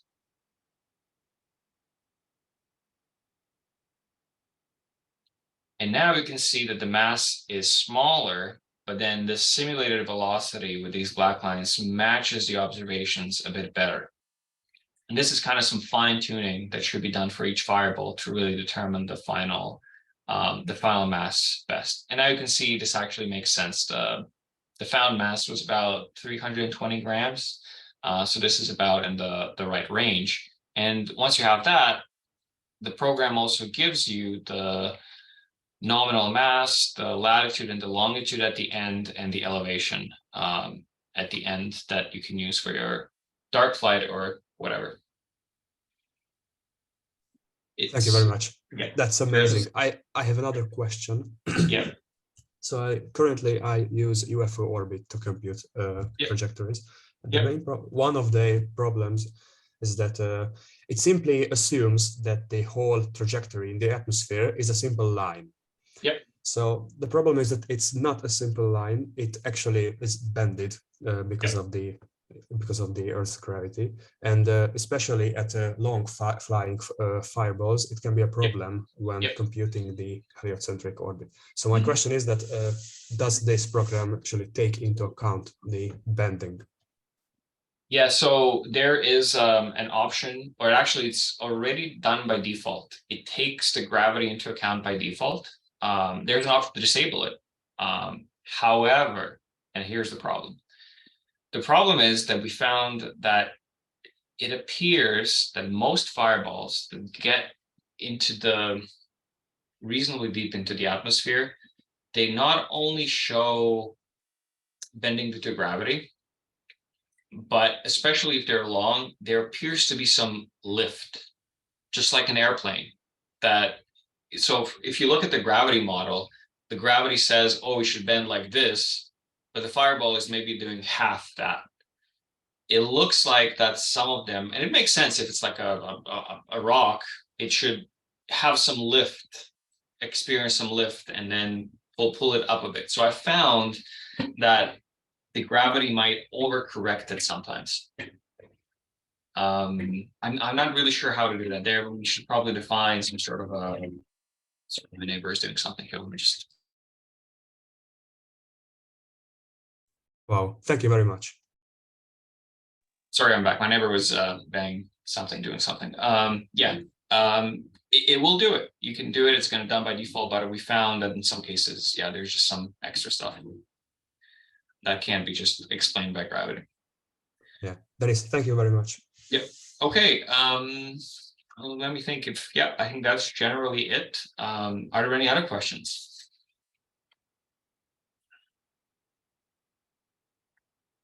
If not, I'm always more than happy to answer everything via email. And thank you all for coming for to this first session. And we're definitely going to have a the afternoon session, or I guess it's going to be a late night session for you, for people in the Pacific and also the Americas. We're going to have a couple of other talks in the afternoon session. And what I'm going to do is I'm actually going to leave this open in case you want to discuss something or ask any questions. But yeah, that was all that I had planned for today. So, hey, Dennis, yeah. I have one quick. Yeah, absolutely. Go ahead. I asked you about this earlier, but is it time to come up with a new image based on Bullseye rather than Buster? Yes. And I don't, to me, it sounds like it's time, but I may not understand all the implications of moving. I know one possible implication is that under Bullseye, you're offered system updates. You're notified in the upper corner that there is a system update coming in. So I could see where that might cause you to upgrade things that might break RMS. But so far, that is the only negative that I can find. Because I've actually, using something that had been posted earlier, I've actually run Bullseye with RMS. It's not the nice image that you built. It's missing some pieces, but it works fine. Yeah, that's a good question. I'm trying to figure out. So I haven't run Bullseye at all before, so I can't really say. But if there's an update, maybe it would be a good idea to disable that in some way. However, I think every time that RMS update runs, it also updates the system packages. So it shouldn't really be that big of a deal.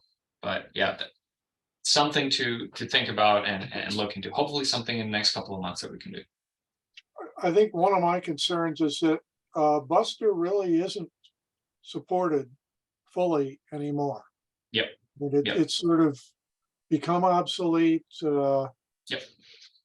So we can we can make the switch. It's just all a matter of making the installation. I have to set aside some time, install everything, and run locally, distribute to you, and of course you guys are always going to find a thing or two is missing, and I can fix that. And yeah, it's definitely something that can be put on the docket. I mean, the full instructions of how to install everything are, I think, already online.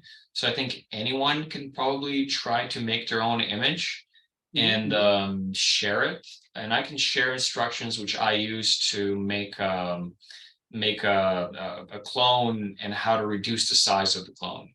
It's quite convoluted, but it's most certainly possible. Okay. In my case, there were a number of little nice things that I could not put in there, like VNC any desk and a few things like that that are currently part of the image that I wasn't really sure how to do those nice little add-ons. Yeah, one thing that could be done is someone can install it on their system locally and just install AnyDesk, and then just distribute the access info to a couple of the kind of the inner circle of people who work on the image, and we get everything right, and then we make a copy of that. Probably good maybe to anyone who has like a spare Pi or something where they can, I know it's hard to come by, but kind of set up Bullseye and give access to, I guess, you and me and other people, so we can see what's missing before we actually clone the image, because the cloning process, I hate doing it, takes hours, and there are a lot of little steps and you can make a mistake. Yeah. Okay, thank you. Yeah, no problem. I see, so Case had his hand up for a long time. Go ahead, please. Yeah, Dennis, in the beginning of this session, you mentioned we have some, let's say, GMN has some black holes on the Earth, on the oceans, and I want to show you some pictures. Can you? I think you switched my video off, but I want to show you 2 pictures on my desktop. Yeah, go ahead. Switch it on. Yeah, go ahead. You can share it. Okay. But the host stopped my video, so I think you are the host. Oh. I guess. I think cannot switch it on back. You can't share a screen? No, the video is stopped by the host. Okay, Yeah, I'm so gonna that ask means you to start video. yeah. Is that gonna? Yeah, now I'm back. Okay. Oh, okay, that's interesting. Okay, so I share my screen. I have to go to my desktop. So I think this looks familiar to you. This Meteor. Mm-hmm. It's a pair seats taken with my iPhone during my trip on a ship on the way out to sea. So I just put my phone on a flat surface. Mm-hmm. So that's why you see a little bit shaking on the stars and etc. But I used a small app called Nightcap, and it captures this meteor. And so I was just thinking, because you say on the oceans we don't have any information about if there's a sudden meteor outburst happening, you're gonna miss that. But I was just thinking maybe there's a way that we can involve the vessels crossing the ocean to get them a small instrument that they observe during the crossing the sky, and maybe you can collect some data for further analyzing. Yeah, that's I mean, I think it's a lot of trouble to change the software to allow kind of like per frame movement and per frame location change. I'd say it's possible, but what I had in mind was like, oh, do you know anyone in Hawaii who would be willing to host a camera, or anyone in one of the Pacific Kiribati or in any of those? That would be the best, those best locations. And in fact, there it wouldn't really be that necessary for how can I put it, to really have like orbits or multi-station observations. Even just kind of single station would be fine for the flux. I know one person in Hawaii that possibly could do that for us. I could approach for you. That's a really good idea.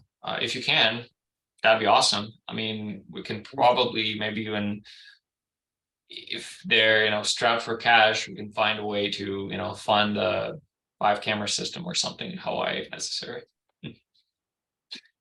He's interested in astronomy anyway. He's in the Sarah, the Society of Amateur Radio Astronomy, and he's been attending some of the colloquiums and things. So he's a good candidate. Oh, that's really good. Yeah, please put us in touch and see what we can do. That'd be awesome. Okay, I think that Damir wants to do a group photo. So if you don't mind turning your cameras on, and a bunch of, oh, you might know someone in Kiribati. That's awesome. And also French Polynesia, Bora Bora, all of those great places. That'd be really cool. Okay, so I'm going to give you a second to turn on your cameras, and I think you can just kind of snip away for a little group photo. I'm going to say, okay. I cannot turn on the video because you turned it No on. problem. No Oh, problem. did I? Sorry, who can't do it? Dijkema. Okay, sorry about that. Yep. Try now. Does anyone else have any issues? Okay, guess not. Okay, smile.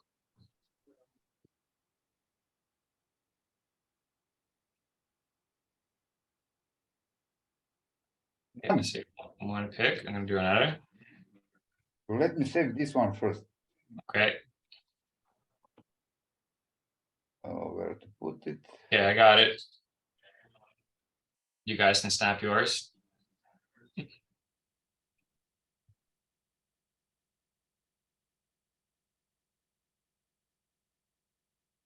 You got it, Damir? Another one. Okay. Everybody say, oh, whatever you like. I don't know. Some silly word in Croatian, for example. Okay, fun enough. Good. Thank you for taking the picture. 2 of them, it will be enough. Perfect. Thank you. I think we had a total of about over 70 participants at the beginning, but I don't think they're probably all in the video somewhere at the beginning when I was kind of switching the screen, but that's fine. That's great. It was very, very great attendance this year. But there are a few other hands up, and we want to make sure to take everyone's questions. So Paul Rogermans, please go ahead. Yeah, I wanted to ask about the machine learning status. Yep. The filter, does it really has the effect on the reduction time of the reduction pipeline? All these false detections that have gone? You mean, does it add kind of, you mean like a time overhead, or Yes. does it? Does it speed up? Oh, does it reduction? speed it up? Yeah. Actually, yes. So the one of the most time intensive parts is actually the part of recalibration. So that can usually take a very long time, because it tries to match the plate on every image to see if the sensor, the pointing is moving a bit, and the actual evaluation just to check if it's a meteor or not is much faster than that. So I would say maybe they balance each other out, because if you do one, you don't have to do the other for a false positive. I had noticed a week or two ago a lot of fast moving clouds with 3 cameras. In one case, it was 29 detections out of 250 candidates. Another was 30 out of 166, and the third was 23 out of 216. And since those are all removed before the intensive plate par analysis of each detection occurred, things went very quickly. The size of the tar BZ2 file uploaded to GMN was much smaller, so much better for places with bad network connectivity. So all in all, I'm very impressed. It can be even better. It can be even better because the training data set did not include a lot of bugs. However, now we do have more data with bugs, and hopefully when we retrain, those are also going to be eliminated much better. We just need to find time to do the retraining, and I would say structure the code better a bit, maybe work on it a bit so we can do it more often. I think now we still have to maybe change the code a bit and figure out what's going on. The Fiaker who was doing the coding, he had like many different versions. We're not exactly sure which one he actually used, so it might take some time to figure out how to do it. But I think Milan is working on that. So yeah. Any other questions? Just feel free to raise your hand. Let's see if this list of participants. Case, go ahead. And Dennis, can you explain a little bit more what the data from the captured by the Meteor radiometer will add to the triaxial fold or solver or whatever? I know the camera's getting saturated, and that's why you need more information. But then you have more information, and then what you can do with it. Okay, what to do with the radiometer? Yeah, so just for context, I think I've given some background information before, maybe one of the previous meetings, but so the problem that we have right now, not we, almost every other network in the world, is we don't know how bright fireballs actually are. And the way you can compute the mass of a meteoroid before it enters the atmosphere is that you take all the light that it emitted, which is basically just kind of a light curve, and you integrate all the light, and then you just assume that a part of the mass, when it was vaporized, turned into light, and it's usually about 5% of the total energy. You can get the mass out from the light. But now we don't really know what the masses are, because most of the light curves, they go like this: increase, increase, increase. It reaches saturation, and there's just a flat, like a plateau, and then it goes down. We don't really know what's really happening at the peak.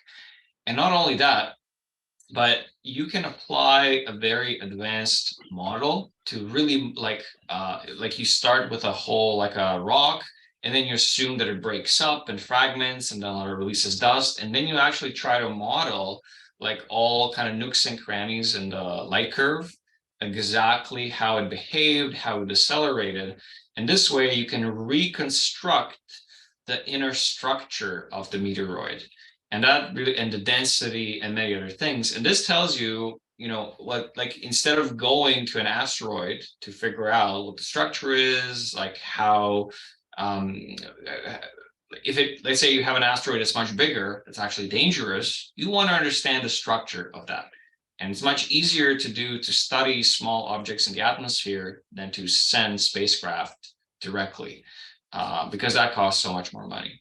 So we need full unsaturated observations. We need full observations of the full light curve to apply this model and to really figure out what's going on in fireballs. And also it's going to help us to constrain their masses and figure out how much of this material is coming to Earth from, let's say, individual sources or individual orbits. We still don't really know like how many fireballs we're getting per year for like a limiting mass from, let's say, the Oort cloud, or from like the asteroid belt, or from these different parts, because we don't have good measurements.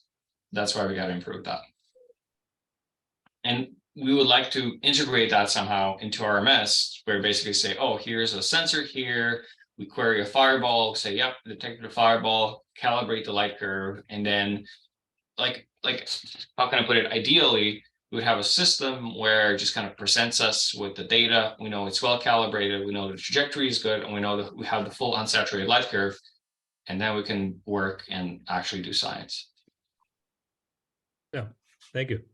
Yep, it's just all about good data collection. And in our case, it's not like we can invest a bunch of money and send off a space telescope or put a telescope on a mountain. Like, we have to do this. We have to have people across the world with these cheap instruments. That's the only way to collect data. You can't observe fireballs for more than a circle of 300 kilometers or so. It's just how it works. Okay, thank you. Thank you. Okay, does anyone else have any other questions? Let me see if I'm missing something. I have a question. Yeah, Bob, go ahead. Is there anybody that's characterized the spectral content of a fireball as it's coming in, so that you get one of the things in measuring light or an intensity is that spectral distribution, because the detectors that have been talked about and that you use will have a certain slope to them. Yep. So it'd be good if you had an idea what that spectral content was. Yeah, I think there's a couple of amateurs that are doing spectra. I personally don't. I think the spectra is very, very tricky. Maybe Marco could talk about, because Marco Segon, I don't know if he's still here. He's actually doing his PhD on spectra. So no, I don't see him on the list anymore. They can be really tricky to calibrate. Very cool. You can really nicely see all the lines and colors and composition. Very tricky to calibrate. Perhaps one day in the future we're going to have that capability. Jan, go ahead. Yeah, about that spectra, you said you wanted to integrate the entire light curve. Sensors, typical sensors have a limited bandwidth of what part of the spectrum they record, right? Yeah. So there's a lot of parts probably in the infrared, near infrared. Yep. That needs to be captured. You want to capture as much as possible, but that will offset your integration, the total energy that you can compute, right? Yeah, so we actually make an assumption. There's an assumption about the spectral energy distribution, and there's a number which is called a power of a zero magnitude meteor.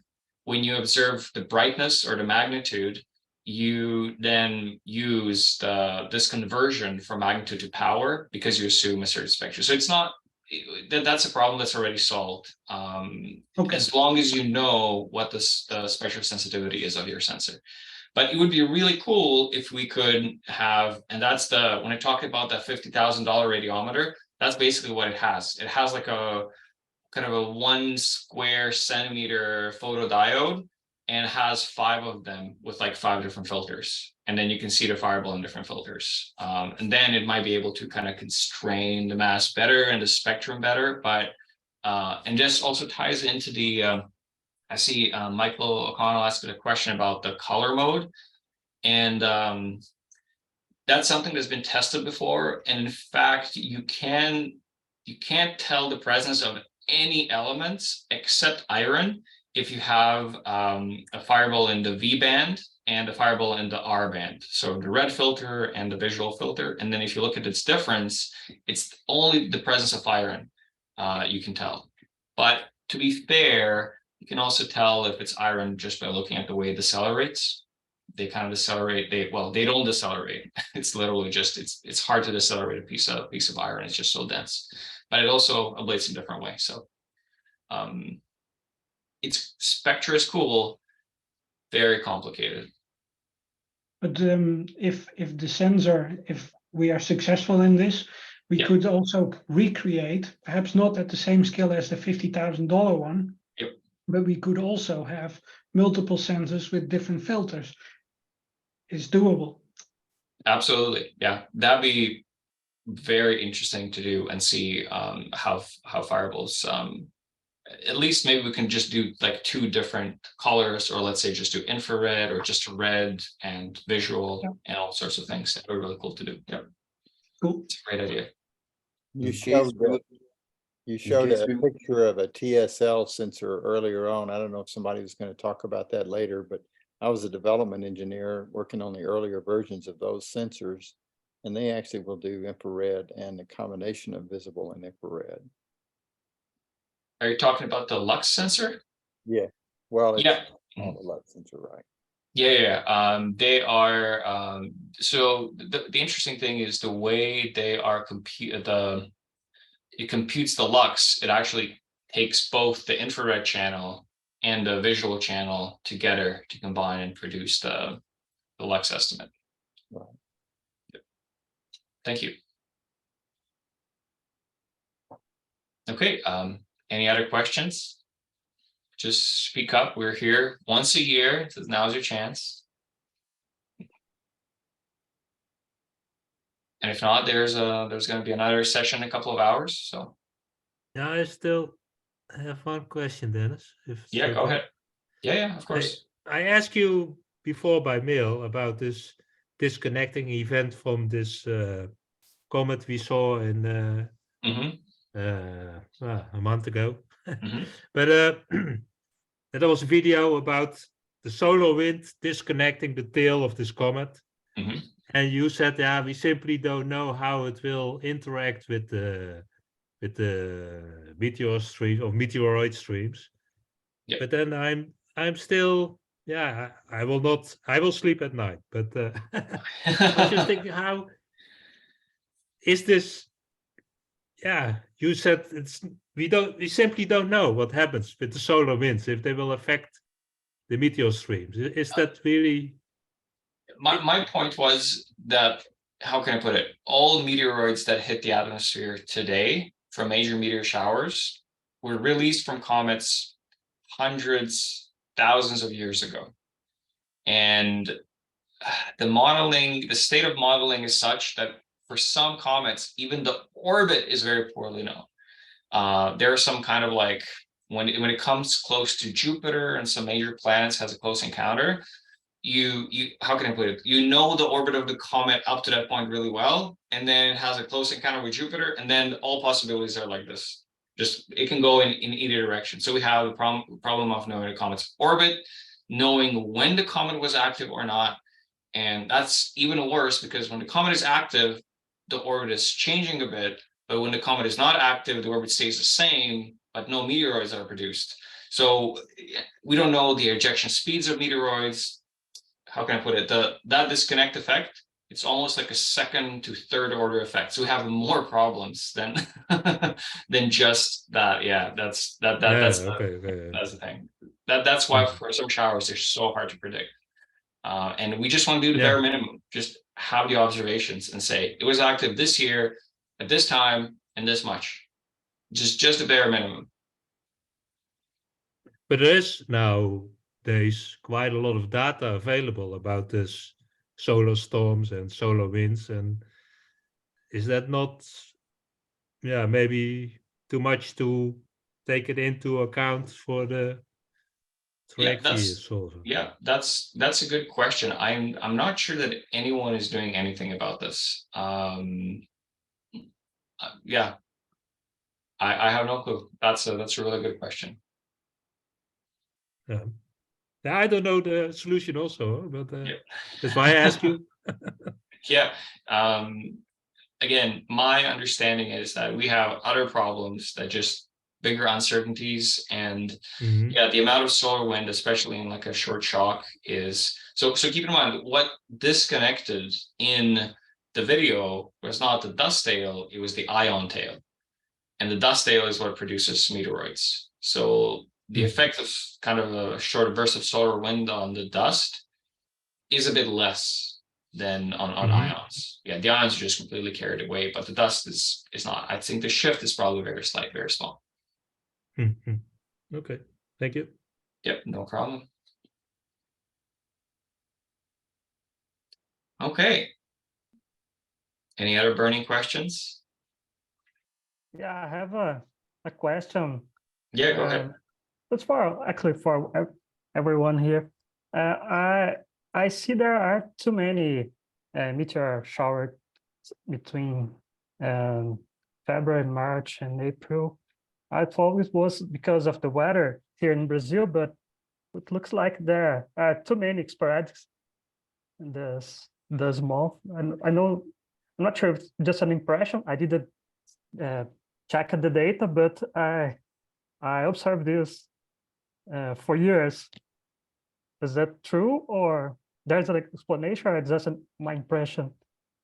Yep, there are no meteor showers between, let's say, January and April, very little. And there's also a dip after September-ish.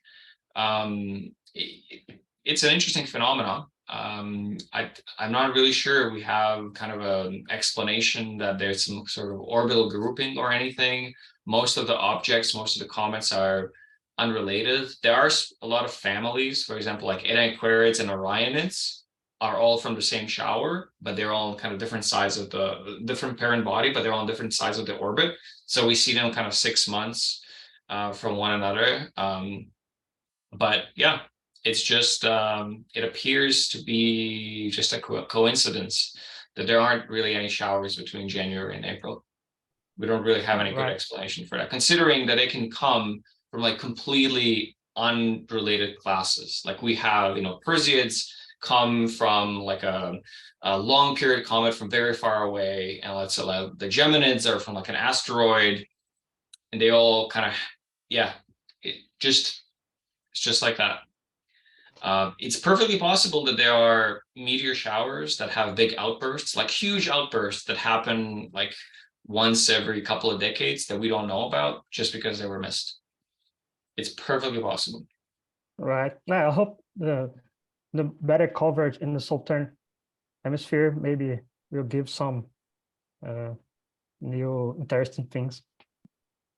It definitely will, and it already did. Yeah, especially the arids, the new meteor shower that we had a couple of years ago. That was also, well, that was in the southern hemisphere, but we didn't really have that many cameras observing. But because they were so slow, their trajectories were kind of bent by gravity that we saw them here, even though the radiant was like 20 degrees below the horizon. It was very interesting. All right. Thank you.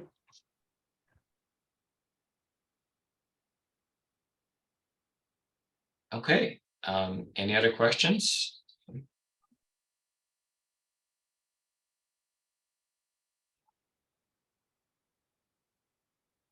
Radiometric measurements, intervals, update rate, differential and show. Yeah. So the Lux sensor operates at 10 samples a second. And that is, I would say, probably the minimum we need.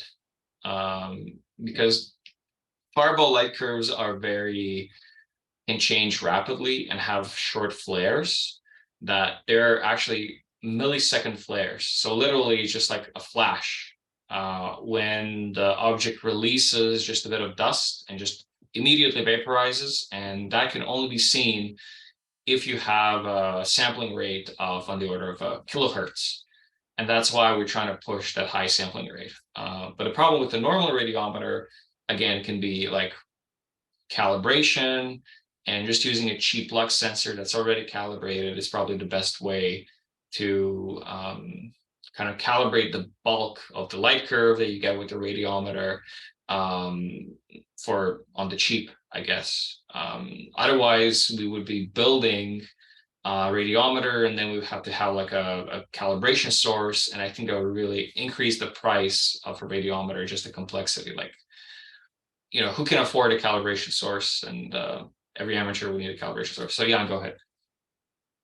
Yeah, I have a TSL as well. I plan to box it next to the radiometer I'm working on, so that we can make at least a qualitative comparison there. Yep. That'd be awesome. Someone says multiple Lux sensors with offset clocks to increase the sample rate. Yeah, that's definitely possible. With like a 180-degree phase shift, that would definitely work. The only issue is that they have a set exposure of 100 milliseconds. So yeah, it would still be kind of a moving average, I guess, but you would get more samples, but keeping in mind that it's still the same exposure time.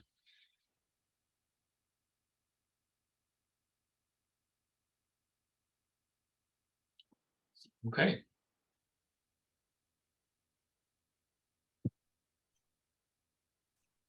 Well, that's great.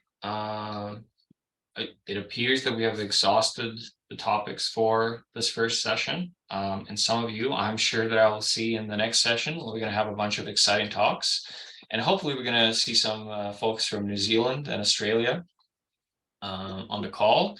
And second part, Pete Eschman is going to talk about the New Mexico array, and Gene Ross is going to talk about camera network optimization.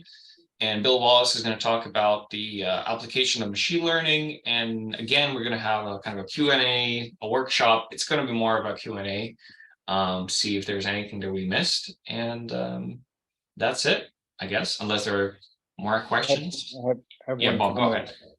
For people that don't know it, you can go down to the chat at the very bottom and there's 3 little dots. If you click on that, you can hit save and you'll save the chat in your folder that's under Zoom and documents in Windows.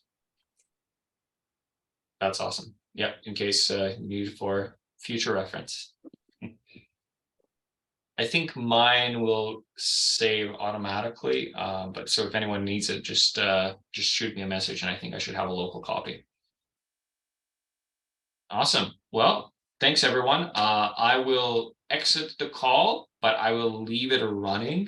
So in case you want to chat with someone, you still can. It's not gonna end, but I will leave and rest a bit before the second inning, I guess. Okay. Thank you. It was nice, and I love that so many of you showed up, and I hope you enjoyed the first part. So see you all. Bye bye. Thank you. Bye bye.